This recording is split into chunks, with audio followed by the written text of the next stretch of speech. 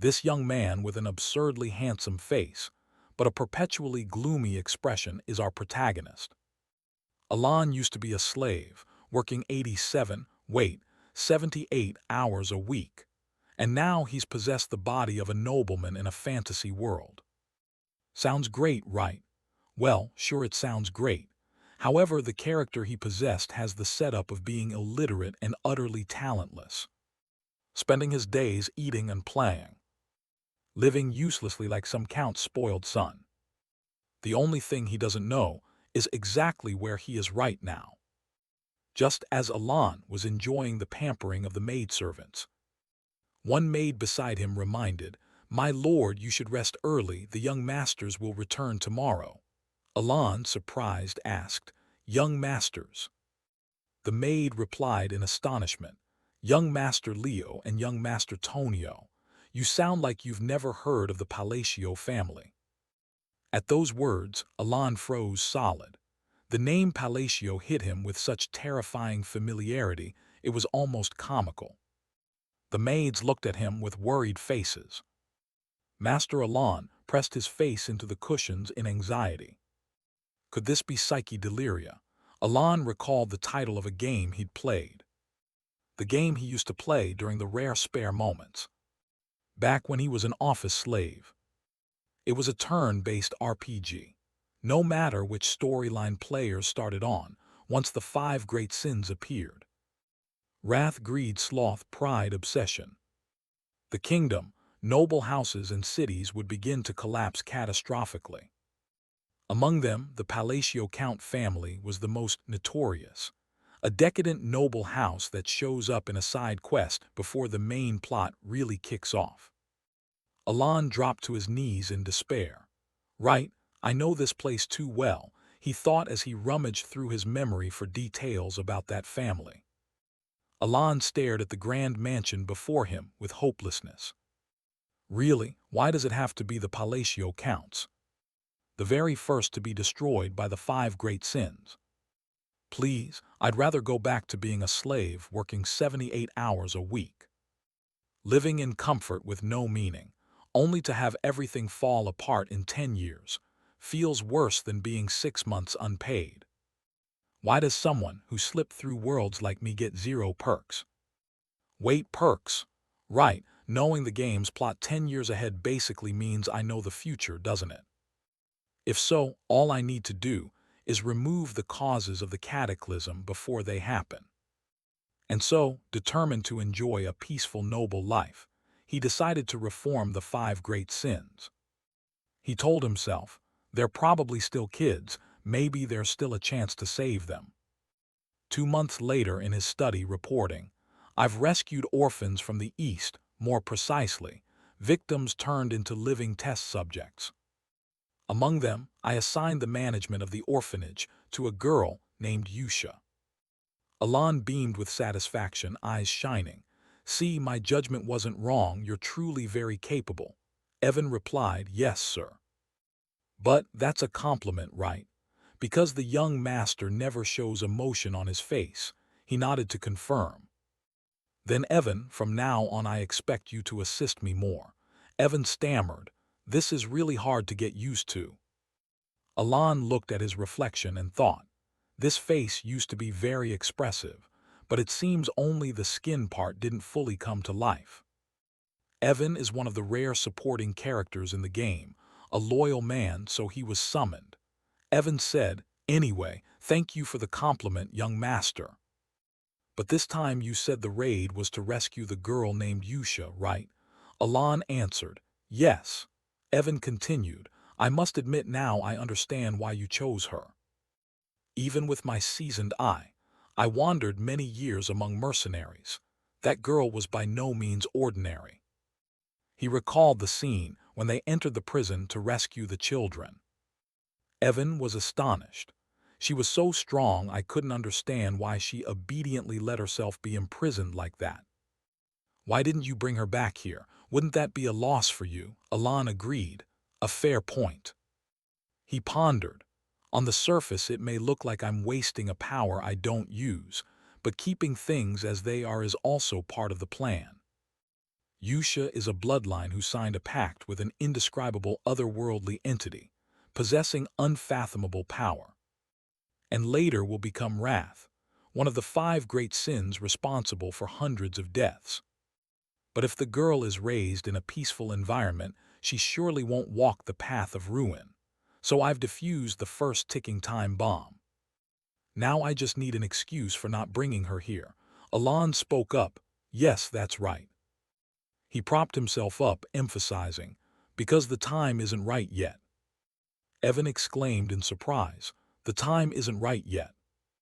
Alon nodded, yes, make sure this doesn't leak and provide for the girl properly.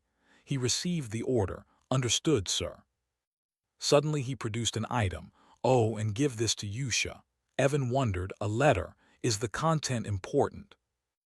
Alon replied, just a letter of concern. She's been through horrific biological experiments, so I thought a little comfort might calm her. He took it. You even write letters like that? I'll deliver it carefully. After that, he stood by the window watching Evan ride away on horseback. Alon fretted, I wonder if it will actually comfort her. The true content hidden in that letter of concern was something he'd heard dozens of times while playing the game. It was the charm to befriend bloodlines, so it would have a calming effect. Wrathful sin, calm yourself. The sorrow of darkness, the oblivion of light, a talent's aspiration, a binding vow, these are all chants that appear in Wrath's storyline.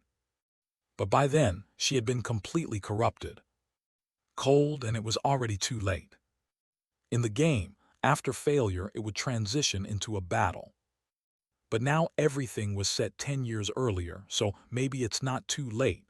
Alon stretched and complained. One of the 5 death flags has been removed, so is it time for the next one?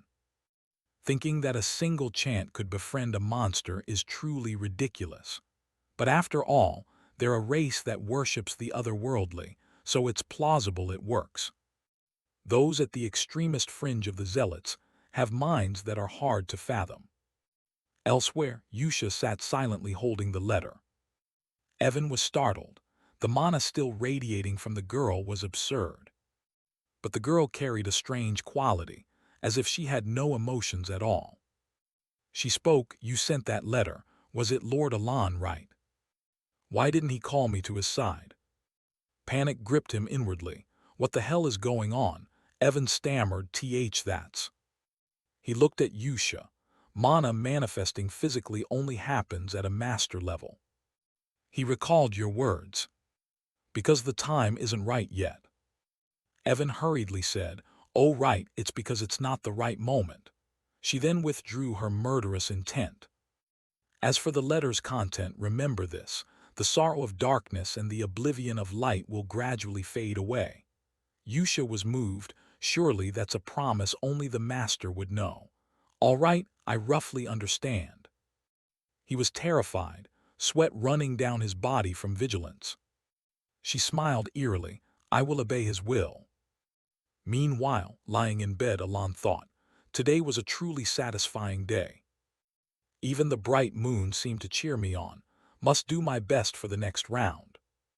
Over here, a pile of books fell off the shelf onto Alon's head. He squatted on the floor complaining, there's nothing here either. Hunting for clues about the third threat is giving me a headache. Evan rushed over. Young master, we've rescued the second child you mentioned. Now there was a bump on his head. He said, really? You treated the child kindly, right? He replied. Of course. After that child left the illegal slave market. Suddenly the door was kicked open. An aggressive guy strode in. Isn't this the place? This was the second young master of the Palacio Counts. Khan, yo, he nudged him. How does an illiterate like you end up holding a book? Oh right, I heard you've been studying lately, haven't you?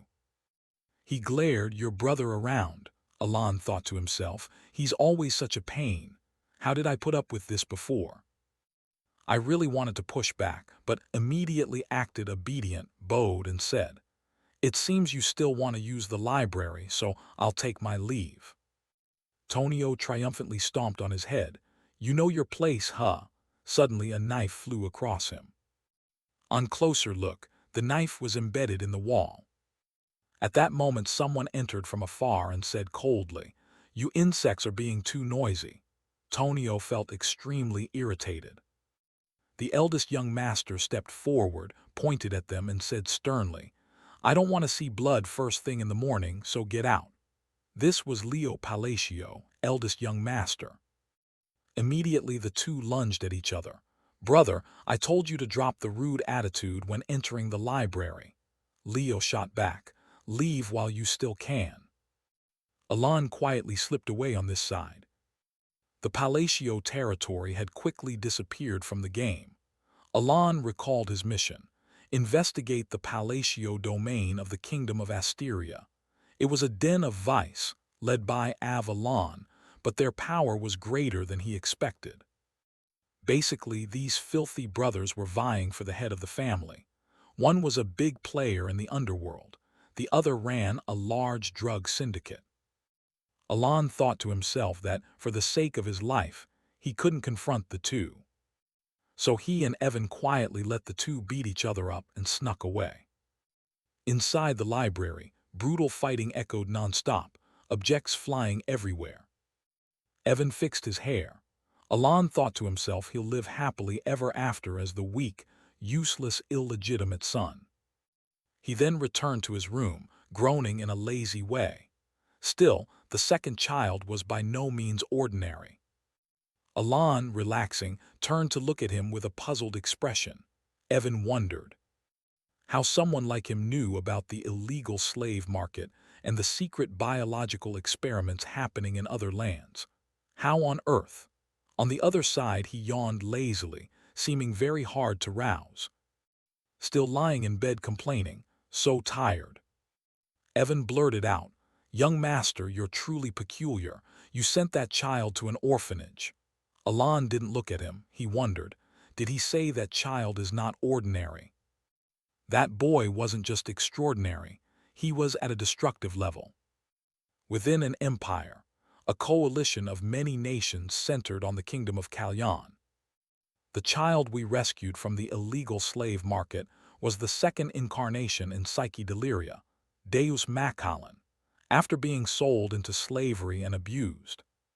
Shuffled from place to place, he became the embodiment of one of the 5 great sins, sloth. He transformed into something demonic, and then destroyed nations in the most horrifying ways one could imagine. At this stage of the storyline, many players were shocked by the game's brutality. Contrary to the title Sloth, he was actually extremely industrious and would repay both kindness and hatred many times over.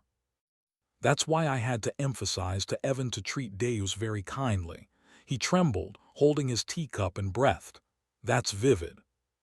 Alon calmly said, "The reason I sent him to the orphanage is because the time isn't right." Evan replied, "I had thought of that earlier, so the letter you sent Yusha was about the second child." Alon recalled the letter and answered, "Yes, and there's some small talk too. I told the girl to look after the somewhat sickly child I sent." The boy's figure there looked so lonely, his whole body covered in wounds. At that moment, a pair of tiny feet walked over. A voice sounded from behind Deus, "You're broken." The voice remained calm. It bore the mark of that thing. His hand moved slightly. Yusha appeared before Deus, touched him, and asked, "You're Black Yang, right?" She smiled and added, "Yet the great moon still chose you. Congratulations."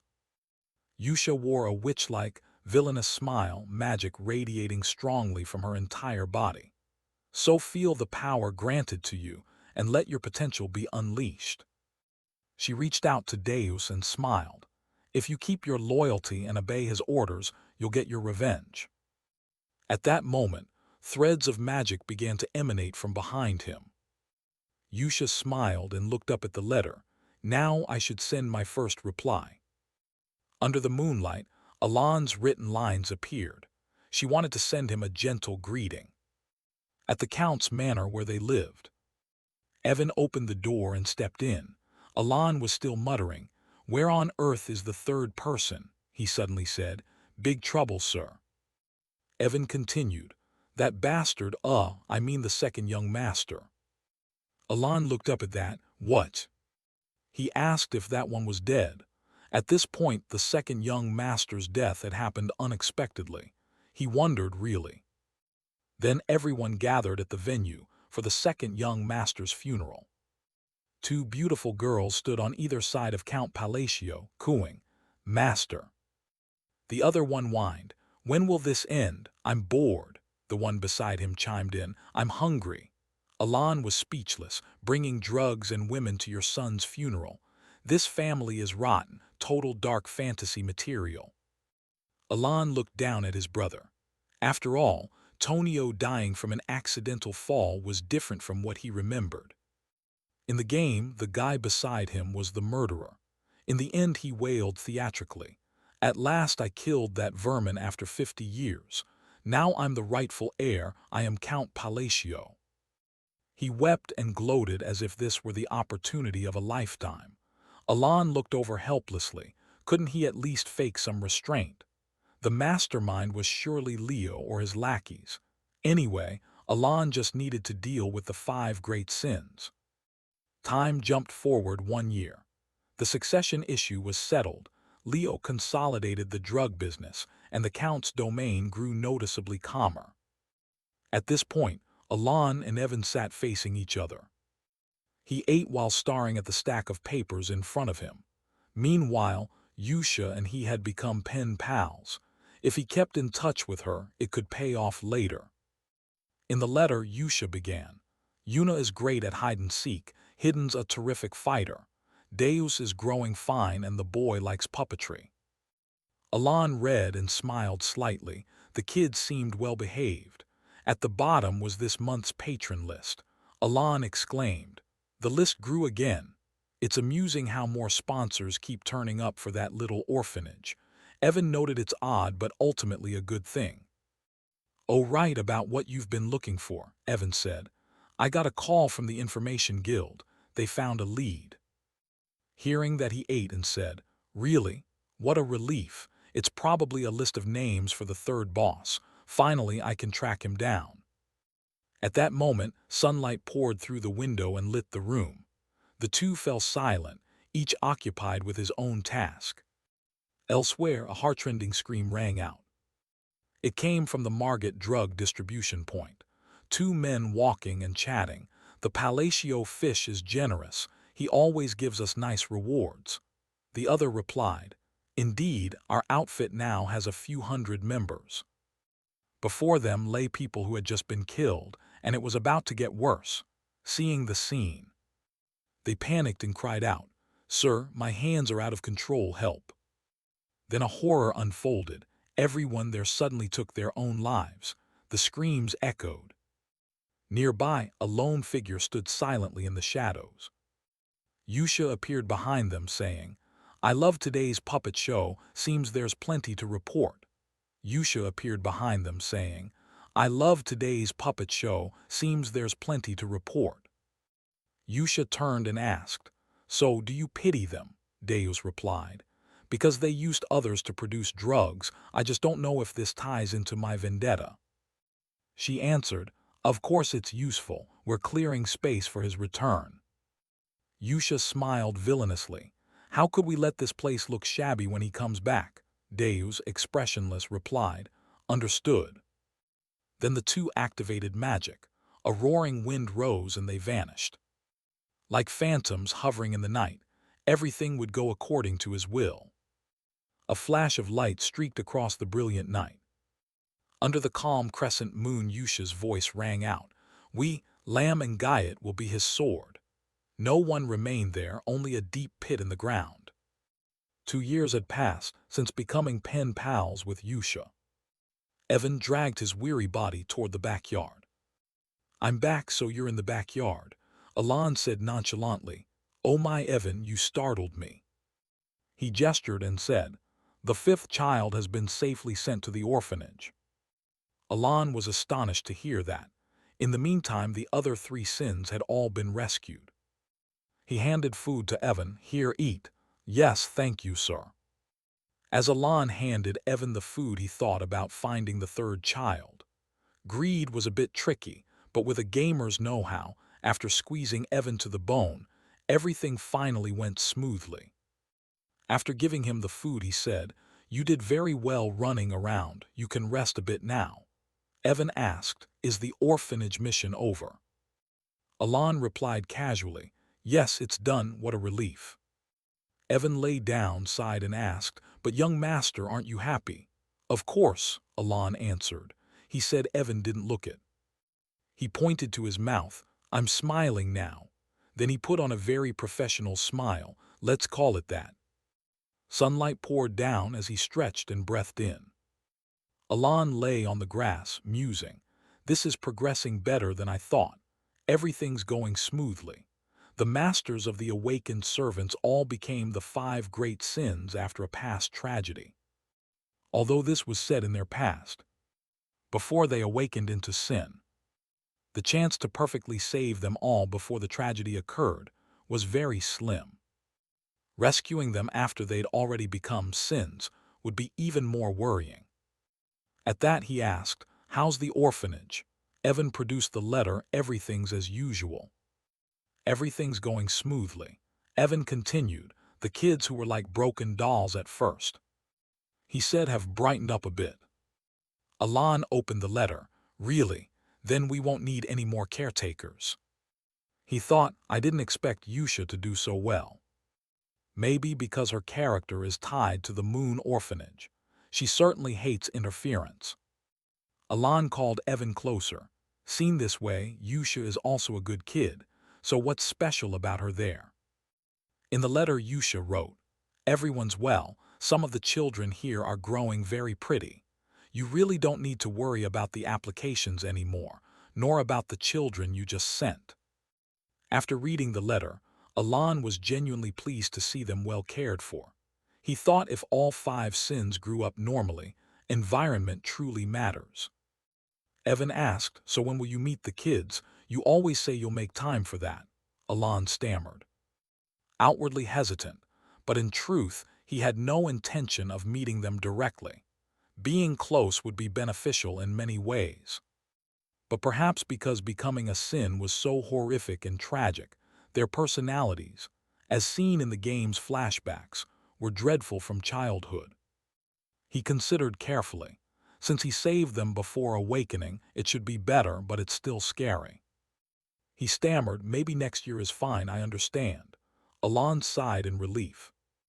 After all, from now on in this horribly dark fantasy world, what he needed was some self-defense skills. He thought magic required talent, and he happened to have it. Evan spoke up. "But young master, have you heard of Lamb and Guyot?" Alon replied, "Never heard of them." Evan explained, "They're an organization that's become famous recently, specializing in hunting down criminal groups." Alon asked again, "Like trash cleanup? Sounds like a good deed." But inwardly he thought this wasn't the setup he knew, so they'd probably vanish soon. Evan said gravely, "But right now they're even killing nobles. That's why I thought you should know about them." Alon called to him, "Evan, from today you'll sleep next to my room." Night was falling. Moonlight bathed the mansion, and voices rose. "Shall we go over Lamb and Guyot's weekly activity report now?" Yusha nodded and murmured. In the north, Xiaoling cheerfully reported he'd taken care of everything. He said nonchalantly, "The slave traders' heads have been dealt with." "I really like this outfit, Lucky Tailor," he added, and told them if anyone guessed my eye color they'd live. No one did. Rhine chimed in. All the bodies were buried cleanly. Raiden, sitting on the stair, said, "The South is done too. The illegal human labs and the troublesome Avalon were torn apart, leaving no trace." Yusha smiled wickedly. "Good, everything is going according to his will. We exist for the glory of the great moon." They all belong to the secret Lamb and Guyot, worshippers of the great moon. However, a problem had arisen. Yusha said, "Under his directive everything is perfect, so how is there a problem?" Ratmau reported that Avalon's leader is the Count's eldest son. During the Southern Purge, a dangerous document surfaced. Seems the Count's eldest is plotting against him. This surprised Yusha, though she showed little. What? A demonic power radiated from her. Indeed, even those nearby trembled before it. She held up the paper. After the Count grew weak, he was quietly eliminated with poison. She crushed the paper in anger. Damn, you're right. 2 years later, as predicted, Count Palacio died. The official cause was announced as cardiac arrest, but given the drug abuse until death. It was obvious. A voice exclaimed, "What? Lamb and Guyot again?" Alon listened silently. Yes, they assassinated him at night. Another murder then. Alon thought they were becoming more cautious about Lamb and Guyot. Moreover, the Count's funeral had no mourners. It ended quietly in absolute silence. Everyone left coldly. Evan asked, "Young master, what should we do?" "Next year the commoner, meaning the eldest son, will inherit the title. What's with all this luggage?" Alon was packing. "You pack too." Evan was surprised. "Go, you're leaving the manor." Alon replied, "Not exactly, we're heading south." After arrangements, Evan asked, "South, you mean Rodmill, right?" They planned to move to a small village in the southern part of Palacio's domain, Rodmill. Meanwhile, someone stood on the upper floor, watching his every move. Leo had been observing from start to finish, but said nothing. The delicious fried egg and toast sizzling in the pan. The two happily fried eggs until everyone drooled. But that cheerful life didn't last long. After 3 days, the pair had to return to the Count's mansion. Alon tore at his hair and groaned. Now what? Another funeral for the eldest. He said gloomily, "Can't believe I have to go back to this blood-soaked place. The signs of death this time are different. How is he dead?" Alon looked at Leo lying in the coffin. Cause of death, a sword thrust through the heart. Alon wondered who could do this, who killed Leo. At that moment, Leo turned and asked about the cause of death. The guards immediately panicked, their hearts leaping in fear. "Sorry for looking at you." Alon was stunned too, not understanding what had come over them. He quietly walked through the crowd. Evan followed, calling, "Young master." He asked softly, "Evan, have you found anything?" "Well, about that, young master, could it be?" Evan whispered, "Are you the one who wiped out Avalon in a single night?" Alon, hearing that, turned to look at the servants milling about, only to see their bewildered expressions. A few days earlier, on the trip to Rodmill, Evan spoke up. "By the way, young master, if you're leaving too, why not pick a better city?" Alon thought to himself, "No, absolutely not. Rodmill is the final spot in my plan." He had saved the 5 great sins from their circumstances and prevented the world's future destruction. Rodmill had no ties to the original storyline, and it even had a palatial villa. A perfect place to live comfortably like a noble, to enjoy a sweet, easy life. Alon said in a low voice, "There's a reason for everything." Evan immediately interrupted, "I'm not getting fooled again. You always shrug things off when you're bothered." Alon clicked his tongue. "Fine, let's say that's the case." The carriage rolled out of the Count's mansion. Leo had witnessed it all, wondering in his head whether he should kill him or not. After all, his presence here or not was useless. Leo had considered eliminating him with poison after his father's death. But then thought, since he had quietly moved to the border, there was no longer reason to kill him. Thinking that, he told himself maybe because Avalon's affairs had been messy lately, he was just a nuisance. Leo gripped the railing, still clinging to something. Then he ordered his valet Alman to follow the carriage. Alman, Leo's right-hand man, asked, "So you want me to kill him?" Leo was taken aback by the question, "What?" But Alman simply coldly followed orders, not complaining. Suddenly he asked again, which annoyed Leo, "Your duty is to obey me." No sooner had he said that than Leo was stabbed once in the chest, his voice shaking. "You, how dare you betray me?" The other said, "I've had my fill of this civil war." But it wasn't Alman, it was Hidden, a member of Lamb and Guyot, not Alman. Pretty fun so far, we've been taught by the Blood Moon. Lamb and Guyot is his sword, we act on his will. But if anyone dares harm the great moon, we'll take matters into our own hands. Saying that, he plunged the blade deeper into Leo, then decisively pulled the sword out. Blood splattered all over the floor. Watching Leo collapse, he continued, "That's why I've been waiting for you to say those words all this time. Didn't expect it'd take 2 years. Keep threatening. My people won't let you walk away safely. With what you just said, Avalon will vanish from the continent forever." He even sounded a bit regretful. "What a pity. The great moon gave you a chance." Having said that, he leapt over the balcony and disappeared. Dawn began. The sun rose as always, and Rodmil truly looked like paradise. Alan woke cheerfully. "Good morning." He gazed at the peaceful day's scenery, eating whenever he wanted and indulging in his favorite dishes. Finally, he could enjoy the true noble life. While eating, he thought, maybe I should start a bakery. Evan came in with a letter in hand. "Young master, there's a letter for you."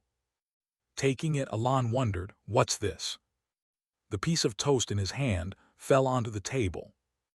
The letter said that after Leo's death, Palace I.O. requests your return, and the free paradise days end after just 3 days. So Alan sadly stood at his brother's funeral and returned to the mansion once more. Looking at the terrified faces before him, he wondered why everyone reacted that way. Evan spoke. "Young master, since when did you become the mastermind who wiped out Avalon?" Alan was baffled by the question. On reflection, he'd fallen into a recurring simulation, full of crazy situations. Alan curled up in a corner, miserable. "Hey, Duong Dung, can you explain to me in terms I understand why I'm the mastermind?" Evan said calmly, "Because you're the only survivor. Leo was murdered right after we left the mansion, giving you the perfect alibi and making you the heir." Alan went blank hearing that and realized the problem. Evan continued, "Avalon disappeared, no one left to complicate Leo's death anymore. And just like that, you became the mastermind with a master swordsman under your command. Happy now. And what's with that outfit?" Alan thought, "God, when did I start all this? No organization could erase an underworld boss that fast." Alan asked, "Didn't you say there's an organization that hunts other organizations? You mean Lamb and Guyot?" "That's right, but you think that's it, right?" Evan said the intelligence network reported that's not the case. They said Lamb and Guyot doesn't leave bodies, only a mark. Whereas Avalon's members were all killed by sword, looking like a scene from hell on earth. That's why I'm seen as the mastermind with a swordsman under me. Indeed, Lamb and Guyot doesn't appear in the game. No weak group vanishes before the main plot starts. So who is it? Yusha interrogated from her side. "Any traces?" Yusha probed again. "Any traces?" Xialing also spoke up. "Same here." He laughed triumphantly. "It's nothing but corpses in there." The door opened. A familiar voice rang out. "We're here." Deus's men arrived as well. Avalon's remaining forces numbered 486. Deus spoke, exactly as the boss wanted. He grinned. "We split them in 2. Yusha, hearing the report, was extremely pleased. "Perfect." And so, Avalon, the massive organization that once dominated the kingdom of Asteria, turned to dust in just 5 days. Deus interjected, "However, it seems the cleanup isn't finished." "What do you mean?" He held up a stack of documents. "I've found more nobles tied to Avalon. The Duchy of Altia seems deeply involved." Upon hearing this, Yusha fell silent for a moment. She opened the file Deus had given her. radiating her usual menace. You know what I'm about to say, don't you? Everyone understood her implication. No one said anything more. Deus said, let's handle them quietly. Yusha exhaled, then turned to Rhine. The Intelligence Council has confirmed everything, right? Rhine held the paper. Yes, they're treating this as unrelated to Lamb and Guyot. Deus added, other guilds say the same, they call it a swordsman's hell. Yusha asked, do we continue to monitor? She smiled faintly. Keep watching and absolutely do not touch that person. I've said it countless times, everyone knows. He made the papers float. But since that person's bloodline already targeted it first, this case isn't a direct order. Remember, we are a sword. Hearing that, Yusha brightened, hid her face and said, a sword mustn't think for itself, right? Her eyes flashed red. Facing the window, she said, Lamb and Guyot must act on command. Remember, this person knows everything. The four across from them tensed and looked up. Her voice was resolute.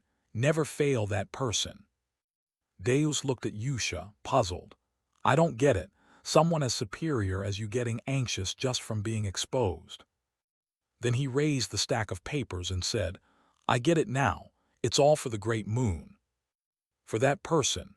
Meanwhile, at the Count's mansion, lights were still on inside. Alon sat at his desk, moaning, I can't take this anymore. He looked up, tears streaming. After the funeral, he'd been busy non-stop for a month. Alon complained, I just want to relax and live off money. That's what nobles should do. He bowed his head thinking, although I've made many enemies, Leo's death should have happened 6 years later, but because of his death the game's timeline shifted, and all family duties fell on me.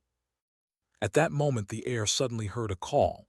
Young Count, the elders are entering immediately. Each held a pile of items in their hands. Books or scrolls. Seeing this, he sighed deeper.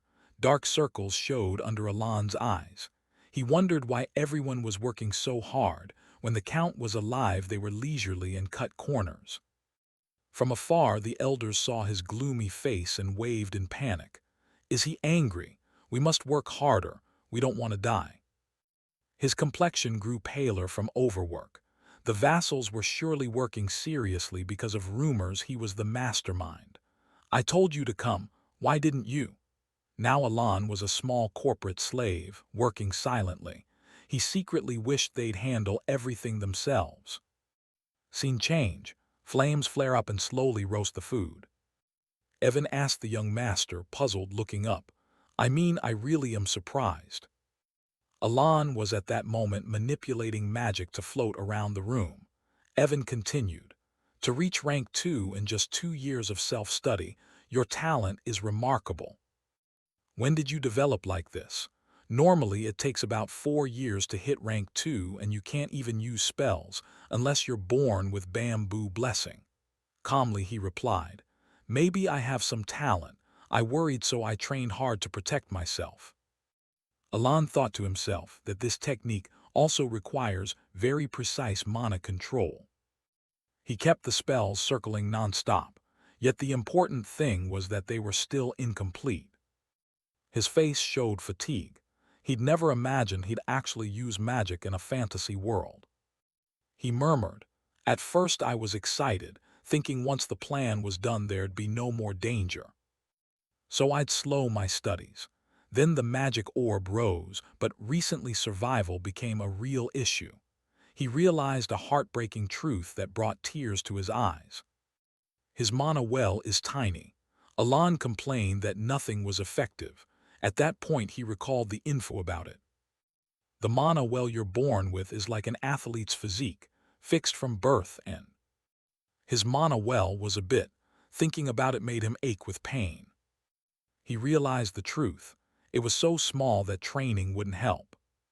Sitting and eating, he thought if all else failed, there was one other way. At that moment Evan picked up the letter and said, oh right, an invitation to a dance arrived for the young master. Hearing that, he turned to look toward the dance. Just then the ball had arrived, held at a lavish mansion. Around them the nobles had all gathered. Dressed in his count's attire, he entered with Evan.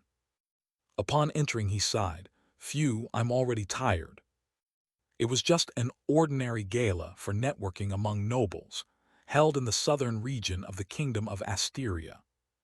Since he's about to become a count soon, it might be wise to use this chance to build some connections. Alan adjusted the scarf at his neck and walked in. Evan behind him munched a load of food and asked, "What are you doing?" He thought to himself that mingling with nobles was important for his peaceful future. But as Alan approached, everyone around him was terrified and hurriedly avoided him. Then he reached out to greet a nearby man, who immediately panicked, and the whole crowd scattered as if chased by a ghost.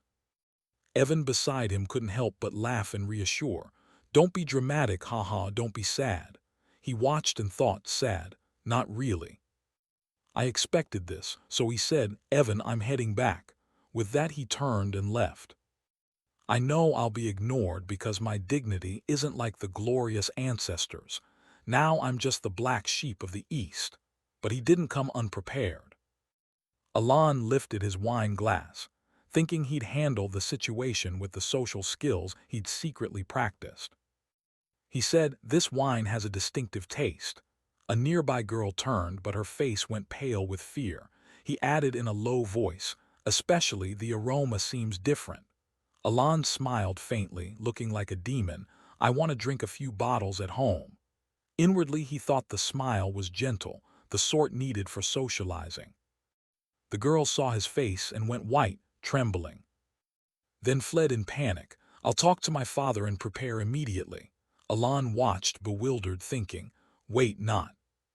People behind were whispering about Alan. They said he threatened her for a limited edition bottle, worse than his brothers. What a rogue. Evan beside him patted his shoulder, suppressing a laugh. He still tried to deny reality. She must be just shy. Then they left. Evan said, "Your haul just increased again."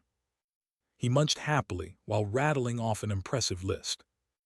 A fine horse from Paldian, Fenian orange tea, metal forged by Valanda, specialty wine from Malatino, quite a lineup. Meanwhile, the protagonist brooded, realizing the name Palacio has worse connotations than he thought. Rumor had it he'd killed his rogue brothers. He seemed to be someone everyone avoided. So much for socializing. Maybe it's just me or I've grown more distant, he said wearily. "I'll go get some fresh air." Evan stood still and said, "Yes." At the back, a red-haired girl watched him silently. She looked at him as if lost in thought, then stepped outside and leaned on the railing to gaze around. He kept wondering, where did it all go wrong? Just then a voice called, "Hello, may I have a word with you?" Alan startled and turned. "Someone spoke to me. Who is it?" But when he turned, there was no one in sight. Then suddenly, a voice rang out again. He looked down in surprise and a petite girl stood before him. She introduced herself, Loria, the third daughter of Duke Altia. He heard the name and thought quietly, "Altia, of course." Alan said, "Yes, hello." The Altia house is one of the three notorious villains of sudden fame, the black sheep of the north. Alan thought to himself that anyone who approaches him proactively must be up to something. He looked at the girl and wondered, why don't I remember her? He didn't recall seeing her in the game. Loria suddenly said, "I'll be blunt. Lend me your power." At that, Alan's expression before her turned frighteningly dark. Loria, flustered, continued, "I'll be assassinated soon." Her words echoed into the night, oddly gentle. Loria's face was full of terror as she looked up. Alan heard it and thought to himself, he'd received his father's favor, and until now had been protected like a spare child. Duke Altia had fallen gravely ill. She panicked, but now, Altia hesitated and added, "My half-sisters are about to kill me." He wondered, so it's all just a survival fight. Alan looked down and realized, no wonder he didn't remember her. Because she had died when the game began. Loria pleaded urgently, "If it's your power, Alan, please." but he answered, "I refuse." Loria tried to continue. "I'm not asking you to help me for free. If you help me, I'll give you half of House Altia." Yet he turned and said, "Then I'll excuse myself." Alan thought inwardly that though pitiful, just staying alive was hard enough. He shouldn't invite more trouble. Even if he wanted to help, it wouldn't be as rumored. He had no special abilities. Alan couldn't help but look back at the lone figure standing there. Loria's face was sad and silent. He rubbed his neck, exhaled, then turned back, thinking something good is about to happen for her. Hoping she'll find a decent ally. Then he slipped back into the party, where two men in black cloaks were talking in the corner. So Altia's moved closer to the great moon. I should let Red Moon know something good is coming for that one. The woman beside him replied, "You needn't. If the intel's right, she's the only Altia not tied to Avalon. Those above are watching Logia, meaning she's not on Raiden's target list." The other turned away. "That's fine then. The other Altias will be dealt with." "Yes, by Red Moon's orders. We'll cut communication channels so the Avalon incident never reaches him." They above silently watched Alan below. At the party, he thought to himself, "Everything feels oddly empty. Am I surrounded by some sort of barrier?" Unaware, Alan noticed a mysterious girl nearby. She said, "Hello." Hearing someone speak, Alan was moved. Was that for me? Really? Could I actually make friends with nobles this time? He turned and said, "Yes, hello." The girl hid a smile behind a fan. Seeing that, he immediately thought, "Again, another shady one. I saw this face in the game." As he looked at her, he thought, "Anyone who starts a conversation with me first surely isn't a regular noble." Recognizing her, he stepped forward. "Hello, Miss Zenonia." Kalia, surprised he knew her, blurted, "Oh my, you know me." He replied calmly, "Of course, you're quite famous. The three most notorious villain clans in the kingdom of Asteria. To the north is House Altia. To the east is House Palacio.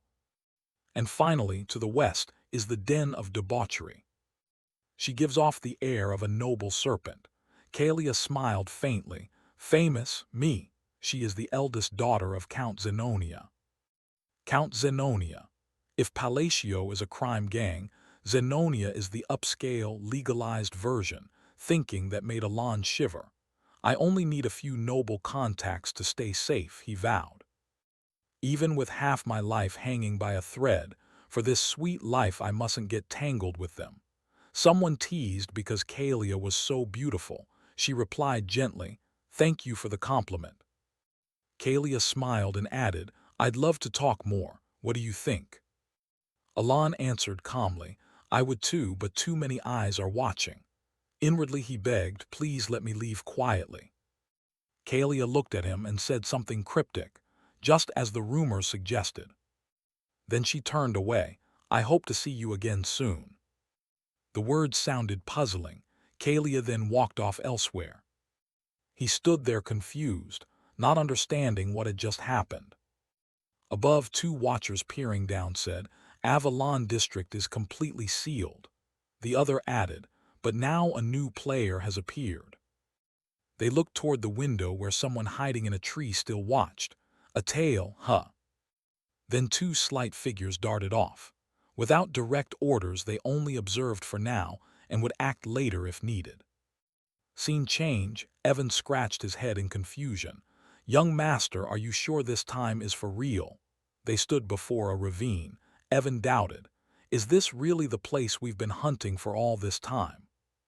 He peered inside. Though it was midday, the place was oddly dark, everyone's faces taut as if about to ascend. He clenched his fist. "Finally found it. My true target, the environmental effects match, it's definitely here." Evan groaned, "If this turns out fake again, I'll go into depression." They stepped in, scanning around. Rune lines covered the stones. He replied, "This one's legit. In the game, this place was much easier to find." Actually, the reason he trekked out here under the guise of a recon mission was because of the Southern Labyrinth. That maze is called the Whispering Labyrinth. Solve all the puzzles in its 8 chambers, and you'll receive a precious relic as a reward. Alon smiled and looked ahead. I still remember all the guides and that blissful grind for loot feeling. Before them stood a massive gate, inscribed with strange characters.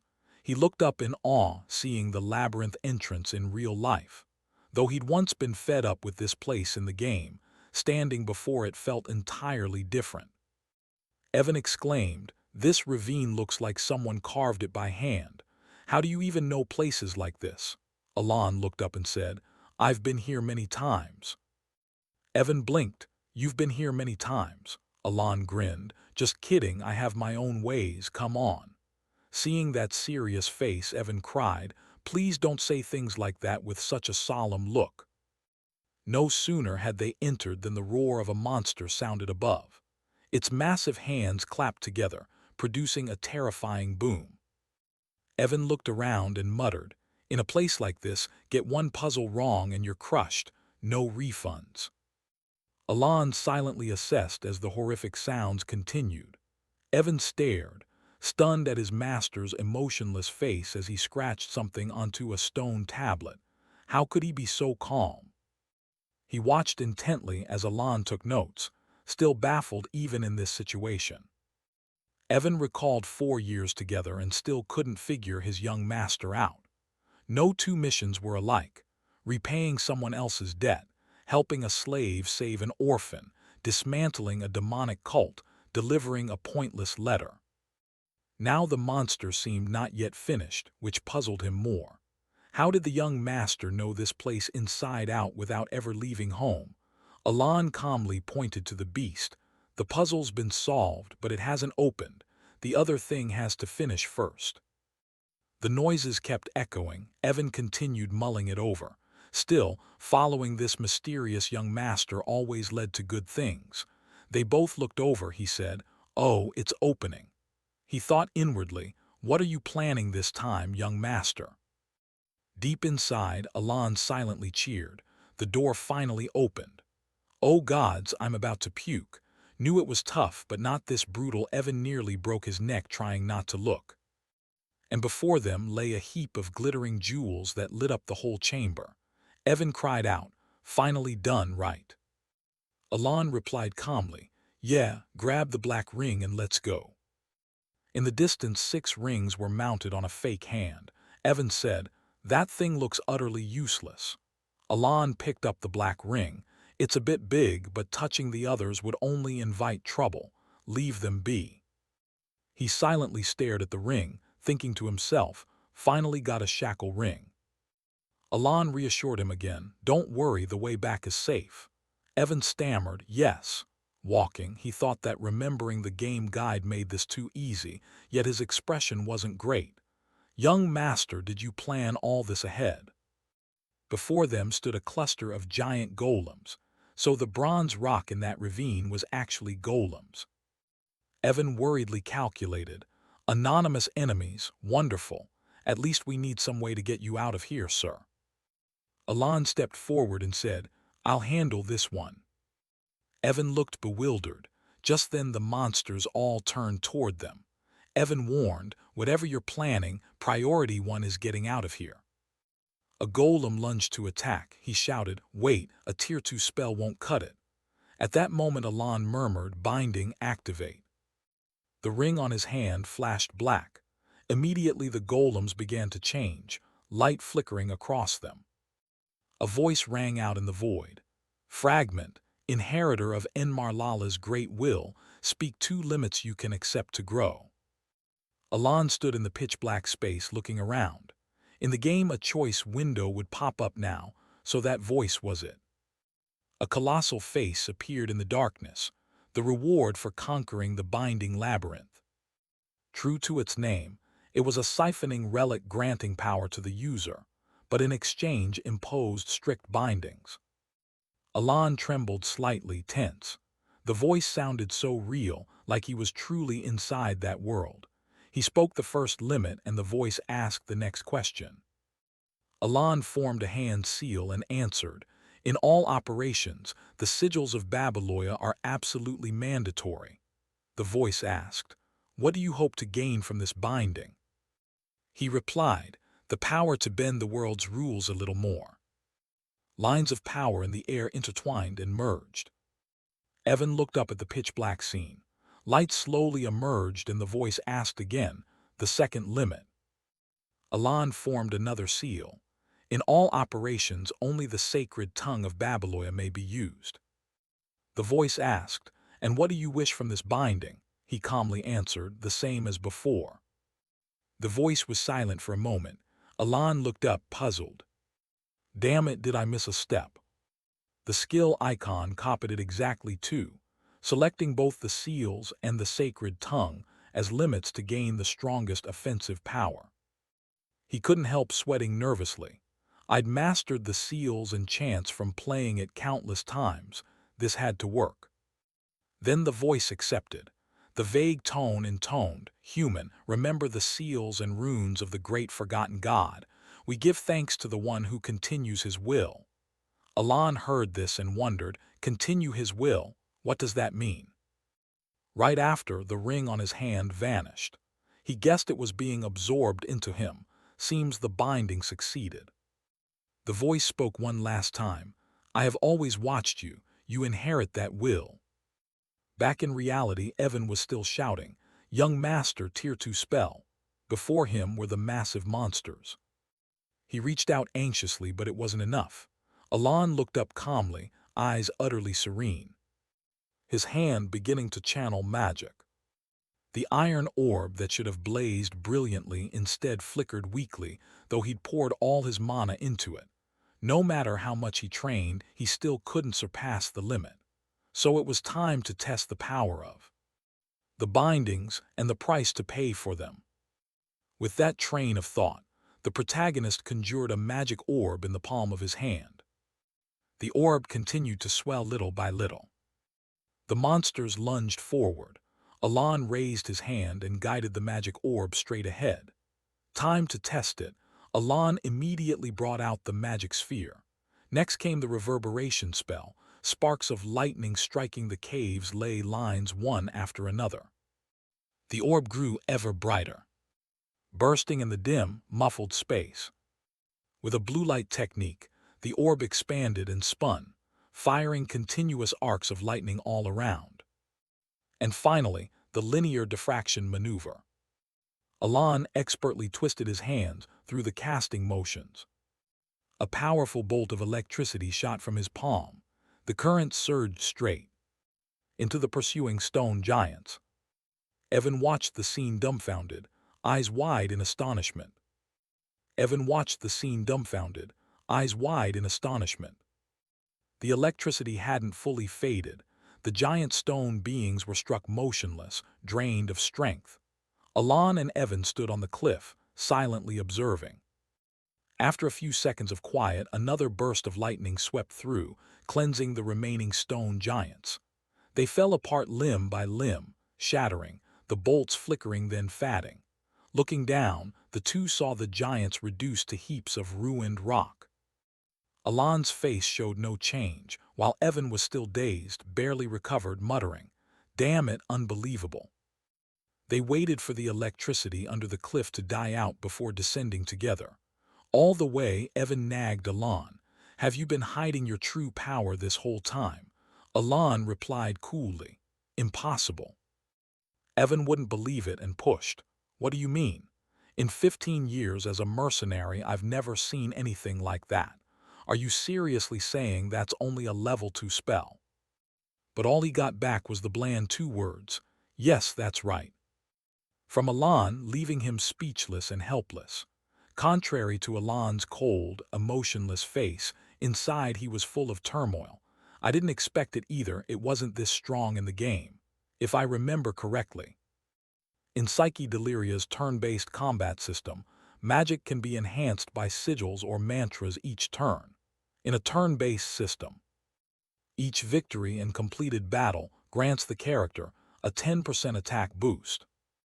And from the recent fight with the stone giants, this time it was a chain judgment spell using 4 sigils and incantations. It was amplified over 5 turns. The more he thought, the more Alan subconsciously replayed the spells he'd used. He'd cast 4 techniques in total. The accumulated bolts of lightning were simultaneously amplified into a configuration suited for a wide-area judgment spell. In return, the drawback was having to use sigils and incantations for each spell, but the payoff was exceptional power. Thinking this, Alan vaguely heard a strange voice echo in his head. "O forgotten mortal, you who still remember the sigils and the mysteries of the great god, I thank you for inheriting his will." Having thought that, he concluded, "That's probably why the magic was amplified many times over." All the way out, Alan's mind buzzed with thoughts. Even so, this level 2 magic's power is overkill, far beyond expectation, even surprising me. Evan walked behind, finally exhaling, sighing. "We made it out at last." He sat down wearily on a stone bench, leaning against the cliff, grumbling. This was more exhausting than the fight itself. In a weary tone that was part scold and part question, Evan asked Alan, "Who in their right mind came up with a place this awful?" Alan didn't answer. He glanced around and fell back into thought. Come to think of it, the Whispering Labyrinth had another name. From information found online, it spread through the community via shared maps and guidebooks, and the buzz about this maze on social media was huge. What is Palion Maze anyway? Everyone keeps saying Palion, Palion. What the heck is that? Whispering Labyrinth. A mid-level leveling area in the game. According to the director, the maze has an owner and can be endlessly grinded if you skip the rewards. So when did it start being called Palion's Maze? This question nagged at Alan until he blurted it out. When did it start being called Palion's Maze? Evan, half listening and not following, asked, "Sorry, what did you say?" Alan didn't repeat himself. He hauled Evan up and deflected. "Let's head east. After 3 weeks of hard training, there's something I want to do when we get back." Evan sighed helplessly. "What? You're more dedicated than I thought." As he tugged Evan away, Alan thought, choosing sigils of the same affinity as the spell increases power, and picking the right mantra amplifies the trait. That's how the game works. But unlike the game, where visuals stay the same and only attack stats rise, each victory actually grants the player an extra 10% attack power. Yet in the recent battle, Alan noticed each sigil altered the magic, and every incantation produced a distinct change. Thinking that, Alan wondered, even though it was just spell technique, could my mana control be refined enough to sense those shifts?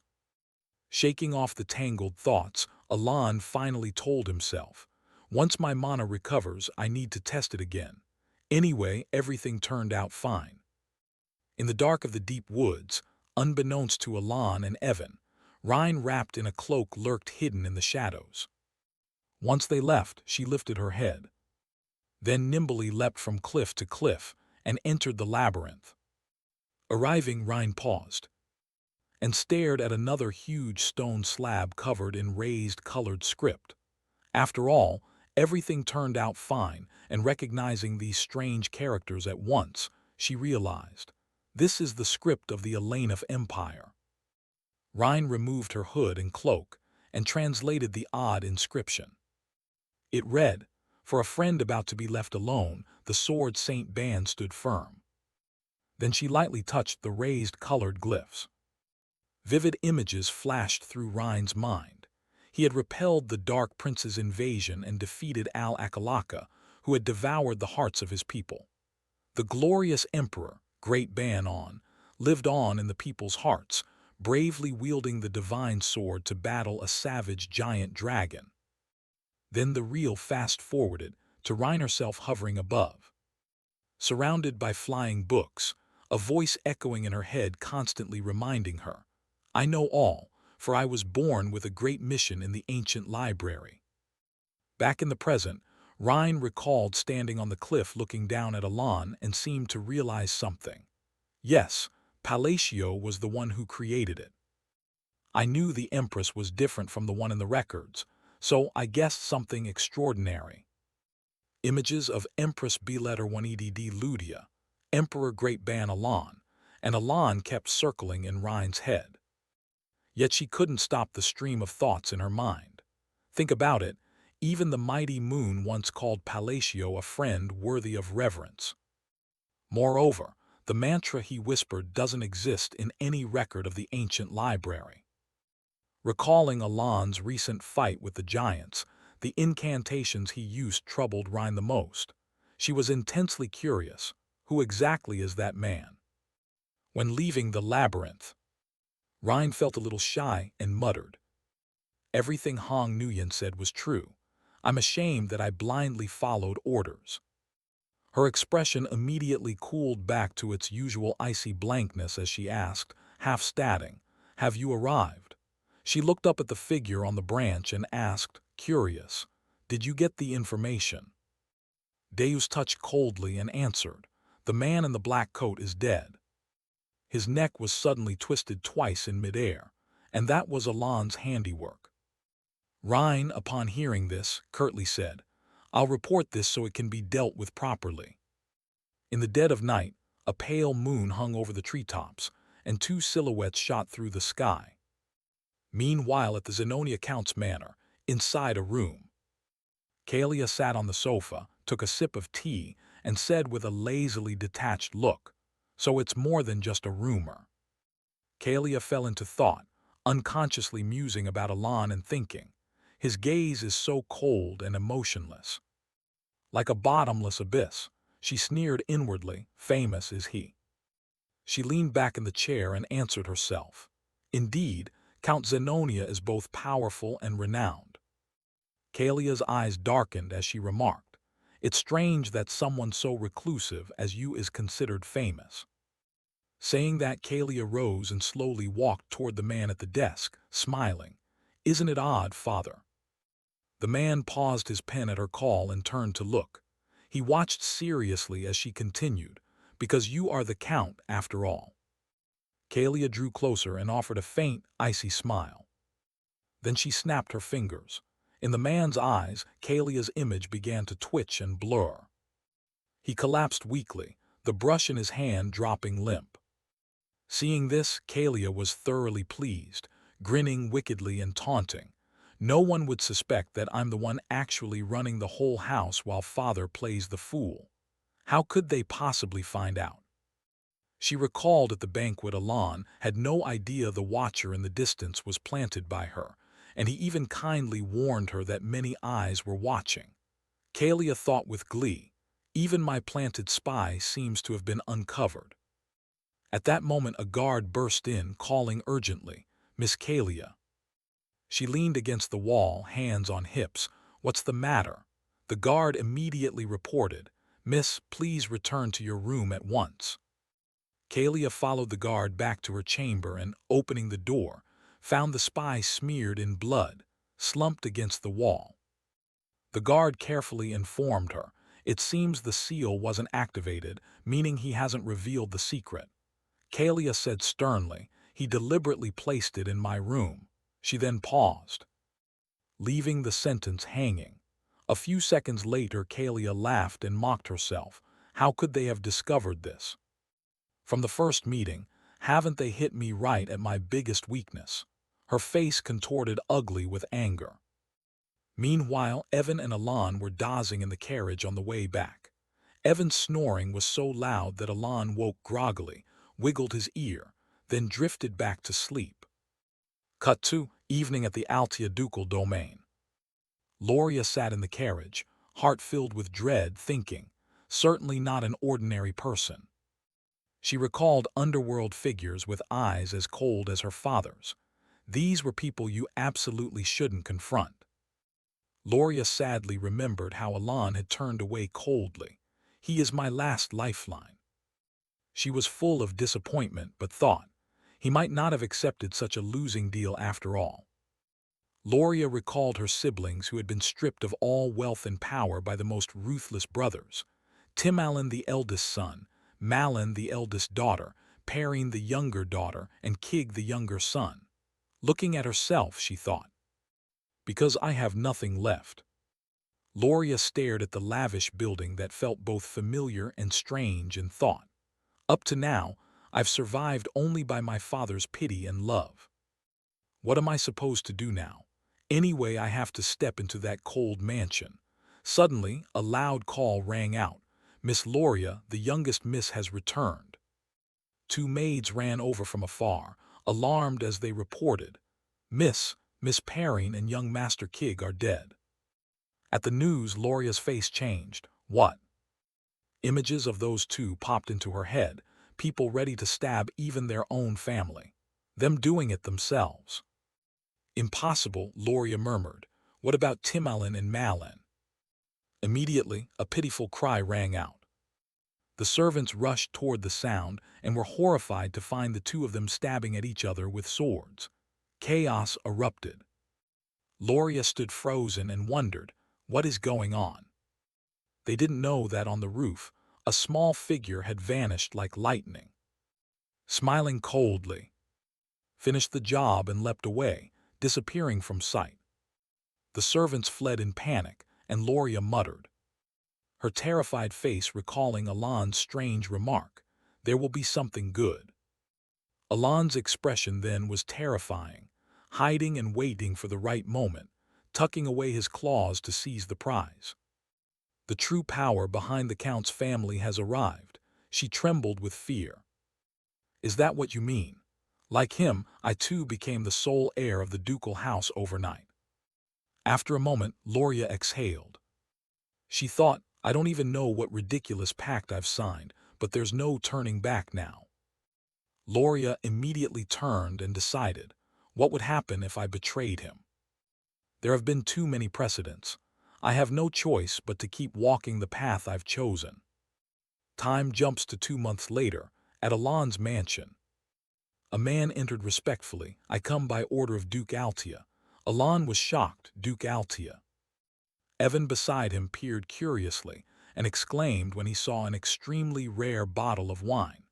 They say each bottle is worth thousands of gold. Unexpected to see it in person, a letter was included beside it. Alon was astonished. To Loria Altia, not the Duke but Loria the youngest prepared this. Why send it to me while I'm struggling out here? He asked the man, was it really sent to me? The man bowed and replied, yes, the Duke personally prepared it and ordered me to deliver it by hand. Hearing this, Alon flinched. The Duke himself. Wait, so Loria the youngest has, unbeknownst even to you, become Duke Altia. At that moment, she was focused on paperwork at her desk. After a while, Loria stretched. 2 months flew by so fast. She couldn't help recalling that after her father's funeral, the one who died of illness, she had held the succession ceremony and become the Duke. Loria stood and sighed. At first I couldn't even step into this office. She still couldn't forget that horrific night, even though her siblings died suddenly. She still avoided suspicion thanks to an alibi, the ball. At that time, even her secret organization had been wiped out by her siblings, so when she returned to the manor, that should have been the moment she was in the most danger. Loria couldn't help feeling flustered and terrified. By the time she realized it was too late, she reeled thinking, he exploited the whole situation. She pictured the scene again. Outwardly he refused coldly, yet afterward he handled everything perfectly. Remembering it, Loria remained bewildered. How many moves ahead was he thinking? I didn't even notify anyone about the funeral for fear of causing trouble. So she wandered alone through the splendid manor. Clearly he needed Altia for some plan, which is why he sought me out. Walking, Loria thought, even though I've consolidated the organizations under Altia, it still can't compare to the hidden power he's keeping. I suspect he wants something else from me. Alon's image flashed in her mind, an underworld boss building influence through business alone. If it's something he lacks but I possess. His image only grew darker. Alon's image in her head, an underworld boss building influence through business alone. If it's something he lacks but I have. His figure seemed to darken further.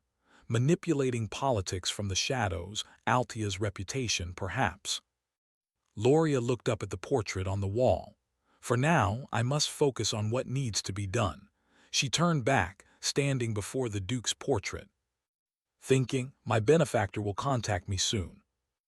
Loria gave a small, sly smile. I hope this thank you gift pleases you. On the other side, the man bowed and left the Duke's room. I shall take my leave then. Alan was still puzzled. Loria had been threatened with murder, yet now she's become Duke. How does that make sense? Something's off. Evan tilted his head curiously too. The whole thing was bizarre. Time shifts to a few months later, in winter, 5 years before the rules began. As Alan was walking, someone suddenly called, "Young Master."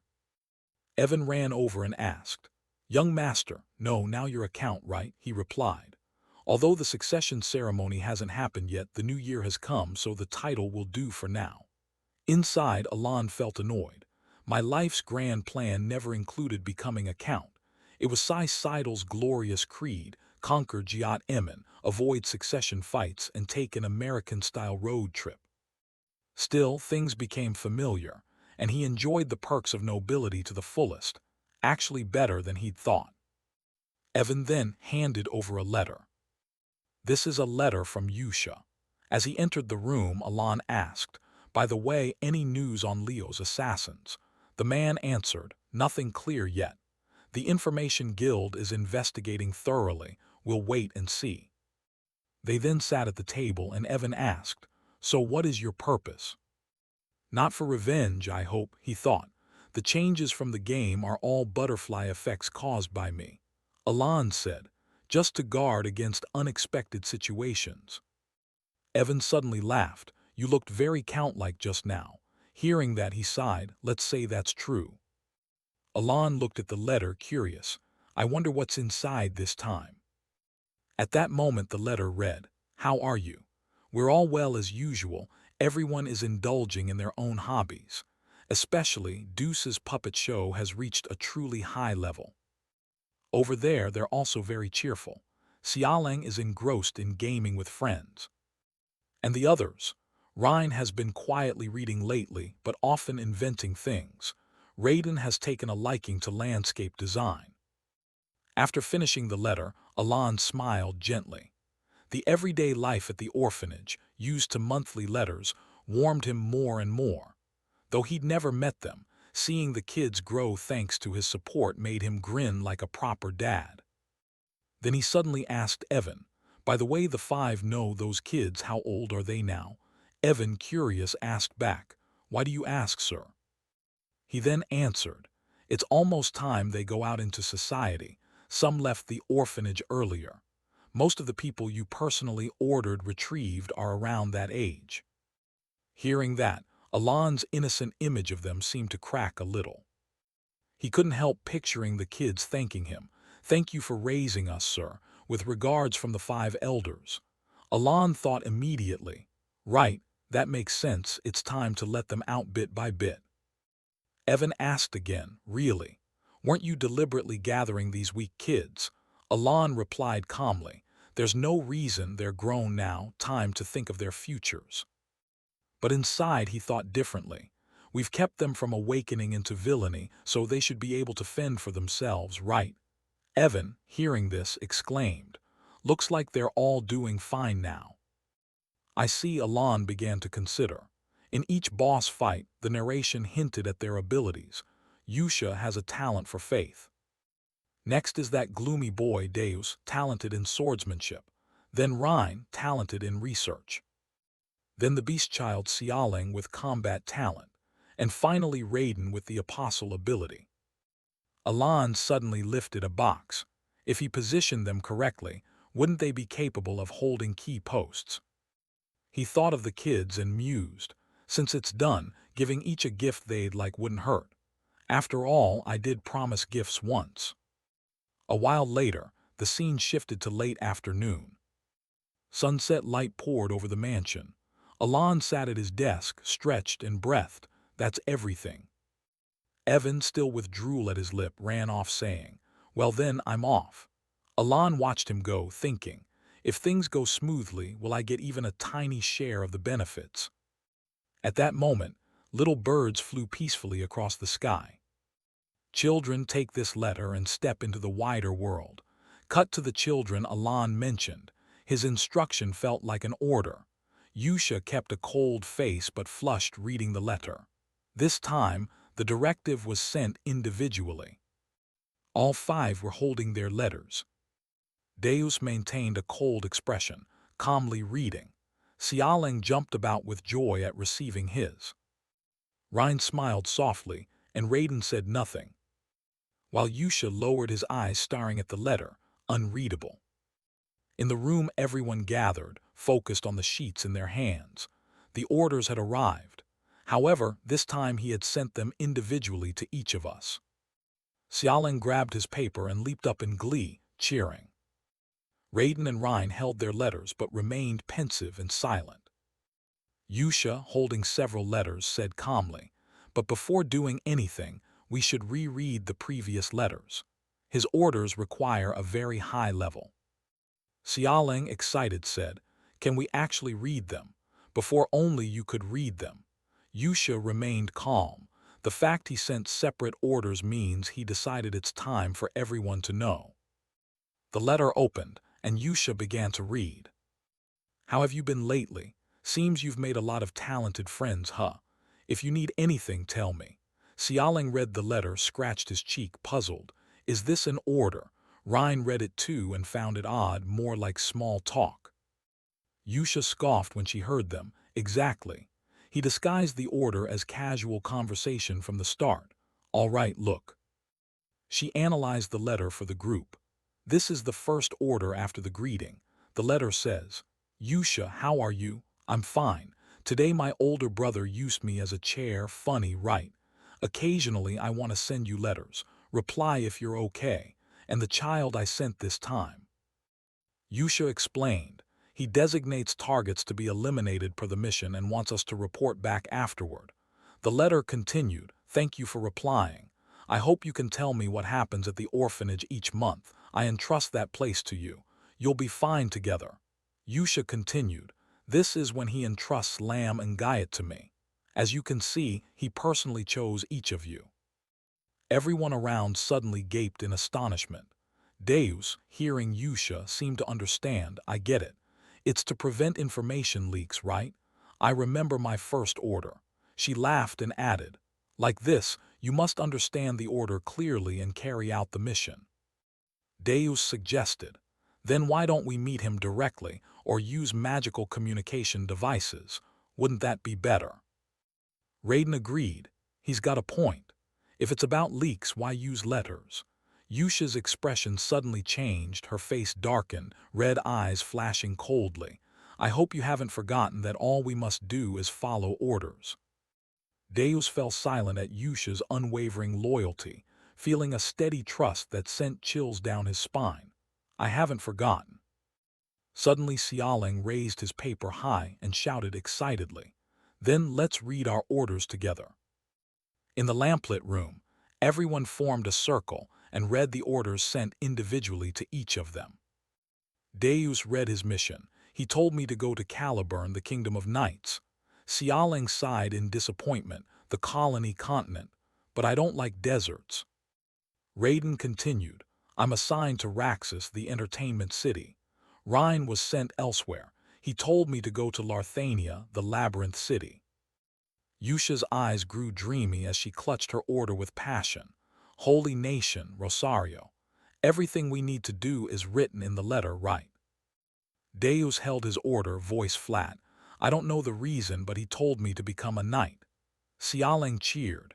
He also said not to worry, sponsorship will continue. Rhine smiled and added, "He also let us know where the gifts are." Raiden seemed pleased. "Whatever it is, we'll find out when we get there."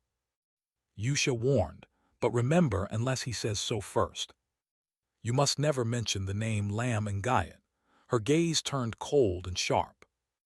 The group quickly obeyed the order, donning black cloaks, and left the mansion. 3 months later, in a room stacked with books, Alan was reading. "Sure enough, nothing mentioned changes in magic or mantras. I'll have to experiment myself." He turned to Evan and asked, Any progress on gathering info about who killed Leo? Evan replied, the Intelligence Guild says they still haven't found anything. Alon felt a bit disappointed. Is that so? He propped his chin on his hand, thinking, seems the butterfly effects have spiraled beyond my control. This is the result of saving the 5 big offenders. Alon remembered the cold Duchess Loria. In fact, Loria, who was supposed to die in the plot, has become Duchess Altia, expanding power and underworld influence at an astonishing rate. The more he thought, the darker Alon's face grew. He set the book down and ordered Evan, stop the assassin investigation. Evan was stunned. Really? Alon thought to himself, this is clearly one of those times when ignorance is bliss. In the setting, almost nothing slips past the Intelligence Guild's network. But if you pry into things you shouldn't. The more he thought, the more terrified he became, his face going pale. If overcaution leads to death, then all precautions become pointless. To protect himself, Alon had no choice. After all, secret organizations like that won't harm you as long as you don't meddle in their business. There's no reason for them to attack unless you approach them first. Alon told Evan, at this rate, continuing is pointless. Though he didn't fully understand Alon's motives, Evan agreed. All right, I'll tell them to stop the investigation. Suddenly, Evan remembered another piece of news and hurried to tell Alon. Oh right, one more thing. It seems Deus was recently knighted in Caliburn. Hearing that, though expressionless, Alon still politely congratulated him. Really? Good for him. 3 months later, Evan burst in with a pile of food. Baron, how do you like multi-talented Evan? Then whispered to praise himself. Quite the talent, huh? He then told Alon another bit. Not has now even formed a whole night squad. Alon was stunned. What? Then he must be at least at expert level or higher. Alon recalled the knight ranks in this world. Sword master, sword expert, swordsman. The more he thought, the more amazed he was. It's not been that long since he was first knighted, has it? Evan added, people are saying the world will see the 5th great knight in under 10 years. Alon suddenly recalled and asked about the great knights. You mean those called Caliburn's blades? Evan confirmed. Yes, he's truly talented. Alon felt a bit proud. I'm quite proud of him. Evan, chewing, said, Caliburn must be buzzing about this. 6 months later, in a magnificent castle. Alon was hard at work. It had been a year since the 5 left the orphanage. Just as he was getting used to his duties as Baron, Evan came in with news. Baron, I just heard something very new. Alon didn't stop his work. Evan continued. It seems Deus has become one of Caliburn's blades. The next bit of news made Alon so shocked he dropped his pen. He's become the 5th great knight. Alon, incredulous, asked, but only a sword master can become a great knight, right? He recalled what he knew about becoming a knight here. A Seiki Delir sword master is a superhuman who has transcended sword chi and unlocked a unique ability called enactment. Alon asked Evan, so you're saying Deus is already a sword master? He corrected. More precisely, he's on the verge of becoming one, but hasn't produced his own enactment yet. Evan recounted Deus's rise to knighthood, but in any case the nation has given him the title of Great Knight, not just because he won the duel with the 4th blade, but also because Caliburn had lost a great knight to those northern barbarians. Hearing that, Alon suddenly remembered, right, they've been at war for over a decade. Evan, also incredulous, said, it takes 15 years to sense and control mana. The enactment process needs at least a few decades. He recalled this empire's history. The first blade, Reinhardt, was 32 when he became the youngest great knight in history. The history of the heroic knight, revisited in program III, was accepted as a temporary comrade and would be removed after the chapter ends. Reinhardt had wielded a sword since he was 5. Have some faith in becoming the youngest sword master in history. Alon thought, yes, Reinhardt was unbelievably strong. Even with his talent, it took over 20 years. So how did a kid with no sword knowledge become a great knight? Suddenly, a thought struck him. Wait, if he's just waiting for his enactment, could that mean he'll soon break through the hesitation and become a sword master? The idea pleased Alon so much he couldn't help blurting out, "Maybe I can ride his coattails sooner than expected." Evan nodded in agreement. Alon stared at the messy pile of books on the table and fell into thought, or maybe not, probably impossible. Evan hurriedly waved his hand. No, he wouldn't do that. Alon exposed a fact, pulling the single letter tucked in the book out. "I mean, I'm only getting letters from Yusha." He read Yusha's letter aloud. Even after she went to the Holy Nation, her letters came regularly, full of news about the great sinners she grew up with. It seems they still keep in touch. Alon felt a pang of loss. Even if they'd never seen me, they could at least thank me for the gift. I feel a bit guilty. He slapped his face hard as if to wake himself. Evan looked horrified at the gesture. Alon told himself, "Back to the point. I'm already deeply grateful they didn't raise the kingdom after awakening as the 5 great sinners." The two stood shoulder to shoulder by the sunlit window. Alon said reluctantly, "As long as they're living well, I'm happy." Dusk over the capital Caliburn, the central district. The mansion of a high noble. Home to the famed solar eclipse cavalry. Inside, countless swordsmen were training. Deus, clad in armor, stood proudly on high observing the scene. He was introduced as Deus Macalan, captain of the solar eclipse cavalry, the youngest great knight. From above, Deus looked down at the knights below with a cold gaze. Suddenly, a girl below noticed him. The purple-haired lass waved, "Big brother." He smiled and waved back. But Deus's expression darkened, and he sadly recalled, "It's been exactly 1 year." Thinking back, he still felt ashamed for having lost everything to those dark ones. The horrifying images kept replaying in his mind. Childhood's painful memories surged back, leaving only uncontrollable rage. The image of his sister swallowed by darkness slowly slipping from his arms. Deus was held back by the darkness, increasing the distance between him and his sister. Hatred swelled within him. The miserable wandering of his childhood returned. Though drowning in torment, he still clutched his sister's hairpin. Deus's true thoughts gradually emerged. The fact that dying Gaiet saved my life isn't reason enough to swear loyalty to her. But because she promised I could take revenge with my own hands, I obeyed orders under the name Lamb and Gaiet. From that moment, he began selling his life to Lamb and Gaiet. Working as part of Lamb and Gaiet meant going through many dangerous missions and training. Though death was always near, for the sake of vengeance Deus no longer cared for his safety. Memories poured like a torrent. Over the years, he completed missions that would form the foundation to fight the dark. And very soon after, he received his first personal order. Deus was utterly surprised to receive a secret order. "This is too unexpected. What is this?" In the letter, Alon had revealed a small inn located south of Caliburn. "I left a gift there, go take a look." But Deus wasn't overly interested. The gift didn't excite him much. Still, he went to the spot Alon mentioned. Deus was a little curious. Maybe there's something here. When he opened the door, the scene inside stunned him into silence. In that unexpected letter, he saw the silhouette of his familiar sister. In that unexpected letter, he saw the silhouette of his familiar sister. The gift from dying Gaiet was the family I thought was lost forever.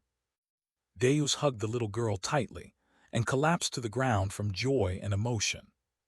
The girl hugged him back, tears streaming. Holding something dearer than life itself, Deus sobbed silently, unable to make a sound. The two reunited, clinging to each other in happiness. Deus still couldn't believe his eyes. "My sister, whom I thought was dead, is alive." Only when their emotions calmed did they part slightly. He asked in a trembling voice, "Silly, what happened after I lost you?" She didn't answer immediately. Instead, Silly squeezed Deus's hand to reassure him. With his other hand, he gently wiped the remaining tears from his sister's eyes. They then went back inside and sat at the table to continue talking. Silly gripped her cup and slowly began to tell him, "After those people took me in the darkness, I had to wait my turn for a long time. I was imprisoned in a dark cell. There were many other cells where captives huddled in desperate silence. I don't know how long passed," Silly recalled. "And when it was my turn to be killed, I was the last one left standing. The walls and floor were littered with bloodied corpses." Silly let out a desperate scream. Her cloak was torn free, and a beam of light shone down. Someone grabbed her hand. She was able to escape with that light and survive. And years later, when she was nearly sold to a slaver, despair closed in again, especially when a giant hand grabbed her. At that moment, flashes of light from blades swept across. A figure appeared, swinging a sword and slicing that hand to pieces. The person quickly stood between Silly and danger. She remembered a mercenary named Evan who saved her. Silly went to open a cabinet. Afterwards, she received precious medicine from her benefactor. She picked up a letter bearing a note from Alon Palacio. "I will continue to send medicine and protect you. You will be safe under the name Palacio. Don't worry about your brother either." Silly was deeply moved. She was immensely grateful for what he had done for her. When he learned this, Deus was astonished.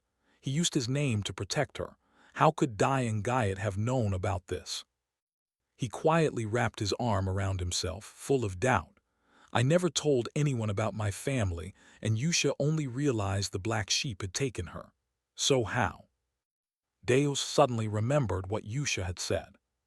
"She knows everything." In his head, everything began to click into place. All his questions fit together like a jigsaw and dissolved. All his questions fit together like a jigsaw and dissolved. At the time, he couldn't understand Yusha's worry. She said something puzzling. A sword can't think for itself, right? Only now did Deus realize. Yet the fool was me. Good things will come. That was what Alon said. Deus pondered. Looking back what he said then, he already knew everything. And he had hinted that the child would have to survive on their own. He couldn't help shivering as he stared blankly. Silly tilted her head in puzzlement. "Brother." He came to his senses and gently stroked her head, yet his mind wandered. The sword dared to act on its own. But he still chose generosity and compassion. And all this time, Deus had thought he was being controlled by him. And meanwhile, he could only gnaw on his bitterness and plans to get revenge on the black sheep. He sat at the table, servants bringing over a tray of hot food. Seeing the radiant smile on his sister's face, Deus suddenly realized his family's survival was a priceless gift. Yusha's cold voice echoed back in his memory. "You'll understand soon enough. Why did I follow that man?" He understood. She wasn't merely a fanatic, nor did she blindly trust him. "And that letter urged you to come to Caliburn and become a knight." He vowed quietly to repay him. His mission was to become a leader in Caliburn, a great knight, and form his own order gathering the finest swordsmen. That faith was like sunlight piercing a dark world, snapping him out of his reverie. At that moment, Deus's subordinate stepped forward to report, "Captain, it's time." He moved up onto the high platform. Below, the knightly order stood in neat, disciplined ranks. Under the moonlight, each face was sharply defined, eyes resolute. Deus told himself this expedition would be the first stepping stone for the eclipse, and he didn't care what hardships would come. He stroked the purple-hued sheath of his sword, the moonlight glittering on the metal. Then, in that dim light, Deus coldly drew his blade, full of pride. "I'll wait for the day I can offer my gratitude and a worthy repayment to please him. I'll prove it under the moon." On a day when snow fell white across the sky, the solar eclipse order set out on an expedition against the savage tribes. Meanwhile, at the Viscount's manor, Alan leaned against the wall with feeling. So peaceful, maybe because my kids have all grown up. A gust of wind flipped a page, sending a flurry of note papers flying. He hurriedly grabbed them. They were all blowing away. Alan resumed the work he'd been doing. Let's see, let's see. After returning from the labyrinth, I focused on researching the keywords I'd been writing. He suddenly paused, wondering. Why was I writing in cursive? From now on I'll write neatly. Alan nodded. Good, my reports are finished. On the page, he concentrated on analyzing keywords, each undergoing different variations. Alan circled the word contraction. This reinforces flaws in magic. More specifically, contraction reinforces defects within each completed incantation, causing its range to expand. Additionally, contraction can break forms and alter the emitted object. Transformation, change of state. This is demonstrated when executed. It will repel, will break the form affecting the object's transformation. Regarding azure light, he noted reinforcing parallel magic such as lightning magic. When performed, it will spiral into a large sphere, releasing bolts of electric light. Besides that, the diffraction path has two major effects, penetration and critical hit. Specifically, the diffraction path grants piercing ability, which equates to a critical effect that increases the chance to kill an enemy. And crucially in the keyword rules, if they're broken, the spell will fail. There are also a few notes. Don't use inappropriate keywords, don't repeat the same word, use at most 4 words. Alan scratched his head with his pen. With my mana core, I can only cast 1 spell per day, so it took a long time to discover all this. He recalled the days of research. In this world setting, Babylonia's hand signs and keywords had long been forgotten, so there was no information about them. No records existed of where they were written. Alan read many books but found nothing. In the end, he had to research on his own, and found it a bit interesting even though he only learned self-defense magic. He then rose and went to the empty patch in the garden, raising his hand to fire bolts of lightning. All right, time to see the results of 2 months of experiments. One of Alan's hands took hold of the index finger of his other hand. From that finger, more lightning condensed, spreading through the air, slowly coiling and converging at a point in the sky. He focused intensely, removing the focal point of this mana orb and creating an imbalance to trigger the lightning. This weak, useless magic was stubborn. Soon a sphere appeared in the air, spinning continuously. Alan muttered the compression mantra. The orb shrank from large to small, yet its force remained mighty. He proceeded to apply his research by invoking the breaking keywords. It began to brew a specific intent: blossoms in March. The lightning from Alan's hand gradually shifted to a blue hue. They intensified. From a mere orb it grew like the trunk of a great tree. The bolts spread out like branches. Seeing the result of his experiment, he couldn't help but admire himself. So order actually matters, huh? Alan mumbled, because when I used break first it failed. Before he could finish, a shout cut through his thoughts. No way. Startled, he whipped around. At that moment, 2 people, who hadn't been there a moment before, were standing there. Kalia looked pale and suspicious. Primitive magic. Alan stared at her in surprise. What? Why is Kalia here? The man beside her trembled. Using primitive magic meant he'd reached the rank of a 7th circle mage. He twitched at the corner of his mouth. Primitive me. In the reception room of the Viscount Palacio's manor, Kalia and Viancle sat in silence waiting for Alan, Kalia visibly tense. Her mind was fluttering. She had 2 clear reasons to be here.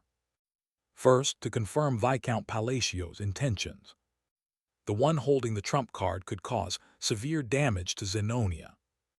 After all, Kalia now ran Zenonia. Her father was merely a puppet she pulled. So determining Alan's aims was her top concern. Second, to probe the level of the organization protecting him, the group that helped him manipulate Palacio.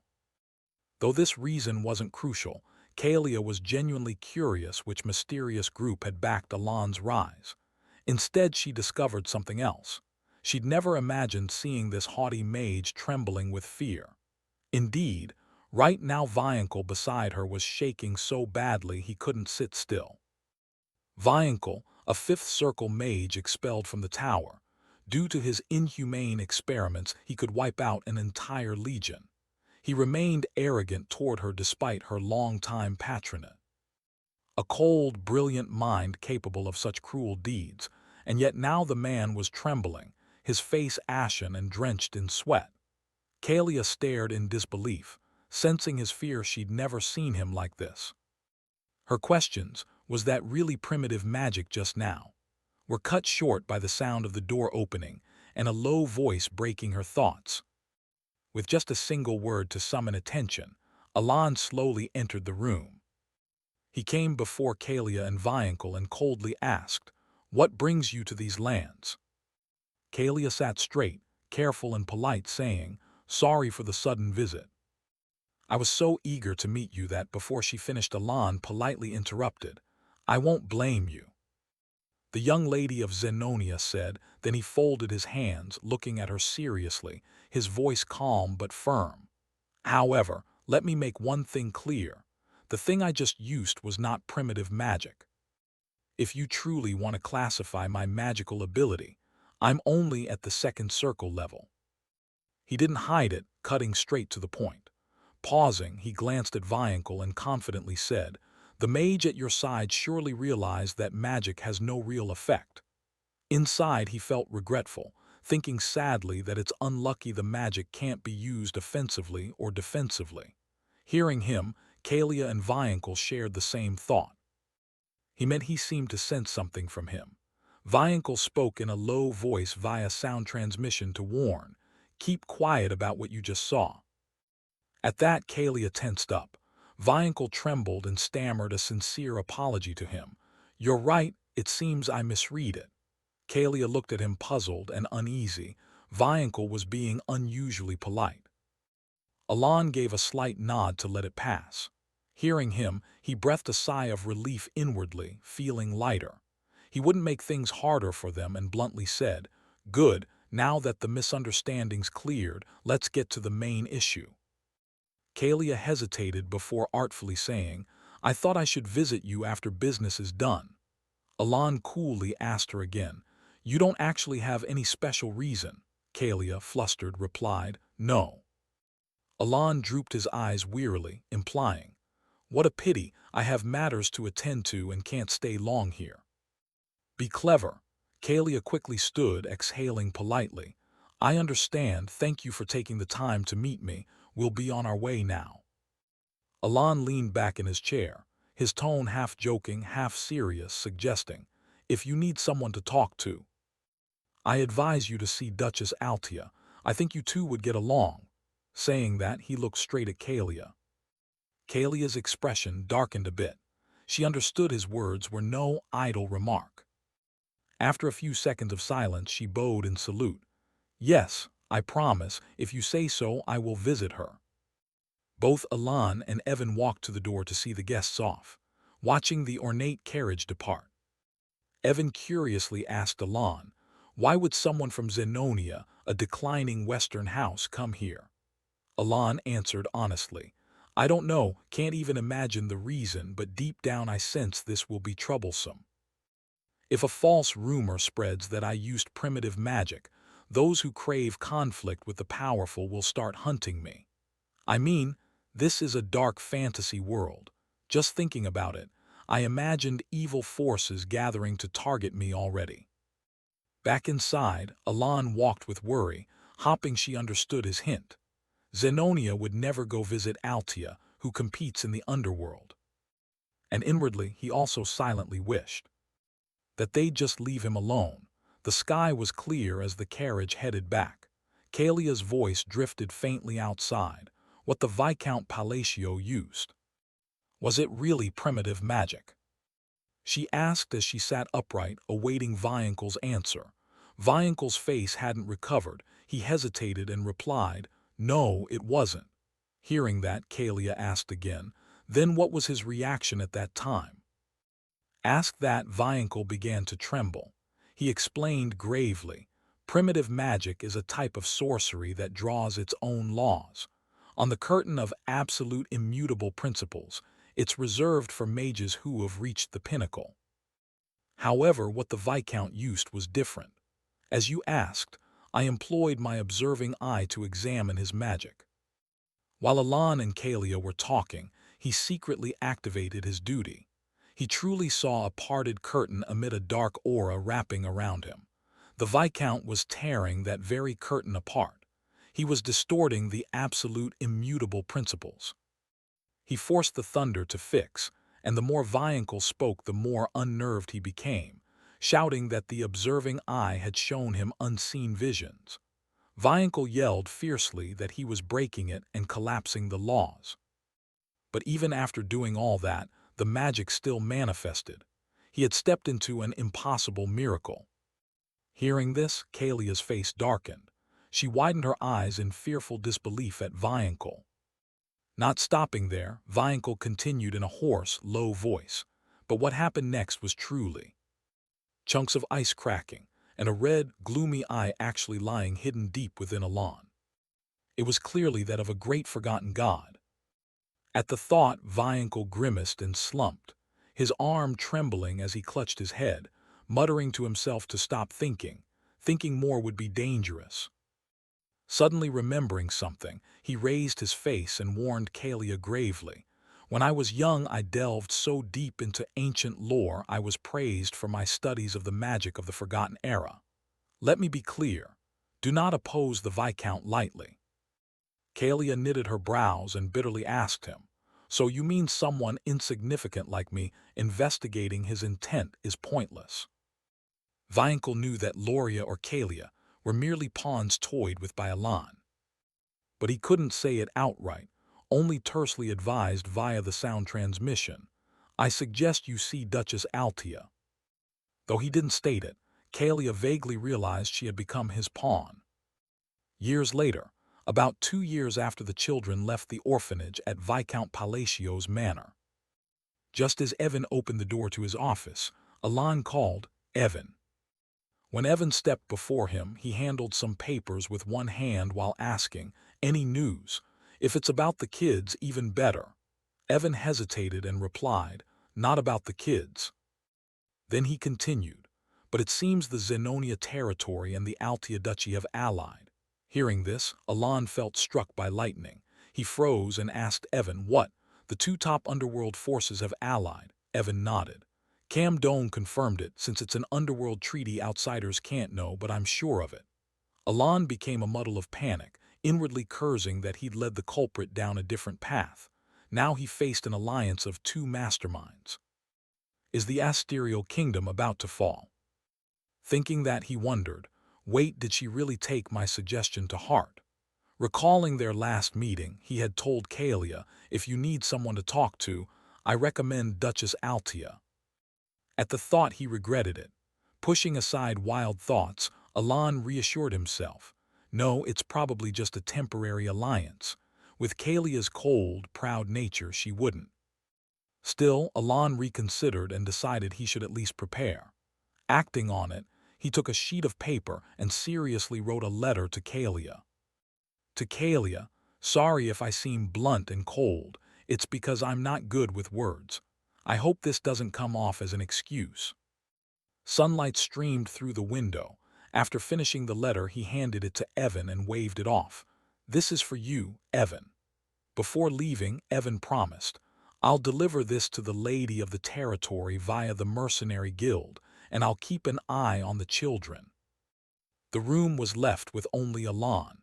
He looked at the letters in his hand, pondering, wondering how Raiden and Xialing were doing.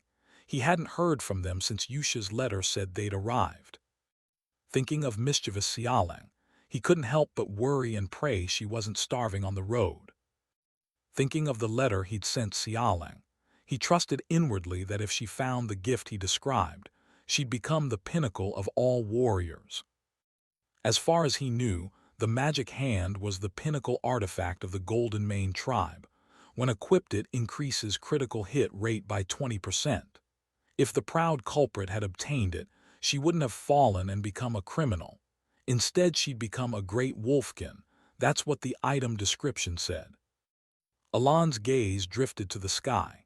He fretted, wondering if he'd told the girl the location of the secret treasure intended as an emergency fund. I mean, she's competent enough to make her own way, so she'll be fine, right?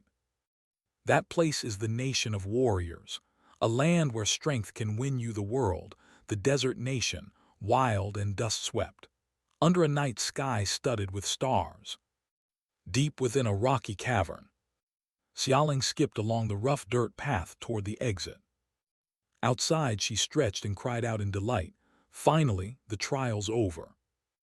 Gazing at the magical hand artifact on her wrist, Xiaoling grinned ear to ear in gratitude. "Oh great moon, thank you for this gift." Flailing her arms, she chuckled and muttered in wonder. "I thought the Golden Mane tribe's essence was just a legend. Turns out what Mom told me, as a kid, wasn't mere fairy tale."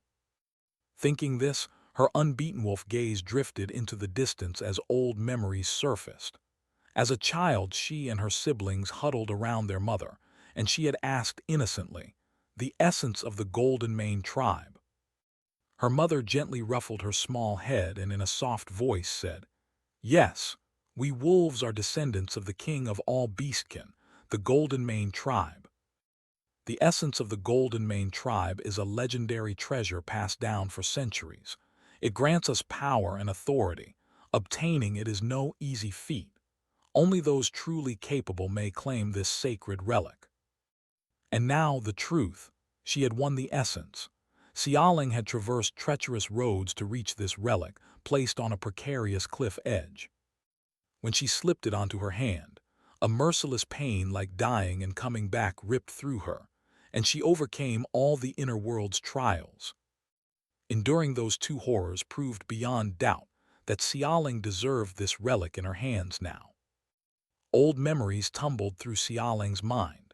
She was truly grateful to the Great Moon, her benefactor who saved her from death in a biological experiment.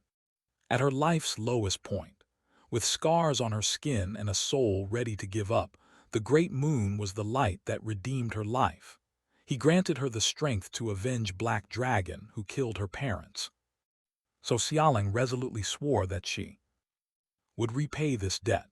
As if sensing her brave will, the essence relic on her hand flared with powerful energy. Xiaoling confidently tested the relic, convinced and telling herself that he certainly did not want her to become a mediocre fighter. From now on, starting here. Xiaoling paused slightly. Her eyes glittered with a strange light as currents of magic flowed into her. She vowed inwardly to become the strongest warrior, to revive the Golden Mane tribe by gathering its remaining members, and to kill Black Dragon with this. Then Xiaoling raised the essence-wreathed hand to the sky. This relic would be the proof of her oath of honor. The memory closed. Xiaoling stood silently in the desert night. Looking up at tonight's bright moon, she remembered the great moon. Her voice drifted softly on the cool breeze. "All for him, let's begin." Saying that, Xiaoling burst into a hearty laugh and skipped off forward. Now, in the silent midnight of the quiet colony, only Xiaoling's steady footsteps advanced. The image seemed to herald the future revival of great kings of the Golden Mane beastkin under the blue moon after 500 years. Alon was absorbed in reading a document when Evan suddenly spoke up. "Oh, right," he said, sheathing his sword with a guilty look. "The Intelligence Guild has information on the kids. I meant to tell you at the training ground but forgot." Alon, not angry and remaining calm, asked, "All right, what's the news?" Evan recounted, "Xiaoling's doing splendidly at the settlement. She's even nicknamed the Golden Bolt." Alon frowned slightly. Golden Bolt sounded oddly familiar. "Anyway, glad to hear she's okay," he nodded. "Indeed, in that land having strength lets you do anything." He pressed on, "What about Raiden? I haven't heard from him since he said he was apprenticing in Raxus. Evan said they had some info on him but were still verifying it. Alon fell into thought. Is that so? Oh, and Evan. He shot a suspicious glare. Aren't you terribly busy? Evan wiped sweat, stammering. Why are you suddenly looking at me like that? I've done everything you asked. Alon instructed, you must prepare, it's at least a month to reach the magic tower. Evan jolted upright. What? The magic tower? You never mentioned that to me. He rubbed his chin in surprise. I didn't say. Evan sighed. I'm used to it. He looked doubtful. But a month to the 6 magic towers is only about a week. He replied, we're going to the Azure Academy. Hearing that, Evan nodded. I see, it's near the Labyrinth City, so it's quite far. Finally, he stood and left the room. I'll start preparations immediately. Alon gave a subtle nod. After Evan left, he flopped into a chair and sighed. Another month in a carriage, the thought alone was exhausting. But what can you do? The item that can support my tiny precious mana core is there. Thinking that, Alon turned, propped his chin. Labyrinth City, huh? That rings a bell. Back when I gamed, I spent ages grinding there. He closed his eyes and recalled. The labyrinth sits at the city's center, a special grind map. Players can get higher quality loot by leveling and delving deeper. Yet countless players have entered and none reached the true end. Back then, Alon had to use a cheat to reach floor 150. He swore like a sailor. Devs are insane, there's more below. Why add floors nobody can clear? To watch us suffer. Is there any good loot on floor 150? Still, like in the game, achievements and relics kept being discovered there. Thus the job of magical appraiser became so popular it guaranteed a wealthy life. Suddenly, Alon remembered Rhine. She said she'd soon take the appraiser exam. With her talent, she'll breeze through it. Suddenly remembering Rhine again, he felt guilty. Maybe the gift I gave Rhine was too little compared to others. It only appraises gear. If that's insufficient, I should send her extra support. A starry evening in Labyrinth City, Larthania, a place ruled by no one. This is the city of explorers and mercenaries. In a narrow alley, past countless shops in a southern corner, you can find a secret appraisal shop called Maerd. A low-key shop famed for its unique services. It mainly serves nobility and rank adventurers. Among them was the Lord of Larthania. Rhine announced the appraisal is complete. My lord, he asked in surprise. She held up the item and explained. This device uses mana to produce fire. The Lord thanked her cheerfully as always. Let's see then. When he picked it up, Rhine guided him. It's a relic that can be inscribed. The Lord, curious, asked, inscribed with what ability? She replied calmly, it needs only a little mana to keep the flame for at least an hour. He couldn't help but laugh in admiration. Its efficiency has increased significantly. Very good. Everything done, the Lord departed. Before he left, he turned and as usual said, thanks as always. From behind the counter, a gentle voice answered, you're welcome. Waiting until the shop was empty of customers. She then reached up and removed her mask. Under the dim light, Rhine's beautiful face appeared, her jade-green eyes clear but a little tired. She then turned toward another item on the shelf that looked like a small spyglass. Rhine picked it up and muttered, this item can also be reinscribed. No wonder this tucked-away shop is famous. It's all about reinscriptions. Carrying the item, Rhine opened a door and stepped into a back room. It was a gift from the great moon. Moonlight streamed through the window and fell fully upon an object hovering and glowing. She smiled softly at it. When he first told me to become an appraiser, I couldn't fathom why. Rhine remembered Alon's silhouette. His true identity was a friend of Palin from the age of the forgotten outer gods. I realized everything up till now was to destroy the dark beast. But back then, she had read the letter instructing her to go to Labyrinth City, Larthania, and become a magical appraiser. At the time, she couldn't link that command to the goal. Still, Rhine obeyed and went alone to Labyrinth City. Full of questions, she wondered how being an appraiser related to killing the dark beast. But what happened next changed her mind. The moment I saw his gift, I recognized it, the Prowler's Eye. It quickly identifies items below a certain mana threshold to aid appraisal. The moment her hand touched the eye, she realized it was slightly different from what she knew. Its nature didn't even exist in the library. Then the seal surrounding the eye slowly dissolved. The chains binding it snapped open, it flared, and the single eye opened. Once the seal broke, the reinscription unlocked. Above the eye was a row of numbers over 500. She told herself to gain the fighting power to face the dark beast she must awaken this item. It is both an ability and a means for sacrificial offerings. Now the number on the Prowler's Eye had changed. It displayed 248,500. She raised the spyglass toward it, and a beam of golden light shot out immediately. Soon, a holy sigil appeared on the body of the spyglass. Rhine chuckled wryly. I still have to offer 252 more items before it fully awakens. In exchange for boosting the relic's stats, it will absorb something from the offerings, essentially altering this eye. Once, when she was appraising an item that displeased the eye, the previously accrued offering points were wiped clean. Since then, Rhine was sure. It only reacts to specific high-tier relics, and if you sacrifice the wrong item, the accumulated count vanishes. Thinking this, she smiled and nuzzled the eye, meticulously appraising all relics and selecting high-tier offerings to conceal. This is work only I can do, because I was born with the eternal library.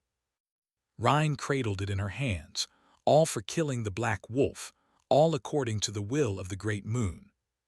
3 weeks later, at the Azure Magic Tower, a carriage rolled quietly along the stone road circling the tower.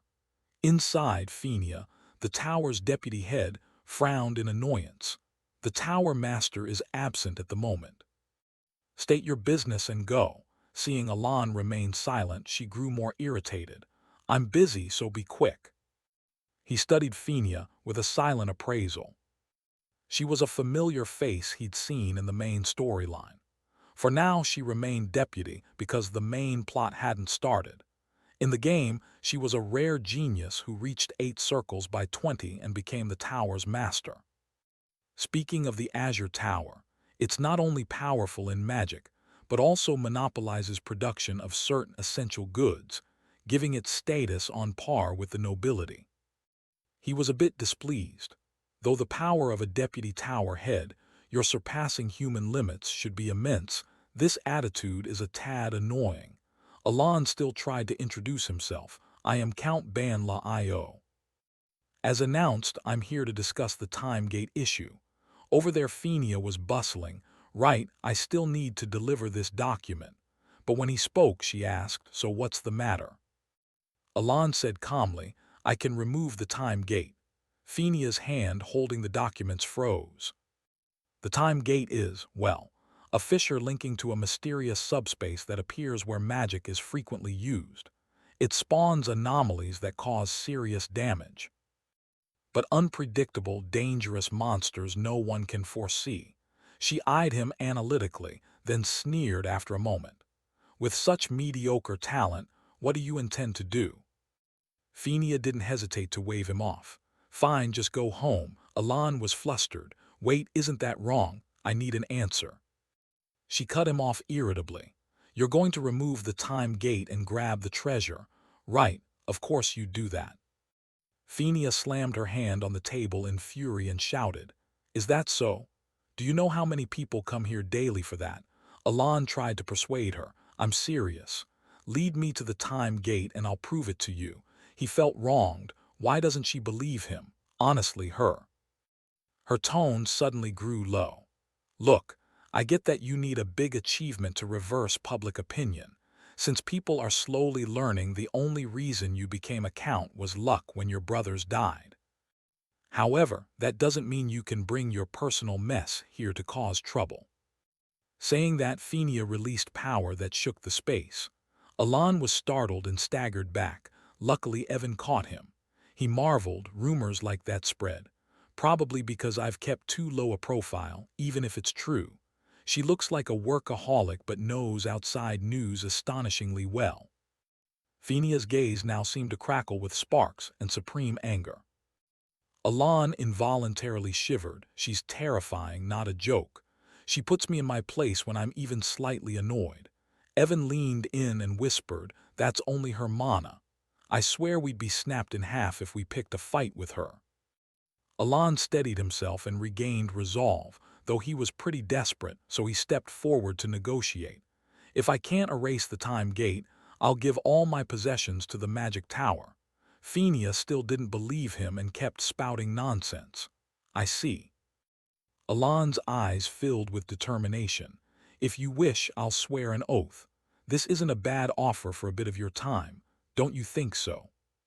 She paused for a moment at that, a flicker of hesitation crossing her expression. After a while, Fenia led him to a door. "The time gate was in there as promised. All your assets will be mine the moment you fail." Alan, confident, said, "That won't happen." She leaned her head against the door and looked at him, thinking to herself, perfect timing. I've been wondering whether he's the mastermind of the domain or just a lucky, useless fellow. After listening to him for a bit, I believe he's more the latter. Fenia curled her lips in contempt and assessed him. Contrary to the inhuman aura around him, he only has a small mana core and slightly above-average energy sensing. His talent barely touches the second circle. What can he do with that? Pathetic. In fact, the truth is you don't really need to close this gate.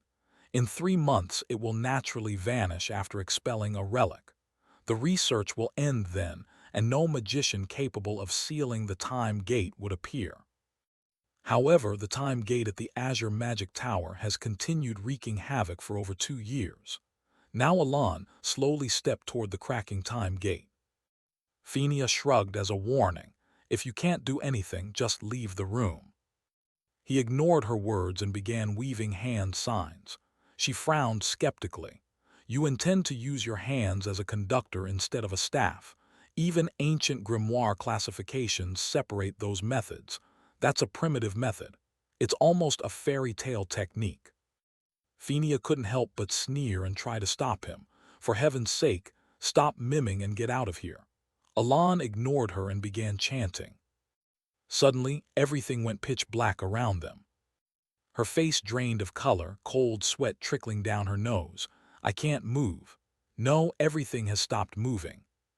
Fenia quickly cast mana into her eyes, trying to peer around. Before her, a gigantic crimson eye was tightly shut. It was only for an instant. The eye opened. The pupil a deep blood red that seemed to gouge into Fenia's soul.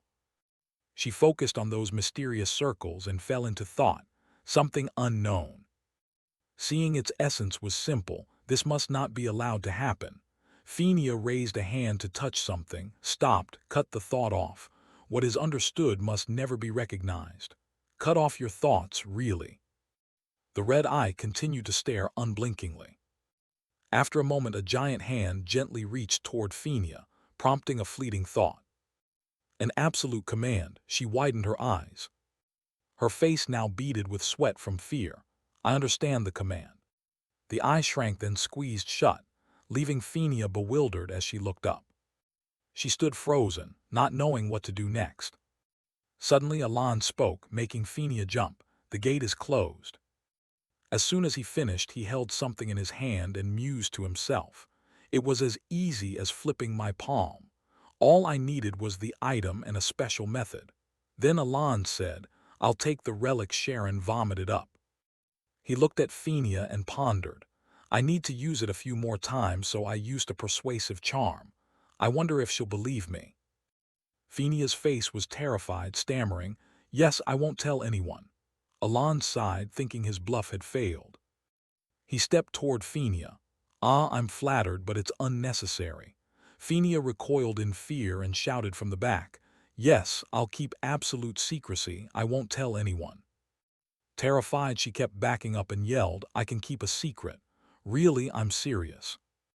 Alan still didn't understand, puzzled. Why is she acting like this all of a sudden? He turned away and called to Evan, let's head back. No sooner had they moved than Alan heard a voice from behind him. Please wait a moment. Fenia immediately opened a box and thrust it toward him. This is a mana recovery potion I made myself. Please take it. Alan picked up a vial and inspected it. A potion personally made by the deputy head, and a top-grade one at that. Fenia asked, do you like it? Alan stood dumbfounded, thinking, these 2 vials are worth as much as several lower-grade ones combined. I checked the price and nearly choked. Then Alan wondered, is she so grateful I closed the gate? Fenia blanched in embarrassment. That was what the Count requested. I'll absolutely keep silent. Seriously. Suddenly she mischievously added, of course. A ma oath, should I swear a ma oath? Alan was helpless, thinking, really, this petty thing needs an oath. After a moment he said, wait a bit, and then thought to himself, she seems to be misunderstanding something. Suddenly, many chains fell from nowhere around where they stood, and quickly wrapped tightly around them. Fenia shouted again, see, I keep my promises very well. Alan sighed and turned back, I understand. Then he moped, she shows no sign of clearing up this misunderstanding. A fleeting thought later, and at the Azure Tower he'd acquired the relic he wanted, 5 potions and an oath. Early the next morning, in front of a grand, imposing tower, Evan stared at the object Alan wore on his wrist and asked, is that the treasure that fell from the gate? Hard to retrieve, huh? But it looks more primitive than I expected. Is the performance any good? Alan gently touched the object and replied, well, anyway, this is something I absolutely needed. He stared at the trinket. The mark of the impudent, good, I got it safely. The gem set in the bracelet can absorb and store ambient mana. The device on Alan's wrist suddenly glowed, making him exclaim. It works well, he mused. Storage capacity isn't large, but with my mana core it's more than enough. Then Alan stared into the distance, a body with less mana than even a support item. He set his resolve. No, his goal was to study magic and protect himself, not to fight. Alan sat in a corner nodding, this is enough. He thought of Fenia again and wondered. By the way, what exactly did Fenia misunderstand? Alan suddenly recalled that odd polite attitude. He remembered Fenia. Please come in. Alan turned to introduce himself. Let me be clear. I am a second circle mage. Fenia responded warmly. I know, you very much seem like a second circle mage. Alan was thrown into confusion. Is she mocking me? Back in reality, he sat quietly pondering. This reaction was like Kalia's last time. He continued to recall images of Kalia. Over here, Fenia forced a smile, still uneasy. Alan gazed out the window pensively. After all, he probably wouldn't meet any of them again, so it should be fine. Sunlight blazed down, below a carriage rolled by and voices rose. Lovely weather, someone replied. Yes, very peaceful. Outside, the Altea Duchy was unusually quiet. Loria held a teacup and said gently, long time no see. I hope you have a pleasant time, Miss Zenonia. Kalia smiled and replied, of course, being around you doesn't change anything. I'm truly happy to see you again. Loria coquettishly said, how convenient that we don't need to haggle over rank or power. Kalia added, the far-sighted vision of Count Palacio astonishes once more. She thought of Alan. Visiting the Altea Duchy seemed like a good idea. Kalia Leon pondered and, following his advice, quickly grasped the true intention. That evening, during conversation, both realized they were inferior to Palladio. Loria and Kalia's mouths dropped in surprise. Whatever the reason, it was an alliance built on Count Palacio's command. Alan's imposing image made any power struggle meaningless when standing beneath the absolute number one. 2 insignias appeared. Zenonia and Altea had become more comfortable allies. Loria wondered the conference was next month. Why visit today? Kalia explained. The Count sent a letter citing the day I came to visit. Loria gently opened the letter. I wonder what's inside. The letter discussed talks between noble houses. It read, "Milady, I hope you are well. Regarding your previous visit, a few nobles grumbled to me about it. Thus there aren't many nobles suitable for me. Please understand." Kalia said, "It looks like a perfectly ordinary apology letter."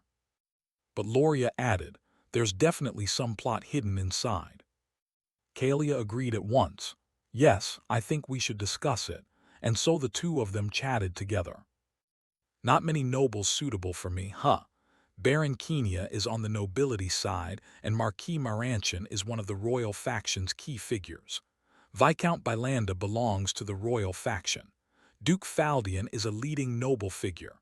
Among the nobles he spoke with at the ball." Kalia finally summed up briefly. "He dislikes both the nobility and the royalists, a horrifying thought. So he's going to kill them all." Loria said calmly, "We should draw conclusions based on reason." Kalia quickly replied, "I agree." Loria slowly said, then she emphasized that he wants to eliminate the current nobles. When they realized the truth, both went pale with fear. Loria stared and said, "That's what it means." Kalia, also terrified, added, "and create a new government." Loria glared up at the sky in displeasure. "That's why Altia needs its reputation and wants me to be Duke." The atmosphere turned awkward. If the Western overlord were beside him, Kalia would certainly resist. Seems like it. The two of them then said we should plan it. Meanwhile, at the Azure Tower, a voice rang out, "Count Palacio. Do you mean he's like the Stargate?" Fenia flopped wearily onto the table. "Yes," the Tower Master asked curiously, "tell me the details." She looked up and sighed. And so the pieces of the picture were randomly formed, moved chaotically, and snapped into place. Over here, Evan asked anxiously, "Are you okay?" Alon put a hand to his mouth and replied, "I suddenly choked on a sweet potato." He still spoke calmly but looked fine. Evan handed over water saying, "Here's some water." Alon took it and thanked him. He wore a doleful, gloomy expression. "I want to go home so badly." Then he thought Yusha's letter should be arriving soon. The sky grew dim. Beneath a statue of a goddess, Yusha stood motionless. Then she gently smiled with an embarrassed face. Cut to the Azure Tower. At that moment someone's voice rang out. "Oh, Peenia dear, my disciple, I'm back." He had just returned and glanced around. Strange, I no longer sense the Time Gate's presence. This person is the tower's master, Archmage 8-Circle Selim Micardo. Seeing her like this, he wondered, did something happen while I was away? Across from him, Fenia answered in a shrinking voice, "Tower Master, you've finally returned. I've completed every task you assigned." Seeing her demeanor, the Tower Master was a bit surprised. "Fenia, what's wrong?" Selim asked softly, but Fenia didn't even bother to answer. This made him ponder inwardly. The girl isn't throwing her usual tantrum. What on earth happened? Because Fenia had early become Deputy Tower Master thanks to innate talent since childhood, her ego and arrogance had skyrocketed to the heavens. She probably just made some new recruit burst into tears again. Still, I never intended to curb that trait. Her passion for magic is pure. Once she reaches 7 circles, she'll realize how little her past achievements amount to and naturally rein herself in. That's why her current composure looks so strange.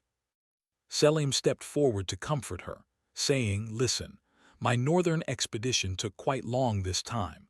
Could the backlog of work while I was gone have worn you out?"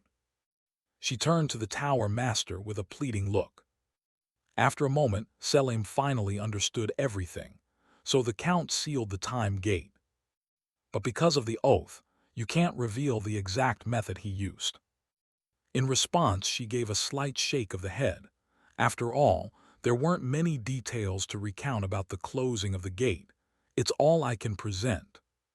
Somehow her sad demeanor seemed to amuse Selim a little. Could the thing that humbled Fenia really be some inexplicable magic? Or more precisely, Primitive magic, right? The girl was so terrified she didn't even bother to resist when I touched her. Count Palatino of the Kingdom of Asteria. Fascinating. He's someone I need to keep an eye on. Time passed quickly. Cut to the protagonist's location. It's been a month since leaving the Azure Tower. After snatching the impudence trinket, I began seriously delving into sigils, since my daily magic allowance has been increased. Important note: the rules for operating sigils and spells break if these criteria aren't met. Don't use nonsensical magic, don't repeat the same element, and use no more than 4 types of magic. Combining similar phrases can create resonance. Newly discovered patterns suggest a given sigil must be arranged scientifically. I guess that, and thankfully I've grasped a new operating rule for polymorphic sigil clusters. This might relate to technique and positioning when I set up the magic, though I'm not completely certain yet. Evan happened to pass by and came up to ask, "Every time I see it, your magic seems stronger than before, my lord, is that so?" Alan sighed wearily at that. It hadn't matched a second circle mage's level before, but now it's at a whole different scale from a few months ago. I think deploying an ordinary gravity spell couldn't have made a pit this deep. He mused silently. Gravity is only a second circle magic. Pushed to max power, it still shouldn't be able to pulverize an entity so completely. I once thought I was getting stronger. Was that a false sense? If there's a real cause for this power spike, it's certainly not due to mere proficiency or sigils. After all, improving magical mastery only boosts precision and practical casting. Sigils act like trigger keywords to alter properties. I spent months analyzing the sigil matrix for gravity, and recently swapped nearly synonymous phrase clusters for one another. In the end, I realized the potency only rises when you find the optimal arrangement. It's not just an illusion. Otherwise, it's absurd. There's no basis for a spell's destructive power to suddenly surge like that. Maybe I've just been in peak condition lately. Meanwhile, Evan, making small talk, pulled out a letter and said, "Oh, I'm here to deliver a letter from Yusha. It's just arrived." Alan nodded. Thanks, Evan. I'll go back to my room and mull it over when I have free time." "Oh, are you going into the study?" "Yes, I've used up all 3 of my spell casts for today." The protagonist replied, walking and thinking. What root phrase caused my power to surge so suddenly? Could that be the benefit gained from a curse? A curse as an ancient Eastern ritual where the caster accepts self-sacrifice to harm others or themselves. When bearing a curse, the target suffers but simultaneously gains compensatory power. But there's no one here versed in Eastern occult arts, so that possibility is out. Could it be the power of faith? But coming from account of a minor state forgotten by the underworld, that sounds implausible. Well, sometimes you should just put your worries aside and get on with life. After all, nothing bad comes from that, right? In another development, in the Rosario city-state, the capital Rional, a pristine city where residents worship Shirnia, goddess of the moon and peace, at the Eastern Chapel. While Yusha was praying there, a knight approached from behind and said, "Greetings, sister." Sensing who had come, Yusha gently turned and replied, "Welcome, Sir Knightloke, everything going well?" At that moment Loke thought to himself, she's a nun ranked below a holy knight. She can't even wear the blessed sash. Yet I still must keep a respectful attitude. Having thought that, the knight bowed and began his report. "Yes, this time we rescued 8 children and 25 civilians from a remote village between the eastern and western borders. This success is all thanks to you, sister." Yusha shook her head, refusing the credit. "Not at all, it was you who performed those noble deeds." Loke replied, "And it was you who enlightened someone as ignorant as me. I will forever be grateful. For 20 years I drowned in despair, because I couldn't sense any divine power at all. I almost gave it all up," he recalled. As Loke sat panting like an ox after training, Yusha's voice sounded not far away. If there's something you yearn for so desperately, try placing your faith in the moon. The moon, he wondered in despair and doubt. Yusha said little, replying with an enigmatic line. You'll understand many things once you actually do it. Back in the knight's mind, he was so desperate he was willing to try anything. I sincerely prayed to the moon for days, just as she instructed, and then miraculously I could use divine power. I was overjoyed, but that led me to briefly succumb to temptation by placing faith in the moon instead of goddess Shirenia. I feared I was sliding into heresy. Still, all divine-sourced power shares the same nature. Even the holy relics blessed in the goddess's name shone human-like when I touched them. That was clear proof of the divine power I possessed. But why did you advise me to trust the moon, sister? In response, Yusha began to enlighten him. Faith originates from an invisible belief and takes a long time to manifest. It's always easier when you seek what you need in something visibly present. That moonlight will always watch over and support you. Whether under some charm or not, Lok agreed as if it were obvious. I understand. Because the goddess herself is the symbol of the moon. This is a way for the skeptical to find an absolutely reliable anchor for their deepest desires. He bowed gratefully. Sister, I sincerely thank you from the bottom of my heart. Returning to the present, Yusha spoke up. If you want to show your gratitude, let's perform the prayer ritual together. Lok responded, placing his hand on his chest. I'm willing to do it as many times as needed. You arrived just in time. The ceremony is about to begin, and everyone has gathered. Yusha led Lok into the sanctuary, which had already drawn a great crowd. She walked slowly to the center of the sanctuary. Lok also found a seat. Now let us pray together. The moon is clearer than ever tonight. Everyone face the great moon. Back to the protagonist. Alan held the letter Yusha sent and sighed in boredom. Today's letter was nothing special, mostly just daily chit-chat. That means everyone is doing fine, which is good, indeed.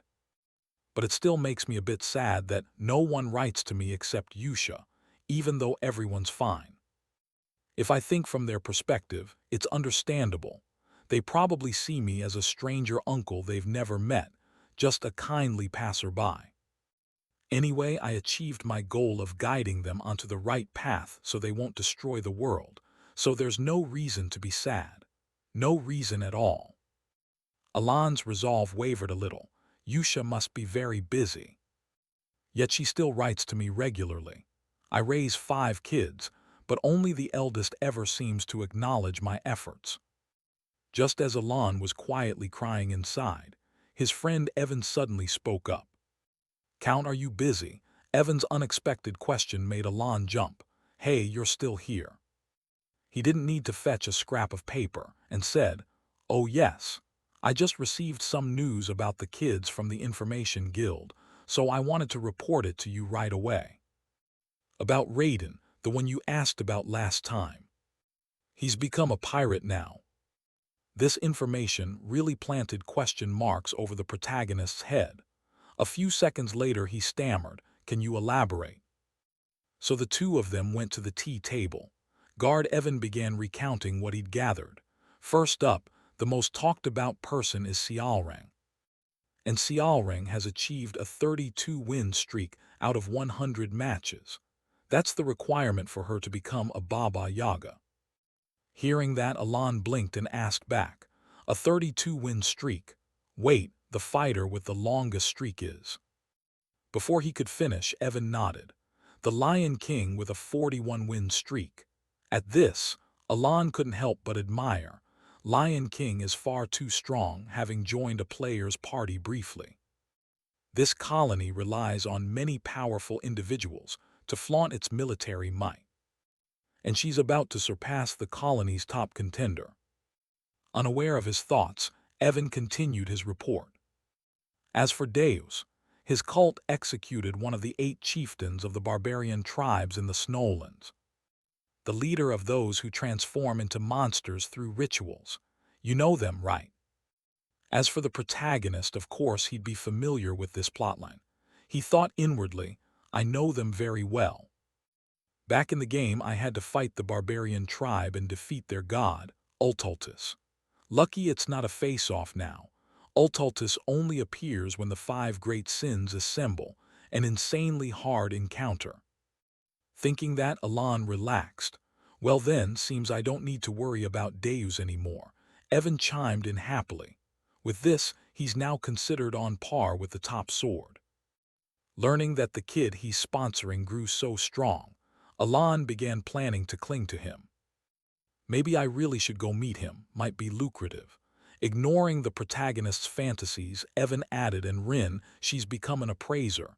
She can now carve black patterns onto artifacts to boost their power. Such a thing exists. Fascinating. She's probably living well in her own way. Alan nodded in agreement, but his tone began to change. So the crux is that the runt actually became a pirate. Now that they were onto the main point, Evan's expression turned a bit more serious. Have you heard of the 7 Isles off the Torn Sea? It's where the great pirates hang out. He became the captain of the first isle, the largest of them all. At this, Alan seemed to collapse with disappointment. No way, some forum post I once laughed off is now my real life. I didn't send it to the Torn Sea for that reason. Raiden is excellent at finding enemies. Plus, being a rare sea deity, he can move freely underwater. The Torn Sea also holds many precious relics, so I advised him to become a treasure hunter, a promising career. I used to specialize in finding foes too. Seeing Alan so desperate, Evan tried to console him a bit. Being captain of a mighty pirate band is practically equivalent to being the island's lord. Now he's become an extremely important figure. Probably. Alan replied, but the looks of despair didn't fade. He kept wondering how on earth the runt had ousted the first Isle's captain. All the captains are formidable, and none had ever lost a naval battle to anyone. Maybe he only salvaged the truly valuable relics from the old era. I also wanted to get my hands on a top-tier relic, so I ground many hours for treasure hunters. So he armed himself and seized the captain's position. I know the world doesn't always run my way, but this stings. Is this what it feels like to have a child turn pirate? Thinking that, Alan went pale as a sheet, like he might go sell salt at any moment, which made Evan nearly pee his pants. Count, are you all right? Cut to the giant port city of Raxus. Across the bay lies the pirate heaven of the 7, and the largest among them is the first archipelago. The great pirate, the Red Slayer, used to be captain here. He traded wealth for the protection of the Celestial Warden. And this is the one who defeated him to become the new captain of the first archipelago. Raiden now wore an expression of deep irritation. I just don't know, what is the Great Moon anyway? I never cared enough to think deeply about it. At first he was simply someone I was grateful to. I should have died like a slave cut open, but thanks to him I met Yusha and awakened my powers. Honestly, I feel like I'm following Yusha's orders while serving as a blue moon. So when I received a direct command from the Great Moon, I really couldn't comprehend it. What does it even mean to become a treasure hunter? It even fills me with disgust. I must start my revenge as soon as possible. Those black things, they slaughtered an entire tribe. We were living peacefully on an island nobody even knew about. On the continent, we were lucky enough to escape to. Those damn hunters killed my parents when they were exhausted and sold me off like a slave. I don't see how becoming a treasure hunter and that gift have anything to do with my vow of vengeance. On the very day the runt set foot here, at least I have to pretend I'm following orders. Why's it so noisy over there? Raiden turned his attention to the nearby ship. Wanted posters were just appearing on the board behind them. He immediately probed with his power. The bastards who destroyed everything for Raiden were all here. A scarred man sneered and said, "Only the chosen great pirates can receive the Celestial Warden's protection through wealth. The selected captains of the 7 Isles are eternal." By now the runt couldn't hold back his murderous intent. "I've found the bastards who killed my parents, so they finally seized power, huh? That Celestial Warden is deliberately spreading deceitful lies, claiming that only through a sacred ritual using parts of the sea god's body can one receive the power bestowed by the sea god Ko-Lai. And every captain of the 7 Isles once held that power. They're celebrating, oblivious to the disaster about to strike. Those cursed hunters tore my parents' bodies to pieces." Raiden's fury exploded. On the night of the fireworks, Raiden stood high on the gloomy ship watching the scene. Waves crashing non-stop, he gloomily wondered to himself, how on earth did he find out? Raiden mouthed, "Even though I never told him a thing." He looked at the lovely ship out there, and thought to himself that it was as if the great moon were keeping a promise, and had even arranged the chance for revenge at this perfectly timed moment. Raiden clenched his trembling hands thinking, "But with our strength right now, we probably can't take them on." He recalled those people, because they were the ones wielding the sea god's power. At that thought, Raiden suddenly paused and pondered, if it was all part of the plan from the start. Raiden lifted his pendant high and muttered, "Then this gift must have a reason too." Raiden raised the pendant high under the moonlight, encircling the ship. The great moon had already arranged everything. He clasped the chain with both hands reverently. Raiden always knew the board and the foundations for revenge had been laid out. Then the young man, eyes full of resentment, placed the pendant on his forehead, determination kindling within. The next day, the sea rippled a lush green, small islands lush with trees and tall coconut palms. The feet of a youth ran swiftly across the islet's grassy shore. Raiden shot down from above into the sea without hesitation, his whole body plunging straight into the surrounding water. Amid the waves and clear foam, the young man saw the familiar pendant. Raiden's eyes suddenly lit up when he spotted it. The pendant fit perfectly around the boy's neck, the gift from the great moon, that orange revealing lens. Raiden remembered that the orange revealing lens made it easy to find relics sunken in deeper seas, and some finds could make up the power he was lacking. Raiden dove deeper, swimming down to the treasure on the seabed. That day as dusk fell over the sea, Raiden hung the items he found under the sea around his neck. As he walked, Raiden muttered just a thank you. "I'm such an idiot." Raiden hugged the Yang treasure up to the sky. The great moon had kept its promise. He recalled what had happened, not only bringing the revenge target before me, but also granting me the power to take revenge. Raiden murmured, "The mission in that letter is finally all understood." "What is your true intention?" Raiden slicked back his hair with pride and restated, "Your plan. Carry out revenge and annex the 7 Isles." Elsewhere Yusha sat and said casually, "Am I right or am I right? So don't forget all that, O great one of Raiden's place." He continued the sentence, because the great moon majestic is that sentence, right? What once seemed meaningless slowly became the light of belief. Raiden hummed to himself, everything engraved deep in his heart for the great majestic moon. Raiden stood by the shore holding the Yang treasure, the moonlight slowly sinking below the horizon. 3 months later, the sweltering heat began to ease, and autumn arrived, bringing the Asteria festival held every 2 years. Alain Palacio sat in the carriage thinking to himself, "And here I am dragged along against my will." He asked his companions, forced to attend every 4 years. Seriously annoying. Carriages rolled on one after another at a brisk pace. Even sitting opposite answered Alain Palacio, "According to the schedule, the crowd and Edorn family carriages have already mustered." He nodded.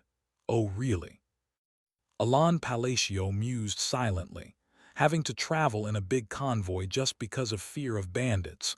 What a bother, what a weird culture, it's infuriating. Time flew, and the day was nearly over. Alain Palacio sat in the inn nursing a mug of beer. But by evening, he realized two annoying nobles had come running over to babble at him. Lord Count Palacio, having only one guard is a bit much, isn't it? Maybe you stumbled into the title and now the coffers are empty. Alain Palacio glared at the scene in despair. It's not bandits that's the problem, it's these nobles. He covered his helpless face with a plate. Enjoy trash-talking each other much. Go gossip behind someone's back somewhere else and finish it. Actually, this wasn't unfamiliar to Alain Palacio. He'd once been a legendary bastard whose power dominated the entire eastern underworld, built on mountains of loot from the criminal world. Alain Palacio recalled his own background, but having been satisfied with his current life, he'd hung up his sword and was living comfortably now. What's the difficulty? I don't get dragged into the underworld's dangerous mess anymore. Alain Palacio eyed those scheming nobles like hunting dogs. Thus the eastern underworld had become a mine fought over by shrimp-sized scoundrels. And the rumor that I became count not by merit, but by luck. Alain Palacio tilted his head thinking it was almost true. Baseless whispers about backers for the Count's family had settled and been reduced to the lucky bastard. I know that all too well. Those two nobles ran up to brag in front of him. Pathetic. Empty pockets, right?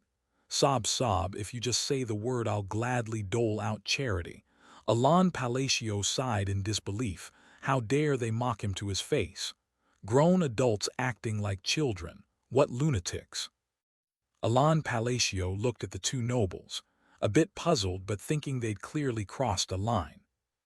But at that very moment an idea popped into his head. Ah, this is the festival of Palacio's victims. Huh. Ah, this is the festival of Palacio's victims. As Alain Palacio recalled the ranks, Palacio, Crailed, Edorn, those who'd been used by Palacio like walking wallets. And looking at reality now, they're venting all the frustrations they'd endured. They're going berserk, unleashing rage uncontrollably. Alain Palacio sat there helplessly wondering. Was he even the one who made them drunk and start this in the first place? Alain Palacio just sat there sighing and taking it like facing a bunch of provocateur hooligans. Must be blocker overload. At that moment even came out surprised and asked, "Oh, still not done taunting? Admirable effort." He shook his head and moved on. The best approach is to ignore and live. Even, where did you come from? He replied in surprise, oh, they handed this out in the kitchen. Even held out what he was carrying, roasted corn. Alain Palacio exclaimed, oh, looks tasty. He munched the roasted corn beside even thinking to himself, this survival snack is my favorite, especially on a cold night like this, perfect. Thinking back, the huge underworld army from before probably couldn't be sustained and was disbanded, huh? The carriage seems poorly maintained too, oh well, whatever. He glanced back at the two nobles, sounds like they're about to shake hands, planning to form an alliance or what? Alain Palacio and even munched roasted corn, praising it. Delicious. Slap some butter on it and it's perfection. Meanwhile, at the northern region, the eternal icy land had been seized by the Man-Dai tribes, as if no living thing remained, leaving only a cursed grayness suffocating everything. The one-armed man dragged himself across the white snow. Huff! As he moved he left streaks of blood on the snow. The one-armed man cursed in pain and fury. Damn Caliburns, they don't know honor. He was one of the 8 great chieftains of the Man-Dai clan Klkan. And for the Man-Dai, who revere combat, death on the battlefield is the highest glory and dignity. But this time was different. He'd fallen into a trap set by that knight Caliburn who had challenged him, and lost to his cowardly sneak attack. The chieftain coughed up a mouthful of poisonous blood. He lay sprawled, weakly hacking and coughing. That chieftain lay on the white snow, helplessly moaning. If this continues, what will become of the snowplain's stronghold? Snow kept falling relentlessly across the cold north, burying the chieftain deeper under the cold layer. He gasped out his final breaths. Kael'kan had been too arrogant. Now he could not close his eyes in peace at the doorway to death. Cold snow fell thickly, his eye sockets oozing blood without stop. Oh, my flesh and blood! From the frozen north a voice rang out, "Call my name." The voice echoed around the chieftain, "Shout my great title." That sound demanded the name you have always worshipped. The chieftain groaned and called the name. He whispered, "Lord Ultaltis." The chieftain's body grew weaker. He murmured to the snow, "Great One." His remaining hand struggled to prop him up to sit. The great chieftain tilted his body upward and shouted, "I am the supreme deity, Lord Ultaltis." He begged up toward Ultaltis, "I dare to call your name." Ultaltis smiled approvingly, "Very well, then I will grant your wish." The caravan escorting Alan Palacio continued on to the Rotter family's grand feast. As they made their way to the social event, middle-aged sweet life carried on. Even with other houses present, the ridicule never stopped. The nobles Krailed and Edorn got sloshed and mocked Alan Palacio, dancing and singing. What, that's even a topic? Pathetic enough to make me cry. Alan Palacio dryly told himself, "We just ignore them and don't feed into it. This is basic player etiquette. Oh look, you've hooked a juicy target." After a while the convoy stopped. "We'll stay here for the night." Victory belonged to the one who ignored while the other desperately tried to provoke. Krailed and Edorn flew into a rage, yelling at that bastard for constantly snubbing them. Unbelievable. Krailed and Edorn looked at each other and asked, "So how's the escort reinforcements?" "I checked with an item, it's just that brat and that knight Duan." Daring enough to sit at the same table as the nobles, Alan Palacio cried out while munching corn, "It's too hot." Even worriedly offered, "Let me blow on it for you." The two sighed and accepted. Looks like the rumor that they're useless is true. The nobles Krailed and Edorn conferred. "Then let's roll out the plan to take over the underworld. No need to bow to the Palacios anymore." They grinned maliciously to each other. Vast wealth and power circulate in the underworld, and finally we'll taste it ourselves. If we seize the underworld, shouldn't we give him a little present? Krailed and Edorn happily painted futures, promising to teach him the brutal taste of this world properly. "Ha ha, you're quite generous, sir." They were laughing when a rustling sound made them turn, and they screamed. Krailed and Edorn pointed trembling toward it. "Monsters!" Some ran inside, others rushed out to fight. The frontline mages fired flares into the sky, signaling danger to the whole convoy. The signal flares brought weapons and projected targeting beams onto the monsters. Ki ha yik. Members recognized goblins and sighed in relief. "Phew, what is it?" "Just goblins, huh? These are the weak monsters you meet in forests." But then everyone suddenly realized something else. What if their numbers are enough to sweep everything away? The convoy gaped at the sight. The monsters advanced carrying heavy weapons. The party participants frowned and cried, "Damn it, the outer lookouts are all dead. What the hell is going on?" Many stammered, "I've never seen goblins shaped like this before. Their size is different. Are these mutants? And they're saturated with magic." Which meant both sides snapped into combat-ready stance. But the strength gap was obvious. Their physique was nothing like the goblins we knew. The monsters attacked relentlessly, never tiring. They struck where the humans stood, earth and rock flying, giving no quarter and receiving fierce counterattacks. The beasts crawled and scurried over the ground in chaos, gathering their strength. The beasts scurried in chaos, pooling power. They stopped, looked around, then cried, "Kihi kick!" Now the monsters have massed in one place. Mages and knights discussed. Tri-tier magic stone wall and dual-tier magic formation only protect. Who's that other mage? Just then Alon Palacio appeared and issued an empowerment command. Knights and mages turned to look at the one who had struck. Light held at a point, then began to spiral forward continuously. Alon Palacio thrust his hand in a punch pressure. The monsters yelped, Kihei kick. They couldn't escape the empowered circle. A constant Kihei kick sound rang out. A large pack of monsters was trapped inside the empowerment sphere. The human group, bothered by the mist, retreated back. Alon Palacio strolled up to the sphere nonchalantly.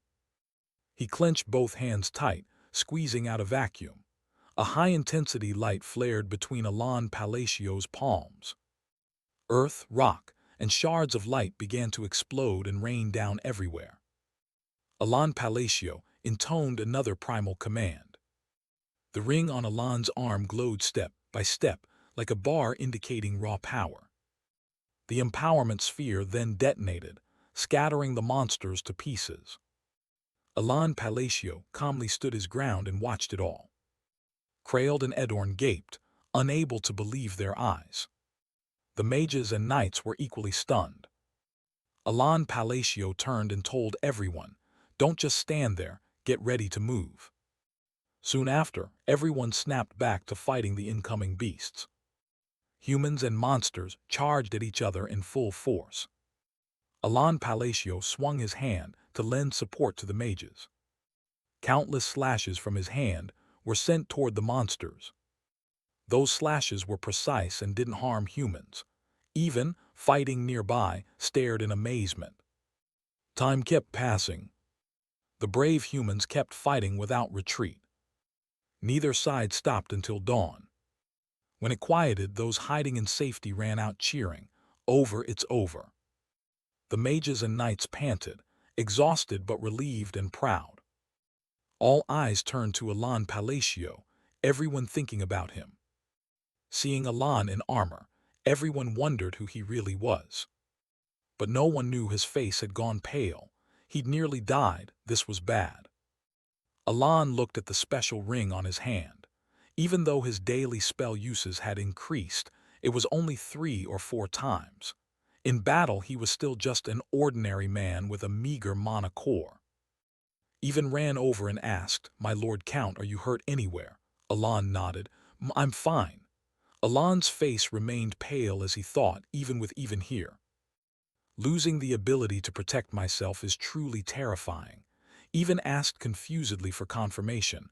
"Are you really okay?" He replied, "I'm fine."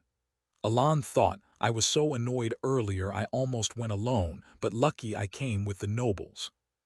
But this crystallized death stone is the real problem. How did it appear? Spirit crystallization is a strange phenomenon that occurs when an evil god is about to descend. Affected monsters become fiercer, and their physical strength increases. Alon moved while pondering, how could this happen? It shouldn't be like this. He still had many questions. This should only happen when the 5 great sins are born. Have the world's rules collapsed so much that those dark gods can appear? And this signals that soon they'll descend upon this land. Alon Palacio held his head in helplessness. The children haven't awakened the 5 great sins' power yet, so why? What's actually happening? That day Alon Palacio set everything aside and decided to gather information first when they arrived. He glanced back and observed, if this keeps happening, sooner or later our heads will be off our shoulders. The 2 nobles behind were still shell-shocked, clutching their heads, pale and speechless. The next day, House Roediger's Duke Alon Palacio arrived, looking gloomy from the long journey. He groaned tiredly, "Finally we're here." Because the whole banquet party ran into one trouble after another, the curtain on the grand social gala had been lifted. Even sat behind rubbing Alon's neck and shoulders. He complained, "I just want to go home and sleep properly." The grand social gala inside gathered countless nobles, all refined and elegant, but it was just a painted facade. Alan Palacio looked around, judging the lot her family's feast. Wow, it's all gold decorations. Must have cost a fortune. Even sipped his wine and boredly mocked, showing off the money. Maybe I could swindle a piece and no one would know. It looks so garish and tacky. Lost in thought, Alan heard a voice from afar. Good heavens, Duke Lotter is certainly no ordinary man. The Lotter noble chuckled. It's because my little bird won't let me be alone, isn't that so? The other nobles laughed and advised, Ah, Duke, do take care of your health. The more Alan saw, the more he loathed it, thinking, making peace with these nobles yields nothing good. I don't want to get involved, better to step back a bit. But of course, someone had their sights on him right then, and Alan felt incredibly unlucky. Just as he planned to avoid trouble, the nobles Krailed and Edorn buttered their way over. Ho ho ho, Count Palacio, could you spare a moment? They produced an offering and put it before him. This is premium meat from my domain. Would you like to try it? I'm hopping to support your fief. What do you think? Alan tilted his head in confusion. What's this about? Why all of a sudden? Krailed and Edorn saw his expression and trembled with worry. Seeing the Count's face, they secretly cried inside, We're doomed. Krailed and Edorn tried to calm each other but couldn't stop panicking. Flashback to the day before, after the battle with the goblins. Did you just see that? Was that magic? Krailed and Edorn clutched their heads, looking toward Alan and even in confusion. One turned to the other and asked, Did you see that? Was that really magic? Krailed and Edorn ran to call on Baron Cayman. May we borrow your mage for a moment? We have a question that's bothering us. The one dragged over was the three-tier mage Baron Amin had brought to flaunt his status. The three-tier mage awkwardly held his wand, asking, What is it? The nobles panicked. That surge of mana just now. They recalled that terrifying source of power and couldn't help but feel afraid. They trembled as they probed. That was only at the double-tier level, right? The three-tier mage pondered. Double-tier. Then she denied it, leaving the two stunned. How could it be double-tier? Definitely not. He's at a level far beyond me, so from triple-tier upward. Krailed and Edorn teared up, wondering, did Count Palacio get lucky? Don't be ridiculous. They had witnessed that power, no need for any guards. The look on Alan's face during the magical battle still haunted them. They thought of him as someone hiding a cruel, cold nature. So now, scrambling to save their skins, they resorted to bribery. No other options left, Krailed and Edorn decided they'd better bow. I was rude to Lord Palacio. I was lost in such fanciful delusions I'd lost my mind. Both of them begged, please have mercy. Even went up to Alan Palacio and asked blankly, What is this? You followed him all the way here to say this. He wearily wondered what on earth is going on. I still don't understand any of it. Even put a hand on his shoulder and asked if he should deal with them. He shook his head. No point, it's just a waste of effort. He sighed, remembering that no matter how open this country is, this goes past what can be ignored. Alan Palacio told even to let him handle it. I don't have that kind of power, he thought, but whatever, just scare them as much as possible. He then glared to play the wicked role. The nobles Krailed and Edorn fell to their knees in terror on the banquet floor. They grabbed each other's hands and wailed, We're done for. This is worse than death. After that, the banquet went on in its usual fake, lively manner. Alan Palacio scanned the room and sent even off to the Intelligence Guild. I'll dig up some dirt on those nobles. Alan picked up a pastry, nibbling as he listened to the nobles' gossip. Oh ho, those two seemed to be plotting something secret. Two nearby nobles stood in a corner whispering. Alan tried to eavesdrop. He considered boosting his hearing with mana, but that would be overkill. One noble asked, Have you heard about this? About Duke Althea and Countess Zenonia. Alan Palacio was stunned on hearing it. You know, I heard they're about to ally, right? Even forming an alliance is strange enough. He munched his pastry and mused, what's the big deal? No need to worry about that. Alon clicked his tongue at the two. Anyway, the houses behind those two already dislike each other. That alliance probably won't last long. Then he savored another bite of his favorite pastry. Alon exclaimed, the tea's divine, this shop's a gem, and there's even juicier gossip. Don't gape, they continued, those two aren't the leaders, so who on earth is? They whispered while Alon remained lost in his pastry. They said that when they heard the name, it was like a lightning strike to them. Because the name those two mentioned was Palacio. Alon Palacio heard it and literally dropped his pastry. Their leader, he looked over there in utter confusion. Alon Palacio felt like he might lose his mind when they said it. They said it was Count Palacio himself. He mentally reviewed his life up to this point here. What nonsense are they talking? As for Duke Althea, I'd only met her once when she was a young lady, and Miss Zenonia I've only met a few times. Alon Palacio held his head in helplessness. The current Countess Zenonia hasn't even met him. How did such a ridiculous rumor spread? It's obviously just idle chatter. Just then someone else ran up calling Count Palacio. Alon wondered tiredly why so many people wanted to talk to him today. It's making him uneasy. The noble approached. I'm Cayman, third son of the Comelin ducal house of Ashutalan. An honor to meet you. He somewhat realized, a grand ceremony like this would draw nobles from allied nations too.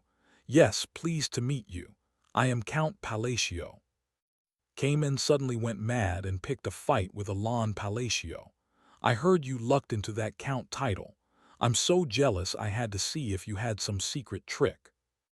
He was slightly irritated and muttered under his breath. Well, nowadays even Terra waffle cones have something to say.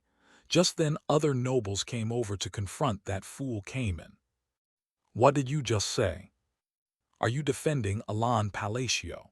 Do you mean to insult the nobles of our kingdom Asteria like this? Cayman panicked and tried to explain. No, that's not it. What is this? Isn't that just a harmless punching bag to vent on?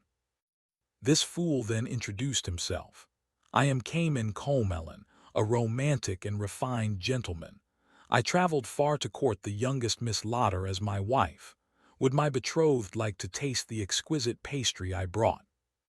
Is there any woman in this world who's perfect in every way?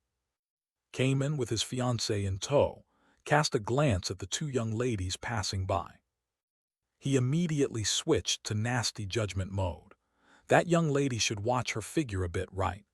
Cayman babbled at Miss Lotter, who has a slightly turned-up nose, doesn't she? Then he turned to flatter his fiancée again. Luckily, Miss Lotter truly resembles her mother and is very beautiful. Time to flirt. Miss Lotter disdainfully declined our engagement proposal. I must reconsider, she said. Cayman cried out in panic. What? He sat there calling after the lady. Miss Lotter, for some reason our betrothal is broken. Cayman, furious, stormed into the main hall. I've come all this way. This is really annoying. Just then Cayman spotted Alon Palacio, standing there nibbling a pastry alone. Cayman appraised Alon, black hair and a cold face. Is that him, Count Palacio? Heard he was just a lucky brat with no backing. He saw him as an easy target, the perfect someone to take out his frustration on. Flashback over the marquises and counts asked Cayman, didn't you bring proper decorum? Austria is our longtime ally.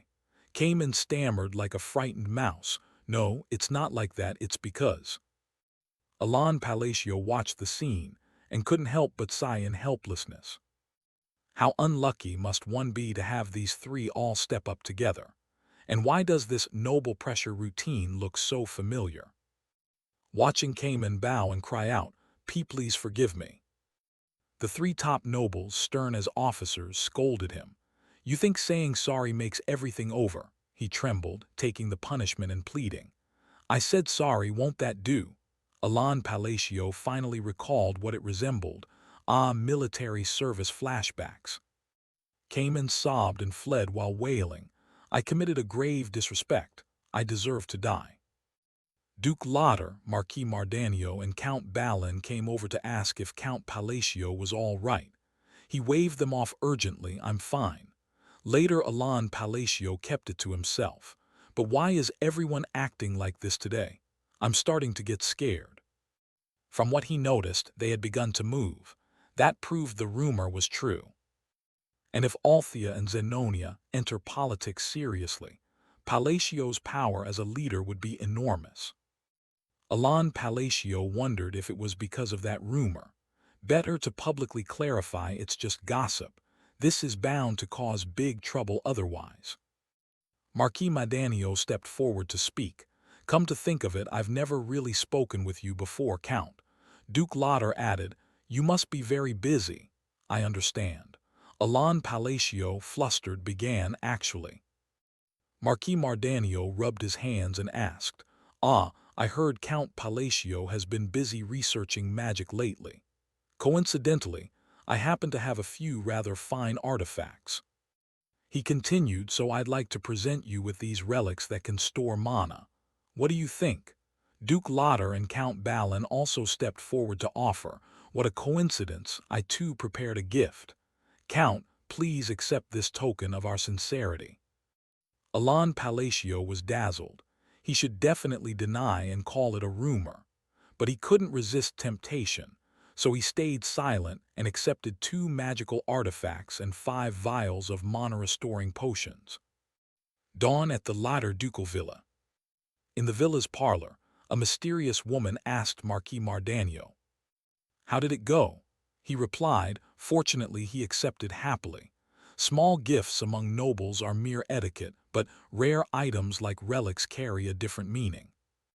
Those who want to join a faction, offering precious items to the leader. That means, the woman said, just getting him to accept is already a victory. Marquis Mardanio laughed heartily. It's all thanks to Duchess Althea's generosity. She raised her hand excitedly and said, Welcome, Marquis Mardanio. The Duchess smiled. Althea cheerfully declared, From now on we are officially on the same side. He replied, This is indeed a tremendous privilege. Everyone eagerly agreed. He thought to himself, Duchess Althea is usually so reserved and rarely appears in person, yet this time she came herself and met only a select few. Very likely she has already picked the game pieces she needs, using money and influence cleverly to bypass formalities. Although the rumors seemed random and baseless, this was actually a very clear political move. The opportunity is laid before us. We must seize it. Duchess Althea then spoke up, breaking the silence. Now it's time for us to take action. This was the 4th day since the banquet began. For some reason, the number of gifts kept increasing day by day. It's definitely because of that silly rumor about my relationship with Althea and Zenonia that everyone's rushing to curry favor. A sly look flashed across his face. Since he's already accepted them, they probably won't ask for them back, right? Collect all these and find a way to slip away out of sight. But then a voice from behind made him start. Even spoke, Your Grace. Seeing him startled, Even was a bit puzzled. Why do you look so shaken? I'm back. Alain breathed a small sigh of relief. I was just lost in thought. Then the 2 of them returned to their room. Hearing Even's news made him jump. He blurted, To the north. Has the taint really spread to the northern regions? Even answered, Yes. The situation in Caliburn is extremely chaotic. Based on old documents, Medist may also be linked to this evil force. He rubbed his forehead and asked, What about the additional intel I requested? He replied, The person you're looking for is currently staying in that village north of the kingdom of Ashutalan. This made him nod in satisfaction. Very well, we'll swing by on the way. Prepare to depart for Caliburn immediately. This sudden decision startled Even. Why the rush? Why must the destination be Caliburn? Are you really determined to head north? He replied, we'll hammer out the finer details on the road.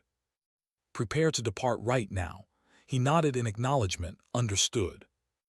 After Ivan left, Alon leaned back in his chair, clutching his head in frustration. Honestly, I don't want any of this to happen. These are entities of catastrophe-tier power, on par with the 5 great sins, the taint gods. Because of the spirit crystallization effect, you can't predict which taint god will borrow a mortal body and come down. That's why I've been gathering intelligence to strike early and stop them. I didn't expect things to hit this fast. From my gaming experience and seeing hundreds of possible scenarios, the world's outcome painted itself in my mind with brutal clarity. Alliances between kingdoms will crack and utterly collapse, leading to a pointless war over land polluted by otherworldly power and ending in annihilation. If that happens, my current life will vanish in an instant, although I've prepared contingency plans. After a taint god descends, there will be a temporary calm for a few months before it fully awakens into a dwelling god. During that transition, its divine soul power hasn't reached perfection. Exploiting that window is probably the most viable option. Nothing's certain, but we have to place a bet anyway. Because it's the only path left. I wonder what that kid would like as a gift. Cut to 1 week later. Someone runs in and reports Captain. He took the letter and began to read. And his eyes suddenly widened in surprise. He immediately called the vice-captain. The man answered yes. He ordered, go spread the word that the northward plan is postponed for another 2 weeks. On the fields near the village of Parkurun in northern Ashutalan. He was already there. His gaze was a bit dazed as he thought, what a surprise to run into him now. A boy approached the two of them and said, hello, sir. He kept thinking the boy was truly striking in appearance. This boy was Eleben, the protagonist of the RPG Psychedelia, the character players step into. In any case, main character aura is something else. This face was exactly like the one I saw in the game. Is that a boy? He's ridiculously outstanding in person. He looked down at the boy and asked, do you know who I am? The boy scratched his head and replied, no, I'm just excited to meet strangers for the first time. My name is Eleben. Staring at the boy, he pondered how different this real world would be from the game. The concept of a protagonist really doesn't miss. Sooner or later he'll gain fame and possess power far beyond the character I once controlled. Standing before the character I once controlled, the feeling was truly strange. Pushing the thought aside, he said, what a bright and polite boy. Then he put a small pouch into the boy's hand. Here, take this. The boy opened the pouch and found a gold coin. Puzzled, isn't this money? He paid no mind and called for Ivan. Ivan immediately produced a suitcase, opened it, revealing several vials of mana inside. This surprised the boy immensely. Then Ivan pulled out countless more gift boxes. In an instant the gifts were piled into a mountain in the back. Pointing over his shoulder, he declared confidently, all of this now belongs to you. The boy's eyes went dizzy. All of this is really mine.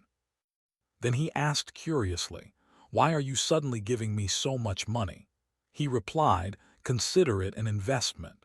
He thought to himself that he'd already equipped everything needed for the protagonist's early development. He put a hand on the boy's shoulder, voice firm, because in the future you'll certainly become someone far greater than this. He kept thinking, so grow up fast and clear out those taint gods for me, will you? Then he swung away, thinking what a considerate gesture that was. At the very least, use material goods to win people's hearts. Then he suddenly turned back to introduce himself. Pardon my delay, I'm Count Palacio, remember that name well. I'm the benefactor who's sponsoring you toward future success. The boy hurriedly chased after him. Thank you, my lord. Oh no, my lord Count, I will surely engrave this debt of gratitude. Sitting in the carriage, He looked out and wondered, really, is he always this eager? A dark, fantastical game really shouldn't have such a bright atmosphere, should it? Beside him even spoke my Lord Count. I roughly understand what you're doing, but is it okay to leave without clearly explaining things? He replied, he's a smart kid. He'll figure it out himself. He thought further that the situation directly affects lives and is urgent. There's no time to hang around farming goodwill points. To be safe, I've even enabled auto-leveling for the protagonist. Paid power is really op. Even assessed that, in any case, this child seems to possess innate talent. Dense mana surging strongly, completely at odds with his rather humble clothes. It seems he's carrying some kind of magical relic on him. He added, even I can feel that stream of magic. He mused again that normally before starting a journey, a character only has basic stats. Look. This is definitely another divergence from the original game. Maybe it's the butterfly effect I couldn't predict. For a protagonist, such a change stands out even more. But whatever, as long as my plan for a peaceful life isn't affected. He replied, the stronger he gets, the more it benefits me. This investment will surely pay off. After all, Eleben is one of the rare people with a kind heart in this brutal world, so there's probably nothing to worry about. Wait, a kind heart. He turned to Even and asked about that. That name Deus, will he agree to meet me? He thought inwardly that Deus was so fearful he hadn't even set foot in the orphanage once. Who knew things would come to this? Even replied, I think he'll agree to meet you. He sighed, maybe so. Alan answered uncertainly, implying it probably would, showing the quiet sorrow of a young reincarnator. After that conversation, Alan went into his room and checked all his belongings. Evan noticed the mess and couldn't believe why Alan bought so many random items. Alan calmly explained these items were bribes for the person who will save him in the future. 10 days later, the journey reached the capital, Caliburn. Kedum, the massive northern gate of Kedum, appeared ahead, majestic and orderly, marking the end of a long road. As the carriage continued forward, Evan grew increasingly weary from the constant travel. Boredom and exhaustion seeped into his bones, and he bluntly admitted he was utterly drained. Alan, equally tired but composed, remarked that long journeys are inherently exhausting and unavoidable. Evan, still trying to shake off his frustration, thought about how their final leg had been worsened by the strange maze they were forced through. He felt that without it, at least he could have held onto some pride about arriving.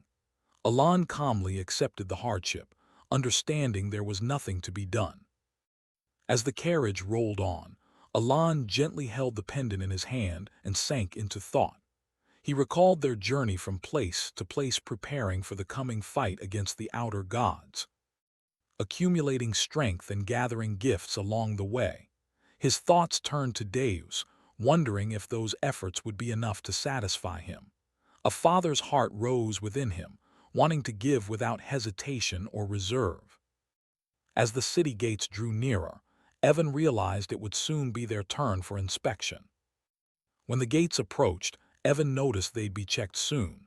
He stepped down from the carriage and moved forward to inspect the capital, expecting the process to end with a simple ID check. He reassured Alan he'd be right back. Alan, still relaxed, waved goodbye and encouraged him to rest. Left alone, Alan sat comfortably in the carriage, allowing himself a brief rest, closed his eyes, and felt relieved that at least in this city things seemed quick and efficient. That calm didn't last long.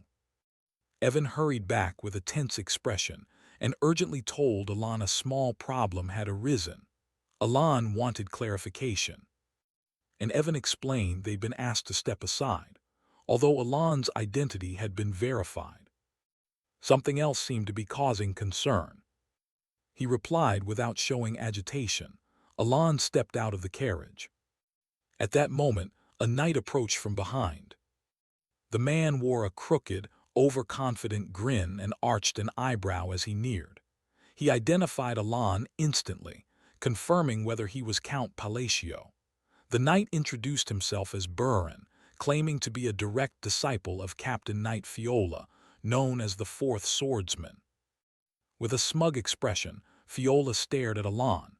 His smirk was provocative as tension at the northern gate quietly mounted. A flicker of discomfort crossed Alon's mind when he noted the unfamiliar name Fiola. He wondered what that name even meant to him. Realizing he had no idea who Fiola was, he kept a cold, indifferent face and openly questioned the situation, nodding Fiola even brought knights along and demanding the purpose of the show. Fiola calmly explained that a friend of his from the kingdom of Ashutalon had sent a message saying he was indebted to Alon. Alon immediately dismissed the claim, saying nothing like that had ever happened between them. Discomfort deepened as a realization surfaced.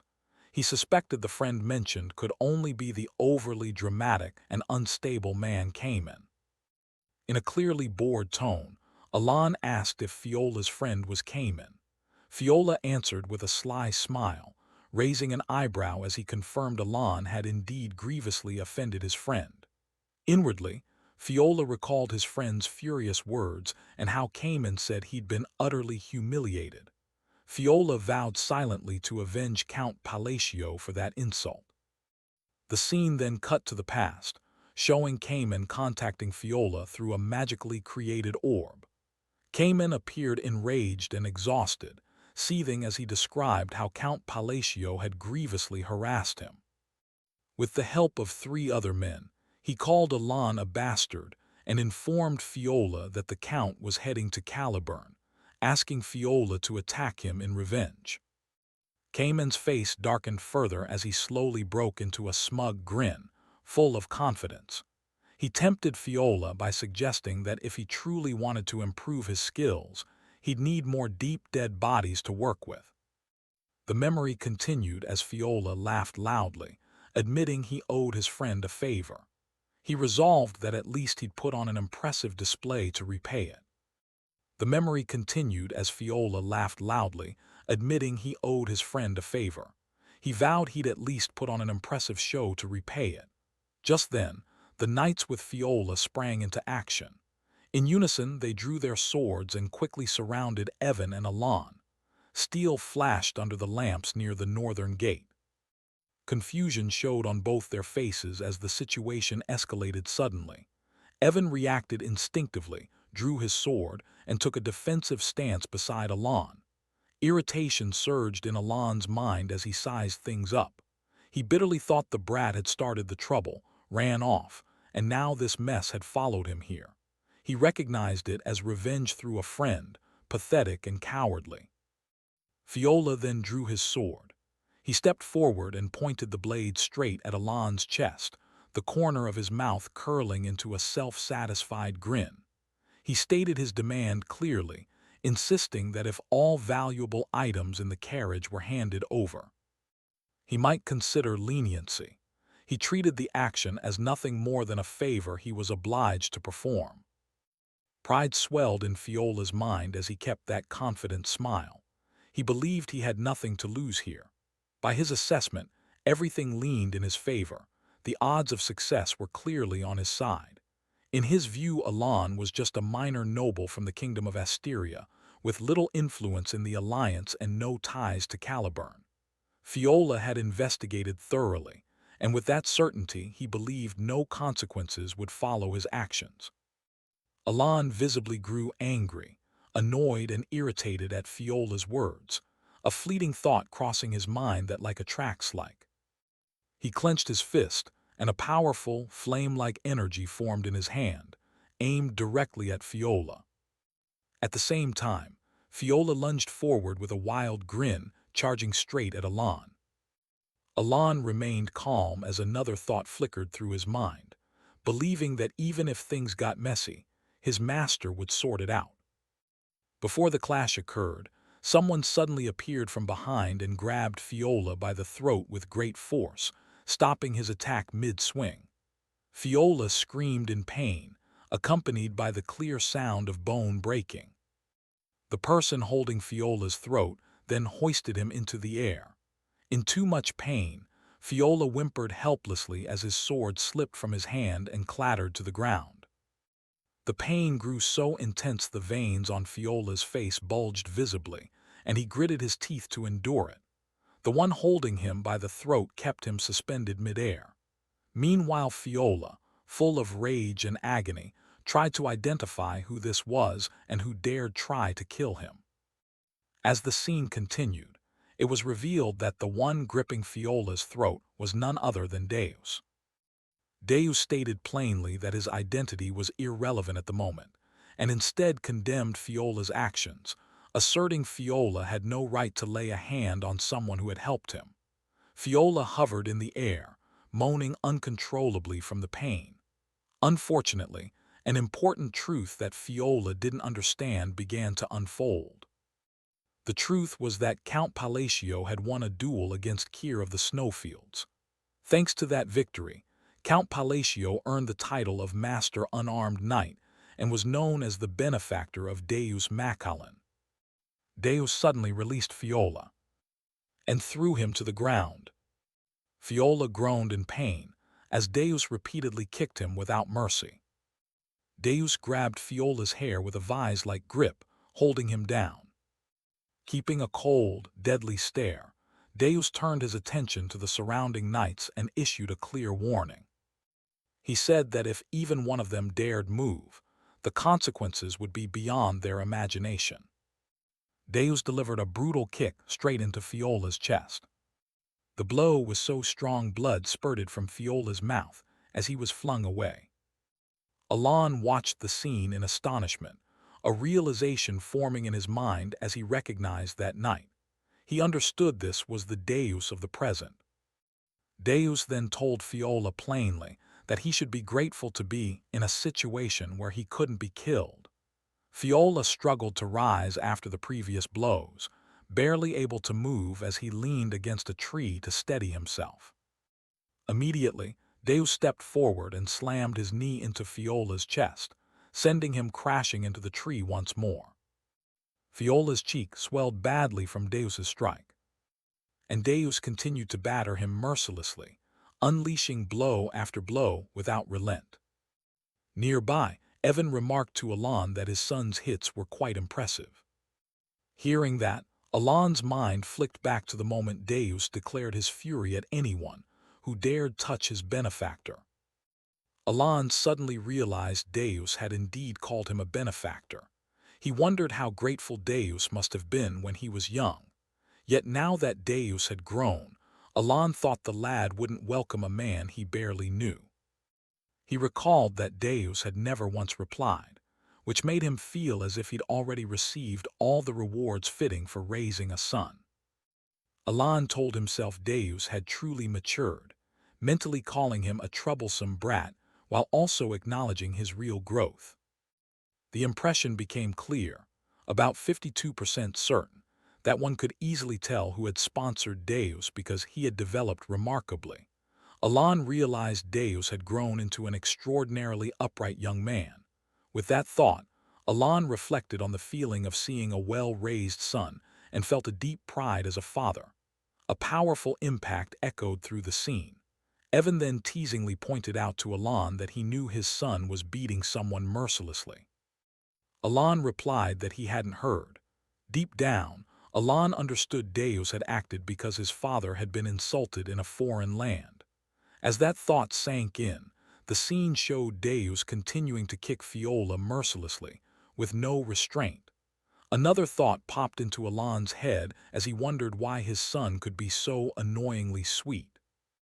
Soon after, Fiola was brutally beaten, struck repeatedly until he passed out. Even then, Alon couldn't help thinking it still seemed a bit excessive. At that moment, another realization suddenly surfaced in Alon's mind, reminding him once more that Deus was one of the 5 great sins. As the situation shifted, Deus turned and stepped toward Alon. He then stopped in front of him, bowed respectfully, and flashed a confident smile as he said he would escort him. Hearing this, the remaining knights were completely shocked by what they had witnessed. The scene opened on a frozen land where a savage battle had taken place. Corpses lay scattered across the field, their frozen forms covering the ground. Some bodies were engulfed in flames as the opposing side burned them without mercy. Amid that desolate scene, Delman, wielder of Caliburn's third sword and commander of the deep red flame, stood tall. Overflowing with victory, he raised his sword high, celebrating the battle's outcome. Delman shouted that one of the 8 chiefs, the great Culkin, along with his entire tribe, had been annihilated. The deep red flame knights had won on the kingdom's soil. At the declaration, all the deep red flame knights erupted in joy. They cheered loudly, danced, and celebrated the hard-earned victory. After the celebrations died down, Delman said, "Return to the outpost and begin preparations." The knights replied in unison, "Yes, Captain." As they began to move, Delman's expression hardened. In his mind, he reflected on his achievements, believing that after accomplishing such an important task, he shouldn't be bullied by the newly appointed Master Knight. His anger deepened as he ground his teeth. Delman thought that even if that man used shady tricks unknown to others, he still knew the truth. Caliburn and the barbarians had a long-standing conflict, a war governed by mutual honor and unwritten rules. But this time, things were different. Culkin had been tricked. He was lured out alone and taken down by a hidden force. Delman recalled how Culkin's great knights were slaughtered and how truly unfair the whole campaign had been. By exploiting the battle's momentum, the tribe was wiped out completely. Delman muttered, "That bastard." He remembered that same man had sent him a victory report claiming to have defeated Kurga of the snowfields. It all happened because Delman demanded a decisive result from the expedition. Culkin's body had vanished in the chaos of battle. Even if he had survived, the poison would have ensured his death. Eventually, Delman convinced himself there was nothing left to do but return to Caliburn and report the mission's success. A smirk crossed his face as he stepped forward. But suddenly stopped. From afar, he noticed a man standing motionless near the forward base. Confusion flickered across Delman's face. The man slowly turned toward him. The man spoke. Filled with rage, Delman gritted his teeth and swung his sword. Flames burst from the blade, burning fiercely. A strange unease crawled down Delman's spine. Delman thought Culkin should be dead. On closer look, an overwhelming aura began to rise from Culkin's body. In Culkin's shadow, Delman saw the shape of a demon forming. Culkin said, "You have insulted a sacred duel. A duel should be fought with honor." Horror radiated from his presence. Even superhumans capable of ending hundreds of lives could be swallowed by this creature. Cold sweat ran down Delman's face. Delman realized this is not Culkin. Driven by desperation, Delman launched another attack. Flames roared from his sword. The man dodged easily and said, "Answer me first." Without hesitation, Delman struck again, unleashing even larger flames. Once more, the man easily evaded his pursuit. Delman thought bitterly, believing in battlefield duels is foolish. Flames scorched the ground, melting the ice around them. The man stared at him with a deadly gaze. The man said, "You are strong for a human. I will give you one last chance. Fight me." Sensing danger, Delman shouted, "Prepare to fight." The knights closed in around the man from all sides. The man smirked. Magic concentrated in both his hands. The man said, "A dishonorable mortal does not deserve a glorious death. There will be no duel between me and a savage like you." From his hands, a poisonous mana burst forth and flowed into the bodies of the fallen knights. The poison infected every corpse. The knights began to scream in unbearable pain. Their eyes turned blood red. As their bodies collapsed, some knights cried out, "Kill us, please end this." As their bodies fell, some knights cried, "Kill us, please end this."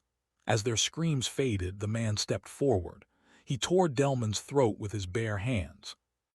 Immediately after, he struck the ice block, causing a massive explosion. The remaining knights were thrown into the air and slammed down hard. Blood spread across the sky like a gloomy mist. Then the man unleashed a brutal punch. His fist drove straight through Delman's chest. Blood spurted from Delman's mouth. Delman weakly whispered, "Is there any other choice?" He collapsed to the ground, trembling in pain. Delman cried, "It hurts. Kill me, please kill me." Moments later, Delman died. As life ebbed away, the man's eyes turned blood red. He said, "Savages, all of you are creatures birthed from death, robbed of the death you were owed." The fallen knights began to rise, surrounding the remaining red-clad knights. Terror rippled through their ranks. The man declared, "The bloody arena is now open." Suddenly, a terrifying presence descended. Ultaltis appeared with a crooked smile. Althus proclaimed, "I am the god of all savages, the father of duels. I will personally grant you an honorable death. If you claim you are not savages, prove it in a duel." Blood began to rain from the sky. The scene then shifted away from the battlefield. Deus bowed respectfully. Deus said, "I will take you there, Count Alon." The surrounding knights stood frozen in astonishment. The narration explained that in Caliburn the prestige of Duke Deus Massilian, the man who needs no sword, was sky-high. He had once defeated the second prince and never showed deference to anyone but the king. Alon watched him carefully.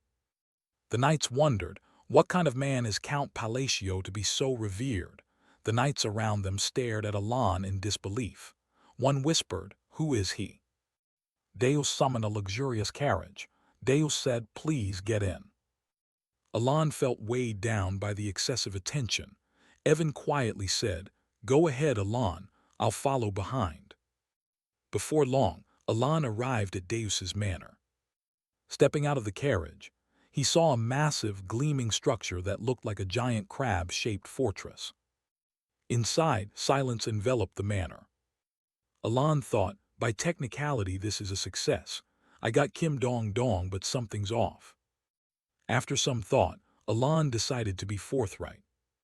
Alon said, "I would like to speak with you for a moment. I come with a purpose." "I have a favor to ask." Deus looked surprised. Deus said, "You ask me for something." "Please explain." Alon nodded. Alon said, "I will explain everything clearly." Deus replied immediately. Deus said, "Helping you will be my honor." Inwardly, he realized this was not an order but a request. Deus then added, "Let's sit down and talk properly." They sat at the tea table. Silence filled the room. Alon thought, shouldn't the host sit at the head of the table? Despite the awkwardness, he felt oddly comfortable. After a moment of silence, Alon spoke again. Alon said, "I have two requests. I know they may not be easy to accept." He continued, "I must travel north and I want you to go with me." Deus smiled faintly. Deus said, "I would be pleased to accompany you." Alon felt uncertain. Then Deus revealed a surprise. Deus said, "I was already planning an expedition to the north." Relief appeared on Alon's face, but then he spoke again. Alon said, "The second request concerns Caliburn's royal treasury." The atmosphere grew heavy. Alon said, "I wish to borrow an artifact." He looked straight at Deus. Alon said, "Might I borrow the madman's ring?" Deus reported that the escort mission was completed, and he returned safely. His younger sister, Silly, was excited to hear that her brother had just escorted a distinguished guest back. The deputy received orders to postpone the schedule in the north by another 2 weeks. Deus looked at his benefactor with an expression full of respect. Evan, standing beside him, was surprised, because it was the first time he'd seen Deus show such an expression. Silly, still absorbed in sword practice, froze when she saw the unfamiliar guest appear. Alan Palacio sat down and began to mention an important item he needed. It was the ring of the madman, a treasure kept in Caliburn's royal vault. Alan knew the request was a bit much, because borrowing it would mean owing the crown. Everyone sat around the tea table, and the atmosphere suddenly grew unusually solemn. Just then Evan stepped in, prompting Alan to breathe a sigh of relief at the sight of his savior. Alan secretly hoped this pile of luxury gifts would make the atmosphere between the two sides friendlier. Evan confirmed he had brought everything according to Alan's plan. A pile of luxurious gifts was displayed in the middle of the parlor. Alan enthusiastically presented a designer accessory that was very popular. He watched intently, hoping for a positive reaction from Deus. Seeing Deus still silent, Alan asked whether he wanted to open the gifts right then. But Deus coldly said he would open them only when alone, making Alan sweat with worry that he wouldn't like them. Alan told himself that perhaps this was the way Deus showed his respect for him. Deus affirmed he would bring that ring to Alan immediately. Alan wondered whether retrieving something from the royal vault would be too difficult. The assassin pondered, calculating the quickest course of action. He said at worst they'd clear out about 50 people standing in the way, and that would settle it. Seeing Deus's expressionless face, Alan realized he was completely serious and not joking. Alan hurriedly restrained him, telling him not to do anything that's shocking.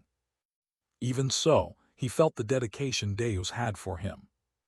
When their business was done, the two of them stepped out into the palace corridor together. Little Silly ran up from a distance, excitedly calling for her brother. She happily recognized a familiar face and waved to Evan. Alan watched, recalling the time he had ordered Evan to save this girl's life in the past. Silly looked at Alan with a radiant smile and eyes full of curiosity. Alan thought to himself that the girl was truly a miniature version of Deus. Deus placed a hand on his sister's shoulder, his face losing some of its chill. But when Silly insisted Alan looked more like an uncle than a brother, the atmosphere suddenly became awkward. Evan, standing beside them, could only give an embarrassed smile at the girl's candid remark.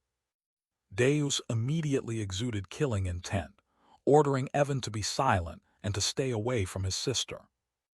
At that moment, Alan snapped his fingers as if he just realized an important truth. He finally understood the real reason behind Deus's absolute loyalty. Silly stepped closer to Alan and politely greeted the famous count. The girl knew very well that Alan was the one who had ordered her rescue years ago. Silly took Alan's hand proactively, expressing deep gratitude. She smiled and thanked her savior for giving her the chance to continue living beside her brother. Receiving genuine gratitude from someone feels completely different from being feared. Alan smiled faintly, thinking to himself that this feeling of being valued was truly wonderful. So he decided to stay at Deus's mansion a while longer to prepare for the next plan. Just one day later, Deus returned with the ring, to Evan's utter astonishment. Evan bolted into the room in a panic, unable to believe Deus could obtain the relic so quickly. With a sheepish face, Evan stammered that he just heard an extremely bizarre report from the royal court. It turned out that to borrow the ring, Deus had caused chaos throughout the palace and didn't hesitate to punish those who stood in his way. The second prince, for daring to make trouble, received several resounding slaps from Deus right in front of the crowd. 3 days later, the northern expedition officially set out, escorted by the Knights of the Solar Eclipse. 2 weeks passed, and at the northern Caliburn border outpost, the worst news began to pour in. The battlefield grew more brutal than ever, with screams and bloodshed everywhere. The undead army of the outer god was sweeping through, spreading terror across the kingdom's forces. In the command tent, the generals were fiercely arguing over whether to withdraw. Many had lost all hope, as casualties mounted with no way to heal them. Angry slams on the table rang out repeatedly during this tense strategy meeting. Amid the chaos, Alan quietly stood observing the battle map. Fiola, the fourth sword, was forced to speak up, urging everyone to remain calm and find a way out. Alan stepped outside to breathe. His mind was heavy with the true power of the outer god. The saddest news was that the third sword, Delman, had heroically fallen at the eastern base. Even the second sword, Kiriana, was gravely wounded and in critical condition. Alan stood at a distance watching the battlefield, and his gaze suddenly caught on something unusual. A strange crimson mist was enveloping the entire northern sky. It was the horrifying, malevolent aura of Mana, something only those with extraordinary power could perceive. Alan's eyes were drawn to that blazing red aura, and an unusual unease stirred within him. While lost in thought, he suddenly smelled a familiar smoke drifting from the camp. It turned out to be the fragrant scent of roasted sweet potatoes wafting through the freezing winter air. Deus was nonchalantly roasting sweet potatoes right in the center of the camp, leaving Alan exasperated at his composure. In front of the infirmary tent, a loud quarrel erupted that caught Alan's attention. The deputy tower lord of the Blue Devil Tower was angrily shouting at the soldiers. She insisted that her mission was to investigate dark magic, not to tend to every wounded person. Seeing Alan blocking her path, she angrily barked at him to get out of the way. But the moment her eyes met Alan's, the proud mage suddenly trembled with fear. The terrifying pressure radiating from Alan left her frozen, unsure what kind of monster stood before her. Alan Palacio's imposing portrait in noble regalia, ready to face any challenge in the north.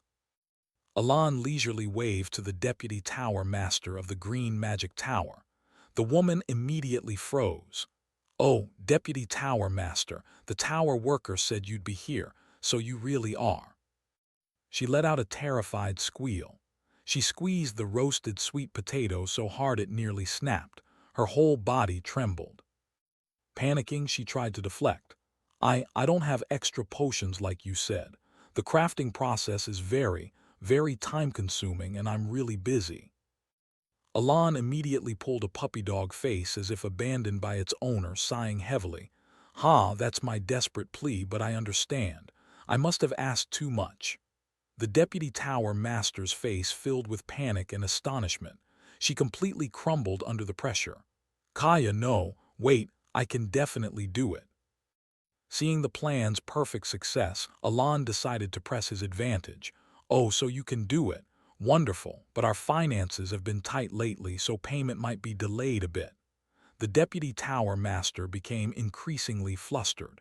She just wanted this over with as quickly as possible.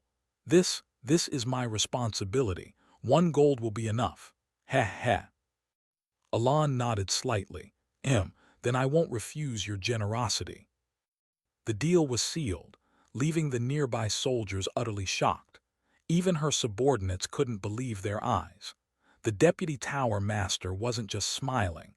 She'd been strong-armed into dropping a fee that should have been hundreds of gold down to a single gold. Without another word, the deputy tower master spun on her heel and hurried off to prepare the potions. "I'll start right away and bring them to you piping hot." The 2 remaining subordinates stood frozen. "Wow." They whispered in unison, "That man is incredible." Suddenly, a horrifying burst of red energy exploded through the camp, slamming into the command tent where Deus and Fiola were talking. Fiola immediately went on high alert. "That aura just now, did you feel it?" Deus had his hand on the sword hilt. Without waiting for an answer, he stood with a grave expression and declared, "It's an attack." Outside, the terrifying red mana spread across the battlefield. Fallen soldiers began to rise, bodies warped into grotesque undead puppets. The vice-count from the previous meeting foolishly ordered a charge. Everyone attack them, kill. But his men were rushing into a slaughterhouse. The undead were brutally efficient, tearing living soldiers apart without thought. A knight let out a final cry as he was impaled. "Kill, I said kill." Another was stabbed from behind, life snuffed out in an instant. Suddenly a sound rang out, like violent shards of ice. A terrible blast of freezing energy erupted from Penia, instantly snapping the charging undead into shining shards of ice, encasing them. With one final push of power, the ice burst outward, shattering the frozen undead into millions of glittering fragments. But the horde seemed endless. Deus joined the fray. His form became a streak of pale purple light slicing through the undead ranks. He moved like a destructive storm, his sword tracing sparkling arcs of death, leaving nothing behind but torn bodies. Even while fighting, Deus sensed a far stronger presence approaching. A bead of sweat rolled down his face as he murmured, "It's coming." The deputy tower master looked up at the sky. The sky seemed to bleed, torn by vicious lightning. Energy slammed into the ground in an earth-shattering blast. When the smoke cleared, a supernatural voice echoed across the wasteland. "Barbaric! Do not soil the sins of those who lost their honor." A pair of clawed, bestial legs stepped out from the epicenter of the blast, crackling with raw energy. It was the outer god, Ultus. He stood tall and arrogant. Fiola, disregarding the danger, charged with a desperate scream, her sword empowered for an extremely rapid strike. He unleashed his ultimate move, the extreme speed sword. A thrust so fast nothing should be able to stop it, aimed straight for the divine heart. With a terrifying display of power, Ultus didn't even flinch. The impossibly fast strike stopped entirely. Fiola could only stare in disbelief. Extreme speed sword, it has no effect. Ultus's smile widened as he spoke, voice dripping with contempt. For one who has cast off honor and betrayed the noble dignity of the soul, an honorable death will not be granted. With a casual wave of his hand, he released a surge of blue energy, vaporizing Fiola's upper body completely, leaving only his legs collapsing to the ground. His comrades could only scream in horror, "Captain!" But a new voice cut through the tense air, calm and steady. "O great god of destruction, Ultus!" All eyes turned to Elan as he stepped forward. After drinking 2 potions, he said, "By the oath of Calunius, I, Elan Palatio, request the enforcement of that great covenant. I demand the Babylonia challenge." Ultus looked down at the bold human who dared challenge him. Amusement quickly curdled into a mad grin. A mad laugh echoed across the battlefield, "Ha-ha." The outer god seemed utterly thrilled by this turn of events. "You know the oath of our age, strange but welcome." He snapped his fingers. "O noble one, welcome to a blood-soaked arena where no interference is allowed." Black, sinister tentacles sprouted from the ground, shredding the remaining undead and clearing the battlefield in an instant. A massive dome of blood-red energy formed around Elan and Ultus, separating them from everyone else and creating a sacred arena. Ultus's eyes flashed with power as he accepted. "I, Ultus, will accept the sacred Babylonia challenge under the Great Covenant." The pressure became terrifying. Elan ground his teeth. Terrible pressure. He realized his mistake. My prediction was wrong. I didn't expect him to be so close to the level of a demigod. Elan knew the outer god grew stronger as they neared full descent, ultimately reaching the rank of the 5 great sinners. Ultus had nearly touched that threshold. He breathed out shakily. Without drinking the supernatural potion, I probably would have fainted. This is the last chance before he fully awakens." Elan said softly, "Then let's begin the challenge." The god explained the rules of this ancient rite. The great Babylonia trial of the Age of Gods, now forgotten, is a turn-based duel. Without warning, Ultus lunged, his body becoming a blur as he prepared to unleash a devastating first strike. Rule 1 appeared in the sky. Rule 1. The challenged receives the first blow. Since Elan is the challenger, Ultus attacks first. Ultus's voice rang out with cruel glee. "You will hear the symphony of destruction." Outside the arena, a soldier panicked. Everyone run, scatter. But another looked at Alan, puzzled by his calm. Wait, why isn't he moving? Seeing that, Alan stood perfectly still, face intensely focused as Rule 2 manifested. Rule 2. The defender is forbidden from moving during their turn and outside their turn. They may not change position. He was forced to take this attack head-on. Altus smiled with satisfaction to see Alan understood the ancient custom. Excellent. One who knows of honor. The final main rule was revealed. Rule 3. Rounds are divided into offense and defense. Attacker and defender alternate each turn. Alan took out a potion. As the defender, this is my turn. He knew he couldn't block this with an ordinary shield. He had to give it everything. He began chanting a complex incantation, weaving multiple layers of magic. Form, condense, strengthen. Altus's strike came down like a meteor, a wave of red energy meant to erase Alan from existence. Alan held his defensive seal stance unchanged, as the blow slammed into the space before him. The horrific force of the impact cracked the arena's ground, fissures spidering everywhere.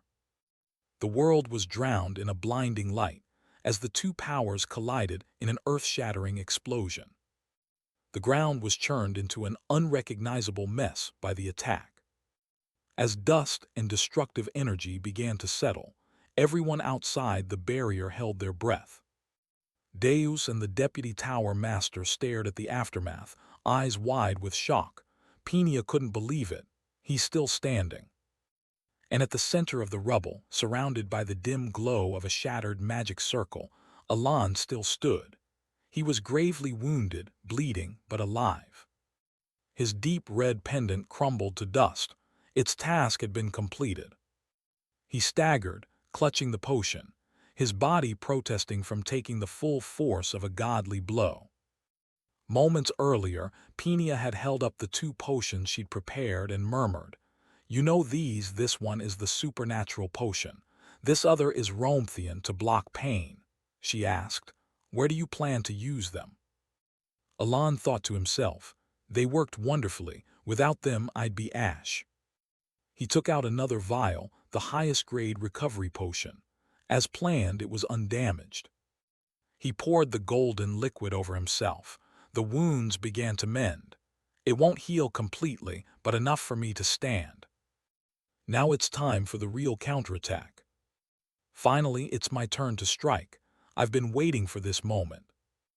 Earthaltus issued the official challenge in the Great Babylon War. A game-like menu appeared with 3 options: rules, fight, or flee. The system advises players to read the rules carefully before starting. Earthaltus stood towering, radiating a terrifying pressure. Alan voluntarily accepted the challenge. He understood that only the rules of the holy duel could restrain the actions of a god. The reincarnation necklace shattered right on Alan's neck. Thanks to this life item and a healing potion, he had just slipped through the door of death. Alan struggled to his feet in the glowing magic circle. He had almost been torn apart by the god's destructive strike. To activate the Ring of Radiance, Alan had to put himself in a life-or-death situation. He began casting the binding summoning skill. A gigantic, eerie eye appeared behind him, signaling the start of a complex sequence of moves. Alan raised his hand, his face set with determination. A new binding had been successfully activated. By the rules of the holy duel, neither side was allowed to defend or counterattack. A frighteningly fair contest began. Alan recalled that in the game he only needed to take the first hit, but here everything happened in real time, not in turns. Earthaltus grinned excitedly. There was no time limit here. The duel would continue until one side fell. First binding, casting magic on snowy terrain. Alan began to bend the laws of this world. His eyes flared a dangerous red as he focused intently on his opponent.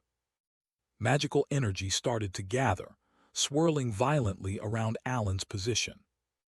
Second binding, casting magic while standing on the brink of life and death. The skill diffraction began to operate. The primordial point move was unleashed, and bolts of arcane lightning began to barrage fiercely. Next came condensation.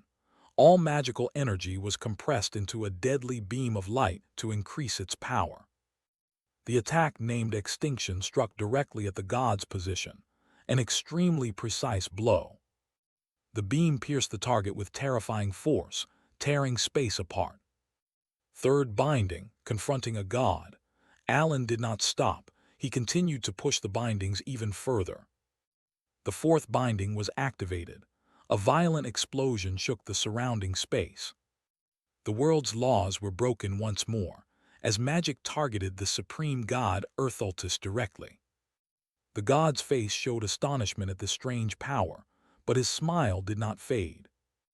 A brilliant explosion erupted, engulfing both in blinding white light and maximum magical pressure. Alan collapsed, panting from exhaustion. He had poured his remaining strength into that attack. For this plan to succeed, he had to kill the opponent in a single strike. Earthaltus still stood, but there was now a glowing black hole in his chest left by Alan's blow. The god smiled with satisfaction and praised the young man. He thought this duel was not bad at all. Alan was stunned. His strongest attack still couldn't defeat this divine entity. He wondered whether he had failed, seeing his opponent remain remarkably composed despite a pierced chest. Alan's bracelet had exhausted its stored magic. He truly had nothing left to continue fighting. Earthaltus laughed loudly, wondering whether Alan was truly the heir to his will. Alan stood frozen, not understanding what was happening as he felt a strange pressure engulf him. Earthaltus' body began to dissolve into oblivion. He admitted this was an admirable fight by a noble warrior. Alan watched in shock, realizing the god was leaving the battlefield of his own accord. Earthaltus appeared curious about the future conflict between the black and green factions. He officially admitted defeat in this honorable confrontation. As a reward, the god bestowed upon Alan a legendary belt along with all its power. Earthaltus rose higher and higher, disappearing into the brilliant light pouring down from above, calling Alan the heir of his will. He instructed Alan to speak his name when the usurpers broke the chains of slavery. That name was not the shameful, deceitful title people often used, but his true name. Earthaltus smiled enigmatically, revealing himself as the god of chaos before vanishing completely. After the god disappeared, Alan stood alone amid the wreckage, looking up at a sky that had somewhat lessened its pressure. The battle was over. Soldiers began clearing the field and burying their fallen comrades. A sorrowful silence settled over the white snow. Rudimentary stone graves were hastily erected. The army took a moment to honor the dead before officially departing for the kingdom of Caliburn. Alan's caravan began the long journey through snowy forests back to the capital. Inside the carriage, Alan was interrogating the deputy tower master of Lam Ma Tower. He corrected her. He was a rank 3 mage, not rank 2 as she had mistaken. The mage girl cried out in confusion, regretting her goldfish memory for forgetting Alan's true rank. Alan got straight to the point. He asked if she knew anything about the mysterious entities called the Blue Thing and the Black Thing. She shook her head wildly in fear, swearing up and down that she knew nothing about them. Alan sighed and let it go. Once freed, she hurriedly fled as if afraid Alan would change his mind. He watched her go in exasperation, feeling like a criminal interrogating an innocent. Sitting alone, Alan wondered why Earthaltus had vanished even though his final blow seemed ineffective. The god's words left him with more questions. He reached out and touched the belt he had just received. It was an item he had seen in the game before. A system message appeared. The Belt of the Forgotten. A rare drop from defeating Earthaltus. It doubles damage dealt but also doubles damage taken. Inscribed on the belt was a directive pointing Alan toward Kahala, the city of ancient gods. He wondered if that place held the answers he sought. The carriage door opened, and Deus appeared with a displeased look. He complained that the sorceress had been rude to leave without a proper farewell. Deus even exuded a killing intent, asking Alan if he should go deal with her. Alan wiped sweat and stopped him, feeling Deus's loyalty was beginning to cross a line. Elsewhere, the poor sorceress ran for her life, chills running down her spine as if she'd escaped a monster. 2 weeks later, the army finally arrived in Kidram, the capital of Caliburn. Deus quickly entered the palace to report on the northern campaign. After completing the formalities and returning the Ring of Radiance, Alan and Deus stood by the carriage preparing to part ways. Alan looked at the pile of gifts piled on the carriage that the king had bestowed. Though he had spent all his savings to survive the battle, these rewards were a decent compensation. Seeing Alan absorbed in the loot, Deus suddenly blurted out, "Me too." He looked at Alan with hungry eyes and asked if he could become stronger. Alan was taken aback, not understanding why a prodigy like the youngest master knight would ask that. He guessed his display of magic had greatly impressed him. Looking at Deus, Alan recalled the terrifying latent power of these children.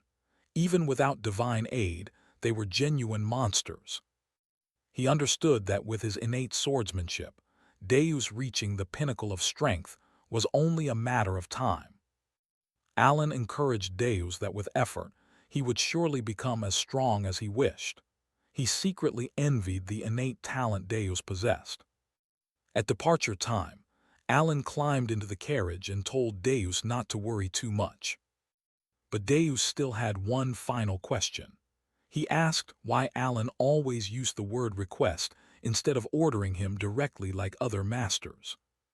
Alan fell silent for a moment, his gaze shifting slightly. He turned his head back and gave an answer that left Deus astonished. Who would give orders to a member of their own family? Alan's words left Deus frozen with emotion. The carriage began to roll as the soldiers offered their respectful farewells. Alan sat in the carriage, quietly thinking about Deus's earlier attitude. He told himself that his financial support for those kids was purely out of kindness, not to prevent some catastrophe of the 5 great sins. A rather amusing self-deception. Night fell over Kidram, the capital's buildings glowing under the enchanting lights. Deus sat alone in the large room, surrounded by numerous neatly stacked gift boxes. He recalled that he had originally followed Alan to repay a debt, yet now Alan had bestowed upon him an extraordinarily great favor. Deus held a small memento in his hand, lost in thought. Silence enveloped the room, leaving Deus alone with his thoughts. He began opening the gift boxes, his hands trembling slightly from emotion. Deus quietly wished he could wield magic as magnificently as Alan had on the battlefield. "I'm a family member." He smiled, feeling the warmth Alan had just given with his words. After the horrific battle with the outer god and the tense talk with Deus, Alan finally returned to his domain with Evan. Ah, home, how sweet. He had been away for 3 long months, and exhaustion hit him like a freight train. All he wanted was to collapse into bed. But when he opened the door to what he thought was his bedroom, he was greeted by an archenemy, a mountain of backlog paperwork, waving at him with soul-crushing enthusiasm. "Welcome back to the backlog room. Please come in, darling." No way. With the reflexes of a seasoned explorer, Alan slammed the door shut on that paperwork horror. He sighed awkwardly, "Oops, wrong room." Alan took a deep breath. The heavy weight of responsibility settled back onto his shoulders. Defeated, he knew he couldn't avoid duties forever. Resigned to his fate as an ex-Korean office worker, he decided to get it done. "It has to be done sooner or later," he sighed, feeling his soul leak out of his body. Rest is a noble privilege, such a foreign concept. After finally conquering the paper monster, Alan rewarded himself with a full, uninterrupted week off. He even cooked for Evan, proving that peace and a good meal are the keys to happiness. But after a week of doing absolutely nothing, the office worker instinct returned. Alan grew restless. The surrounding silence was almost deafening. Now that he had time to rest, his mind drifted back to the cryptic words Altus had left behind. All those terms, the wicked, the black and green thing, the bearer of will, were a long list of mysteries he had to unravel. He decided to start investigating the clues the outer god left. Trying to piece together the vast picture of this world, he recalled Altus's strange real name, the Wicked, which sounded more like an Eastern deity's title, a detail that didn't fit with any of the in-game knowledge he knew. Even the way he vanished made no sense. A heavy thought crossed his mind. If one outer god had appeared, it was only a matter of time before others followed. The world was about to get a lot more chaotic. At least they gave warning before appearing, unlike the unpredictable 5 great sinners. It's a small comfort, but he'll take it. His thoughts turned to Kahara, the city of the ancient god mentioned on the belt he received. He wanted to go there right away, but there was a problem. He pulled out his trusty psychedelia notebook where he recorded all game knowledge. According to his notes, Kahara, also called the Secret Dungeon Fortress, should have been discovered later. Going there now would be risky, likely to draw unwanted attention and disrupt the timeline. So for now, he had to wait. Just then, Evan entered the room with an urgent look. Evan trembled theatrically as he noticed the chill Alan unconsciously radiated. "Is that your magic, sir?" he asked. Alan nodded, nodding his control had improved noticeably after the recent study break. But Evan hadn't come to talk about temperature. With a serious expression, Evan delivered shocking news.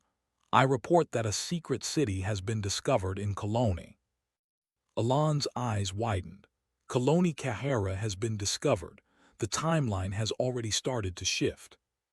Meanwhile, far ahead, the 5 children Alan sponsored were meeting via crystal orb. The meeting, normally brief, was completely hijacked this time. The kids were excitedly chatting about how the Great Moon, Alan, had recently visited Caliber. They turned to Dees, the quietest of the group, and asked what it felt like to meet Alan in person. To everyone's astonishment, Dees, usually taciturn, began to speak, and once he started, he didn't stop. He started recounting the entire Northern Expedition story, depicting Alan as a calm, omniscient hero who stepped forward when everyone froze in fear. He went on, praising Alan's foresight and meticulous preparation. "He surely knows everything," Dees gushed, lost in the memory. 50 minutes passed and he was still enthusiastic. Xialing tried to cut in, but Dees was in full trance. His eyes shone with zeal as he declared, "No, the important part starts now." He vividly described Alan's ultimate move, Silent Frontline, calling it an instant death strike that no one could predict. The others were nearly fainting from exhaustion, while Dees's epic tale kept rolling nonstop. Xialing tried to get Yusha to intervene, but to no avail. Yusha just smiled, clearly enjoying the whole thing. "As expected," she chuckled. "The Great Moon is different from the others." Xialing finally lost her mind, shouting that the meeting was over, but her cry fell into thin air. 2 painful hours later, the remaining children had collapsed, victims of Dees's legendary monologue. Dees finally finished, clearing his throat. Sorry for the long talk. See you all in half a year."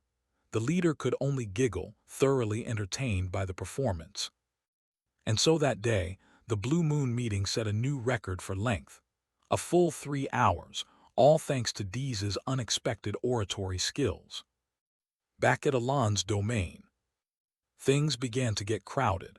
He entered the parlor and found the room packed with gifts from nobles he'd never even met. Evan pointed to a particularly priceless artifact, enough to buy an entire villa.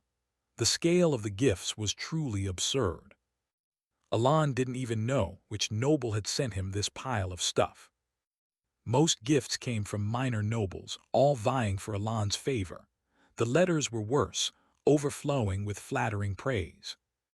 News of Alan's connection with Dees, the future spearhead knight, spread like wildfire.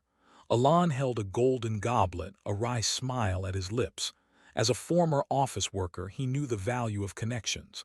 Thank you for your kindness. If someone gives, take it without a word. I'll keep it as an emergency fund. Heh heh.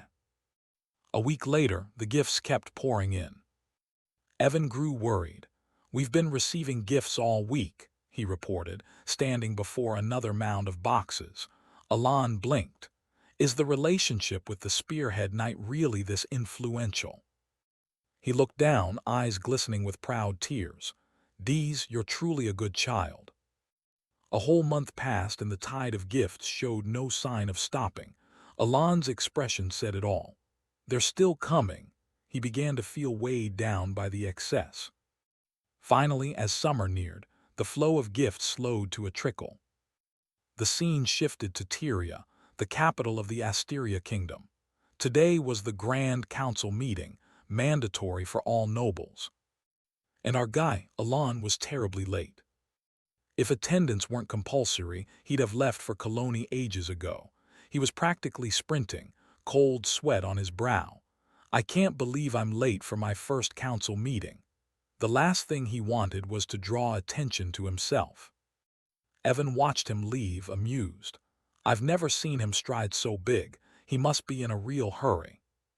But then Evan noticed something odd. Another crowd of nobles was tailing Alan, also moving at a frantic pace.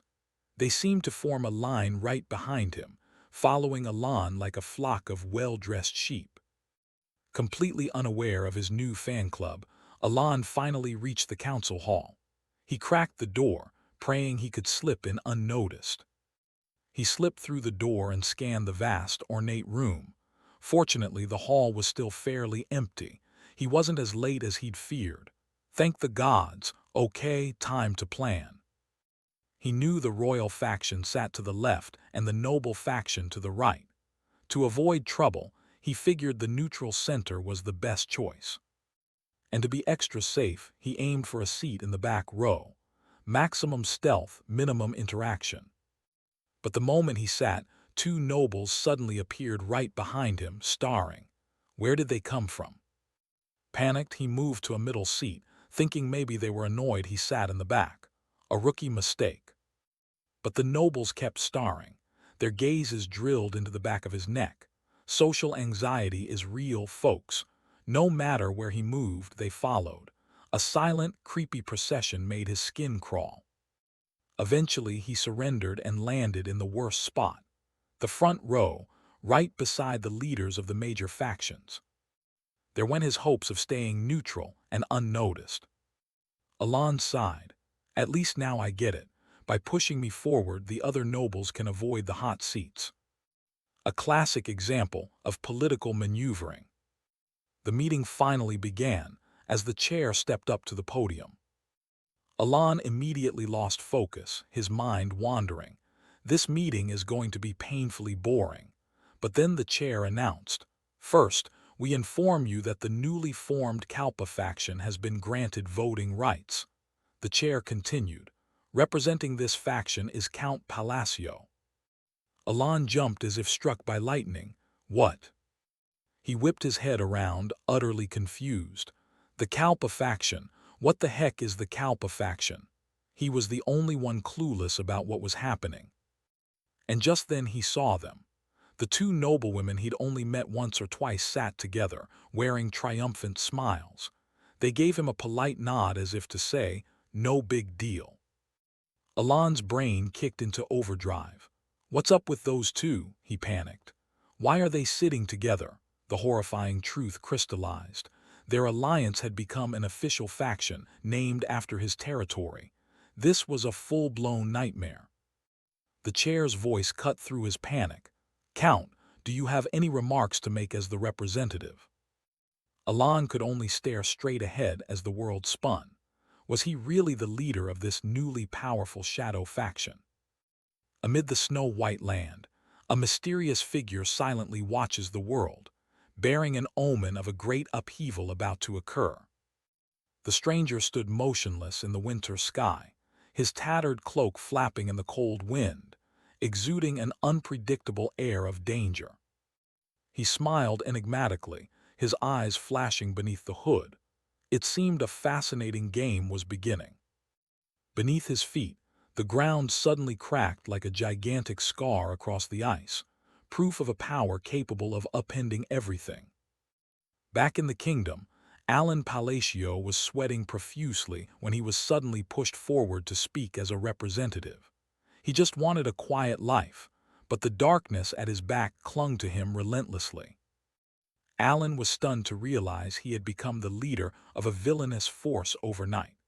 The whole thing sounded more absurd than a cheap novel. After he remained silent for a while, the crowd below began to murmur, suspecting their leader had some deep hidden scheme.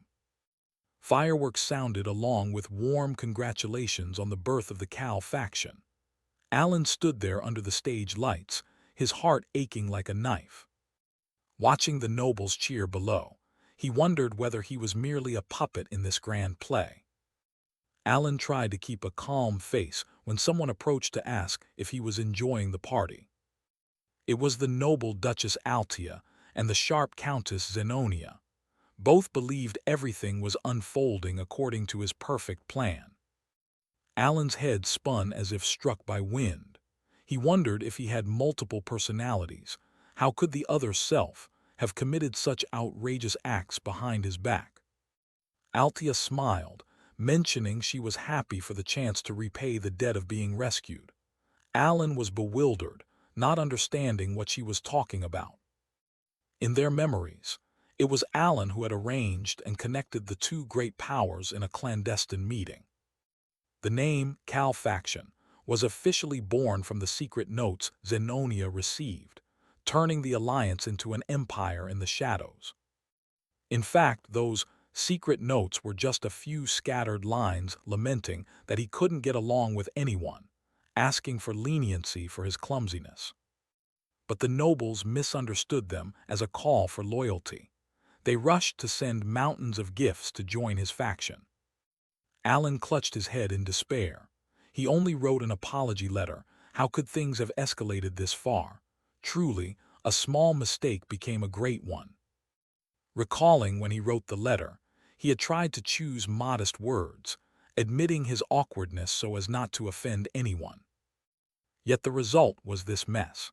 Some letters were so cloying that even he got goosebumps rereading them. This misunderstanding could no longer be explained away. Alan realized that those in the underground had extremely strange tendencies for interpretation. Seeing the worshipful expressions on the two women's faces, he knew they were not to be trifled with. One was ready to draw a knife, the other brought a fierce dog. Both were prominent figures. Alan thought he'd accept the role for a while and then quietly withdraw. When asked about his upcoming plans, he raked his hair, searching for something that sounded suitably cool. "I'll start by cleansing the underworld," Alan blurted, a sentence full of killing intent that stunned both Zenonia and Altia. After saying that, he hurriedly slipped away before being asked anything more. All he wanted was to find a hole to crawl into. Alan strode quickly toward the carriage waiting under the night, leaving shock behind for those who remained. Evan was surprised to see his master return earlier than expected. He hurried to inquire, but Alan only urged him to leave immediately. Alan told Evan not to look back. The goal now was to head straight for the colonies as fast as possible. Inside the party, the guests were still merrily raising their cups, admiring the decisiveness of the departing count. Zenonia and Altia smugly drank. They felt exhilarated because, in truth, they had long controlled the underworld in their regions, just as Alan intended. The prospect of unifying the underworld under the Cal faction exposed triumphant looks on the faces of these two ambitious women. The clinking of glasses marked a major turning point in this power game.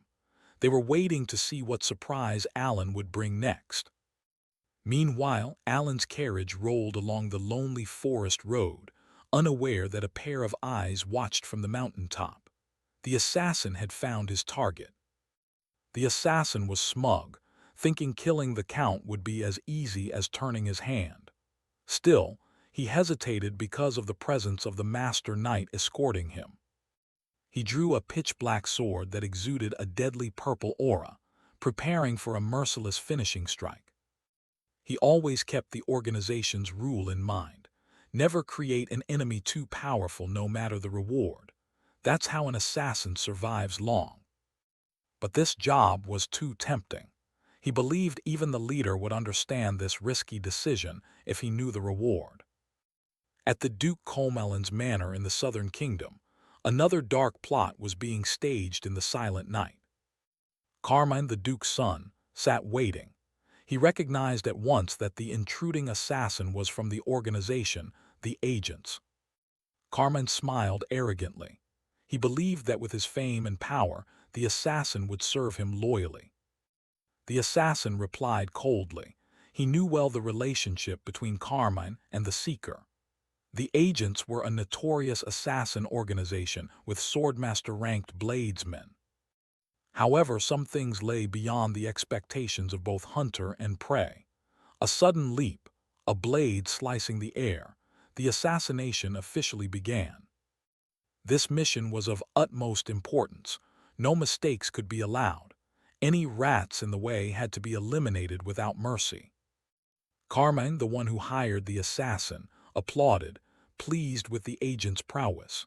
He needed someone strong enough to carry out his ruthless plot.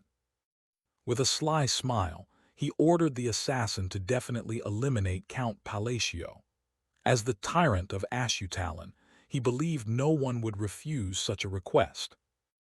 The assassin confidently asserted that with proper payment, he would never fail, even if the target were royalty. However, he still doubted Carmine's ability to pay. Assassinating someone like Palacio was not cheap. Carmine spoke little and produced a treasured item. He offered as much as 4 abyss entities, a price to dazzle any assassin. Seeing the ultra-rare item, the agent was stunned. He hadn't expected Carmine to spend so freely.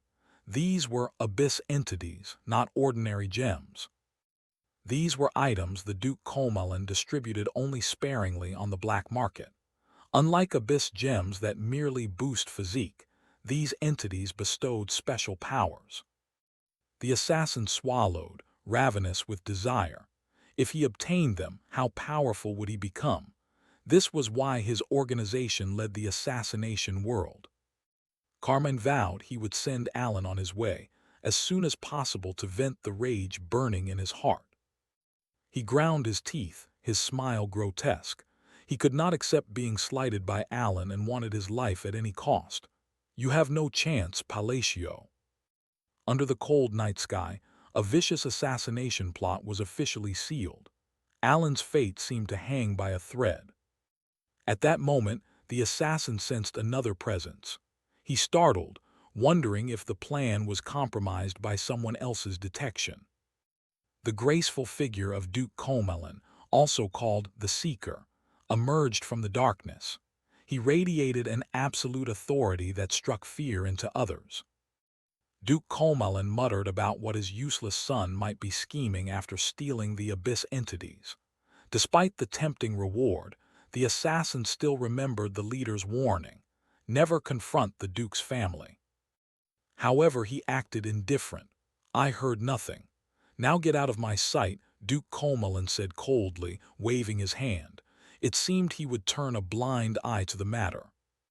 The assassin was secretly relieved. He thanked the Duke for giving a light rebuke for his sudden visit. The Duke merely smirked. "Do as you wish." The agent quickly left through the window, disappearing into the deep blue night, leaving Duke Comelon with his own calculations. Duke Comelon asked his subordinate whether they were unable to influence the kingdom of Asteria. The subordinate bowed and confirmed that was the case. The reason was that Alan Palacio's Cal faction was growing ever stronger and expanding its power. This made the underworld feel threatened. He was Shutro, a formidable underground force of the kingdom Ashutalan. Duke Comelin was pleased, seeing the timing as perfect. Allowing his son to act was also a way to observe Alan's strength. It would be troublesome if I had to intervene personally, he muttered. Under the pale moonlight, Alan's carriage continued through the silent, deep forest, unaware of the danger looming above. The assassin was ready to strike. The agent was excited at the thought of the abyss entities soon being his. He believed this job would be the turning point of his life. "Don't blame me, Count Palacio," the assassin said, swinging his weapon down toward the carriage from above. A brutal attack seemed inevitable. But just as he was about to strike the carriage, something horrific happened. A tremendous surge of power erupted unexpectedly, catching him off guard. What the hell is this? In an instant, the situation was completely reversed. The professional assassin was hurled away at terrifying speed, his face contorted in panic. A brilliant burst of blue energy exploded in the night forest, tossing everything around. The hunter had become the prey, felled in a single blow. The smoke and dust slowly cleared under the full moon. An eerie silence covered the forest road, leaving only the faint groans of the defeated. The agent lay sprawled on the ground, blood streaming from mortal wounds. He tried to utter cries of pain, but was silenced by an overwhelming presence. "Shh, be quiet." A blue-haired boy with bright eyes appeared, placing a teasing finger to his lips. It was Deus in a familiar form. "You're wasting your strength. You won't be moving anymore anyway." The boy walked leisurely, wearing a cruel smile that contrasted sharply with his innocent appearance. To Deus, anyone who dared target his master had only one possible fate. Deus raised his hand in a nothing-personal gesture as the assassin's body began to crumble under the horrific magical pressure.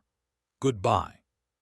Alan Palacio's carriage rolled on nonchalantly, leaving behind the scene of a flash massacre that he likely knew nothing about. Deus hovered in the air, his cold gaze following the carriage. For him, protecting Alan was the supreme duty. No one was allowed to violate it. The boy toyed with the short sword in his hand, thinking that if the assassin's target hadn't been the Count, he wouldn't have met such a grisly end. You picked the wrong person to mess with. Under the blazing moonlight, Deus vanished into the void, leaving only fragments of magic floating in the wind. Alan Palacio was no longer just an ordinary noble, but the focal point of kingdom-level intrigues, protected by the strongest monster in the world. The caravan trudged through the scorching desert. Alan felt as if his lungs were about to burst into flames under this unbearable heat. Sitting in the carriage, he was drenched in sweat, silently wishing for a single ice crystal to cool him immediately. Seeing his master exhausted, Deus suggested Alan practice magic to pass the time. Alan brushed it off. How could he train in this heat? Still, traveling with the caravan was the wise choice to ensure safety along the route. Alan noticed the red-haired girl in the opposite carriage staring at him. He asked her directly what she wanted. The blazing sun made sweat stream down Alan's face. The girl was Lion Aggles, daughter of the Red Tower's head and an arrogant rank 4 mage. Lion sneered, assuming mages from the Blue Tower like Alan only pretended to be naive to spy on others. Alan complained to Deus and noticed Lion's carriage hung with ice crystals, typical of a wealthy girl. Without warning, a chain flew in from nowhere, ripping through the air and knocking down the guards. A band of masked raiders surged forward to attack the caravan, and chaos erupted in an instant.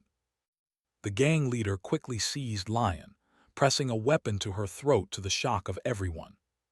He gloated, demanding cooperation if anyone wanted to keep their lives. Lion began to hyperventilate as panic set in. People recognized the emblem of the blood-sanded bandits, a brutal group notorious for ambushing travelers in the desert. The leader mocked them, intending to use the tower heiress to intimidate the entire caravan. Psychological trauma from her past triggered Lion's breathing attack. She tried to draw breath but felt her chest tighten painfully. Suddenly, a wave of cold air enveloped Lion, calming her and allowing her to breathe more easily. Alan rose from the back of the carriage, reaching out to cast a spell with a cold, determined expression. Lion froze when she saw Alan. She could hardly believe her eyes at what was unfolding. A field of pure white snow suddenly exploded into being amid the hot desert, engulfing the raiders. Lion had long been burdened by her position, developing obsessions and an intense hatred of lies. Previously, she had sensed Alan's mana at only rank 2, so she had dismissed him as inept. She had thought he rode on others' coattails for reputation, her gaze always filled with contempt. But now Lion realized he was performing an extremely complex spell combination technique right before her eyes. It linked multiple elements at once, a highly difficult maneuver with a very high failure rate. Lion was stunned. To achieve this, a mage would normally need to be at least rank 5. The gang leader lunged to attack, but Alan calmly announced that the man had only one move left. In the blink of an eye, the raider was frozen stiff like a statue amid the falling snow. Alan clasped his hands and executed the finishing spell, shattering the ice into 100 pieces. He coldly ordered the remaining lackeys to leave if they didn't want to share their leader's fate. The henchmen, seeing their leader so easily defeated, fled in terror. The band vanished, leaving Lion still stunned by the true power of this count. Lion told herself that the rumors about Alan Palacio's abilities were not exaggerated at all. After the battle, everyone in the caravan held a thank-you feast. Alan was offered a glass of fine wine. Alan happily enjoyed dinner with the caravan. Their admiration for him noticeably increased after his rescue. After the meal, he slipped away from the group for a walk. Everything unfolded exactly as he had planned in his head. Alan thought to himself that using magic to lessen the system's constraint penalties was a brilliant idea. The Snolan spell he designed combined spatial magic, ice, and maintenance to create an extremely cold environment around him.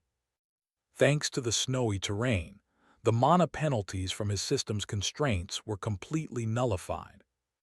Previously, if he used magic while near death or facing a deity, his power would be severely reduced.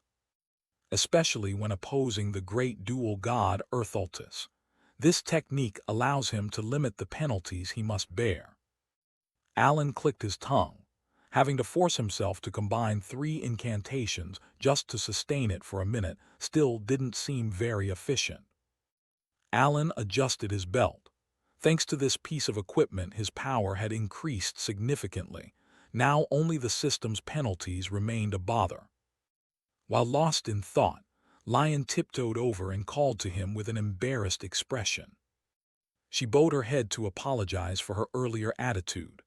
Meanwhile, Deus stood beside them casually sucking a lollipop and watching the scene.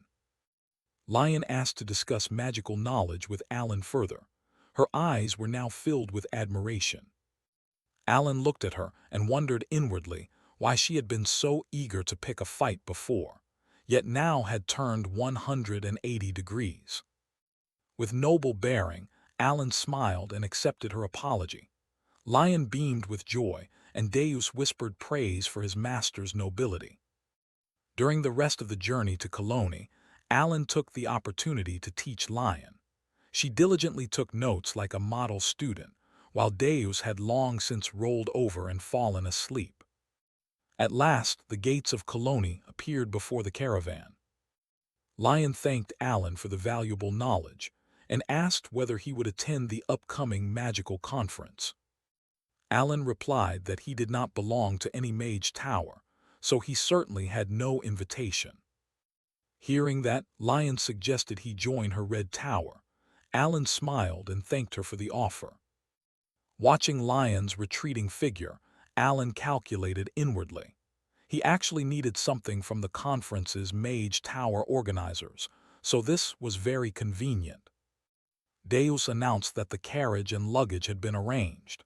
The two prepared to enter the city. Suddenly, a loud explosion rang out, shaking the entire gate area. Smoke and dust filled the air. Many people lay sprawled on the ground, groaning in pain. Both Alan and Deus were startled and immediately raised their guard against the unexpected incident. A brilliant golden bolt tore through the haze, streaking forward at incredible speed. A series of explosions rang out along with powerful surges of energy. From the rubble, smoke billowed thickly after the recent attack. A radiant blonde girl with animal ears appeared. She stood proudly atop the bodies of those she had slain. The sturdy wall had been utterly destroyed, revealing the terrifying power of whoever had struck. Seeing the stranger charge, Deus immediately drew his sword to shield Alan and protect his master. But the girl ignored Deus and lunged straight at Alan, throwing herself on him in a passionate embrace. She gleefully called him Godfather, prompting Alan to exclaim in surprise the name Xialing. Xialing scolded Alan for not informing her in advance of the day he would arrive. Deus stood beside them, staring in bewilderment. This was Xialing, nicknamed the Golden Lightning, one of Cologne's 4 legendary Baba Yaga. She had just swept away the thugs who dared block Alan's path. She grabbed Alan's hand excitedly and said she'd been waiting for him ever since she received his letter. The surrounding crowd began to murmur. They couldn't believe the notorious Mad Tigress could be so tender. People were curious about who the strange young man was to receive such special treatment from Xialing. Alan saw the blood on Xialing's hands and whispered, sweating profusely, wondering if she might have accidentally finished off those men earlier. Congratulations! Alan officially advanced to rank 3 magic. He can now cast spells up to 5 times a day instead of just once. This is my guild, she boasted proudly, reserved exclusively for my family. With an exaggerated, enthusiastic wave, she beckoned everyone in. Come on in. No sooner had they crossed the threshold than a chorus of greetings erupted. Leader, welcome back, leader. She turned to check on her subordinate Ralga, asking if anything happened while she was away. He just shook his head, confirming everything was fine.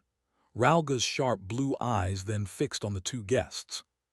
So these are the nobles boss has been waiting for. His grin widened. Welcome to our humble home. Ralga leaned in closer. You have no idea how excited boss was. She sits at the city gate every day, waiting for you. Xialing flushed, while Alan looked utterly fed up with the whole situation. Xialing, playing the overly hospitable host, slammed both hands on a nearby table with a thud. Benefactor, sit, she commanded, a tad too enthusiastic. Alan commented calmly, you seem to take very good care of your guild. Not missing a beat, Xialing flipped a handstand onto the table. Of course, we're family, I don't need anyone else. Mid-acrobatic display, she suddenly froze as if struck by lightning. Oh, but my benefactor. She completely lost her balance, face a picture of embarrassment. Xialing began muttering to herself, trying to sort her priorities. Family first, then YUTIA, but where does Alan fit in? It was a full-blown system crisis for the catgirl. A tiny chibi version of herself appeared, angrily arguing. But benefactor and YUTIA aren't even blood relatives. Meanwhile, Alan was just trying to process it all. I only exchanged a few words with her and I'm already 3rd in line. That's actually kind of high. He took a moment to plan his next move. With a serious face, Alan gave Evan a discreet signal. Evan, ready? His loyal friend gave a firm thumbs up. Ready anytime, boss. Then Evan revealed their secret weapon, a mountain of prettily wrapped gifts. Xialing's existential crisis vanished in an instant. Her eyes sparkled like stars, mouth dropping open in pure delight. Gifts. She stammered instantly. Okay, I'll help you with anything you need. Alan's plan was a smashing success. Prompted by the promise of gifts, she declared, whether or not your family doesn't matter. You're my benefactor, that's what counts. As she spoke, the golden glove on her arm began to crackle with powerful electrical sparks. A dazzling whirlwind of golden lightning erupted. Thanks to you, she proclaimed, I've finally gathered all my family members. Alan was nearly stunned at how easily he'd won her over. Did I just use charm to solve yet another problem? He thought. A system window popped up confirming success, displaying the item he'd given her, Essence of the Golden Mane, a powerful relic that increases critical chance by 20%. So the flashy item description wasn't just for show, Alan thought, smiling smugly to himself. Everyone's eager to help. Turns out I raised these kids pretty well. But before he could relish the moment, Xialing scooped him up as if he weighed nothing. You must be tired from the trip. Let me take you to the resting room, she shouted, dashing off with a stunned Alan while Evan scrambled to keep up. After that rather unique escort, Xialing asked casually, so how was the desert? All sand, so boring, right? Evan scratched his head. Honestly, I'm more worried about the trip back. Xialing tilted her head. Why? Evan replied in a grim tone, because it's hot. He added casually, oh right, we also got attacked. That comment immediately grabbed Xialing's attention. She froze, her tail twitching. Attacked. Alan explained with his usual icy expression. By the bloody sand bandits. Heard it's common out there. The moment she heard that name, something in Xialing snapped. Her cheerful look vanished, replaced by a cold, predatory smile and a heavy aura of killing intent. The scene shifted to the bloody sand bandits' lair, a hellscape spilling over. Blood spattered the walls. Bodies flew as the entire base was torn apart from within. And standing amidst the carnage was Xialing, surrounded by brilliant golden lightning like a vengeful goddess. Oh, she murmured, surveying the chaos. The rest are hiding over there. She didn't wait for an answer. In a flash, she lunged into the next room.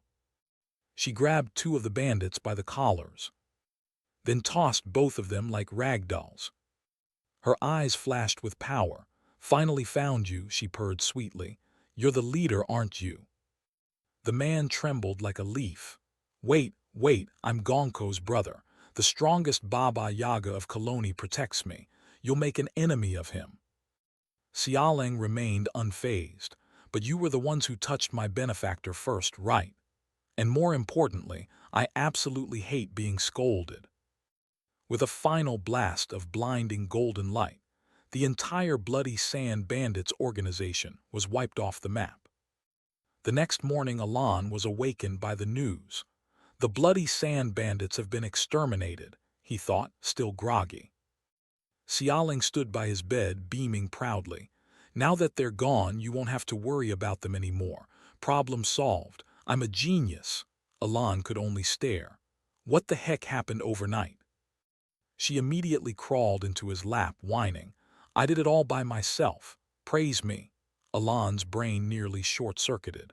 The Bloody Sand Bandits with hundreds of night-level fighters. That's a nightmare raid in any game. He surrendered, begrudgingly ruffling her head. Xialing melted instantly, purring in contentment. I know the Baba Yaga title is huge, Alan thought, but this level is insane.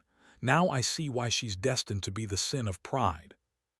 The scene shifted to a massive sunlit arena, the famous Koloni landmark where brutal gladiator matches take place. In the arena, a bloody match was reaching its climax, as one fighter was thrown out. A man stood tall in the center of the ring, surrounded by a sea of defeated opponents. This was Champion Gungal. The crowd roared his name as the announcer bellowed. There is only one Baba Yaga of Koloni, the longest-reigning gladiator. The victor once again is Gongal. Gongal basked in the cheers. a confident, murderous grin on his face. Later, in a luxurious private room, he relaxed. "This city is full of idiots," he sneered to himself. A sly voice agreed. "That about sums it up, huh?" Ralga spoke up. "They think sheer numbers can take on a Baba Yaga. Pathetic." Ralga got straight to the point. "Long time no see, Gunk. You've probably heard Sialing wiped out the Bloody Sand bandits." Gungal remained unfazed. "I know." Ralga smirked. "Wasn't their leader supposed to be your little brother?" Gungal laughed loudly. "Just a rumor I planted. He's a pawn for me to control the underworld, nothing more." Ralga flopped onto the sofa. "What a shame. I thought that would be the perfect excuse to start a war." Gungal's face darkened. "The only reason I've tolerated that brat is because a fair fight between two Baba Yagas is impossible, but I'm getting tired of her wrecking my city." "The death of your brother, revenge. Yes, the public would call that the perfect pretext for what I intend to do." Ralga's smile was full of schemes. "So you're coming to me means you're finally serious." He pushed a heavy box across the table. "A gift from the Great Father. Use them and you'll gain terrible power." He opened the box to reveal strange glowing artifacts, 2 cubes and 2 spheres, all radiating dark, corrupting energy. Gungal picked up a cube, his smile turning vicious. "With this, after I crush that little cat, Koloni's underworld will be mine, and then perhaps the throne as well." Gungal mused. "Then let the experiment begin." As he held the glowing cube, Ralga watched from the side, thinking, "I'm eager to see how long you last." 2 days later, Alan's group set off again. Escorted by Sialing and her guild, they reached their next destination, the ancient city of Kahara. The caravan passed through a rocky gorge, heading toward the heart of the mysterious ruins. As Alan and Evan prepared to enter the ruins alone, Sialing waved goodbye. "Thanks for the escort," Alan said. Get back safe," she replied. Now clad in desert gear, the two stepped into the old city, leaving their new friends behind. With Evan holding a lantern to light the way, they ventured into a dark corridor. "Hey, I see light up ahead," Evan said. "I think that's the place." They emerged to a truly spectacular sight, the lost city of Kahara carved straight into the cliff face. Evan could only gape. "Whoa." Suddenly, an authoritative, sourceless voice echoed from a brilliant golden orb, reverberating across the empty city. "May." Alan immediately went rigid, on high alert. This voice. A colossal obelisk in the center of the city began to glow. "If you can hear me, come to the tower." Sensing this was a challenge meant for him, Alan turned to his friend. "Evan, I think I have to go up alone. Wait for me here." Evan nodded. "All right, I'll wait." Alan stepped through the tower door. A sense of wonder surged. The central tower, even in the game, this place was completely inaccessible. He stood in a vast cylindrical library that seemed to stretch forever. The golden voice welcomed. "Welcome. It's surprising you can hear me." As Alan stood on a glowing magic circle, a shadowy shape began to coalesce from the darkness before him. The voice continued, "You meet the minimum qualifications." The darkness condensed into a terrifying being of pure shadow. Its face was a permanently cruel grin. This was the Shadow Demon. Alan's expression turned serious. He had seen this entity before. "Eludus," he murmured, then corrected himself. "No, I'm here because I followed the trickster's words." The darkness swirled playfully around him. The entity chuckled derisively. "You even know my true name. Not a bad bet to place on you. However, you still lack the proper status, so I have nothing to say to you." Alan ground his teeth in frustration. The trickster mentioned it too. What exactly is this status they keep talking about? The surrounding library seemed to warp and distort. Eludus continued, "It's the standard this world uses to judge you." The entity explained mysteriously, "An outer god is about to descend. You will have to face it." Alan asked, "And then what?" Eluda sneered, then you'll be qualified to converse with me. The shadow demon seemed amused. You're at least better than those who only mimic magic a little, so I'll tell you something interesting. The entity began a lecture on the core nature of magic, drawing luminous runes into the air. True magic, it explained, is the law the mage assigns to the world. It begins with the incantation, followed by the principle. A star chart appeared in the void, hinting at a deeper cosmic order. You must embody the incantation, develop it according to the principle, and finally name it to create true magic. Alan listened intently, utterly absorbed. A bead of sweat rolled down his temple. The principle, that's a concept I've never even heard of. The shadow demon moved closer, its shadowy form glowing like embers. Explanation is useless. You won't understand, it sneered. So I will teach you a fragment of proper magic according to the principle.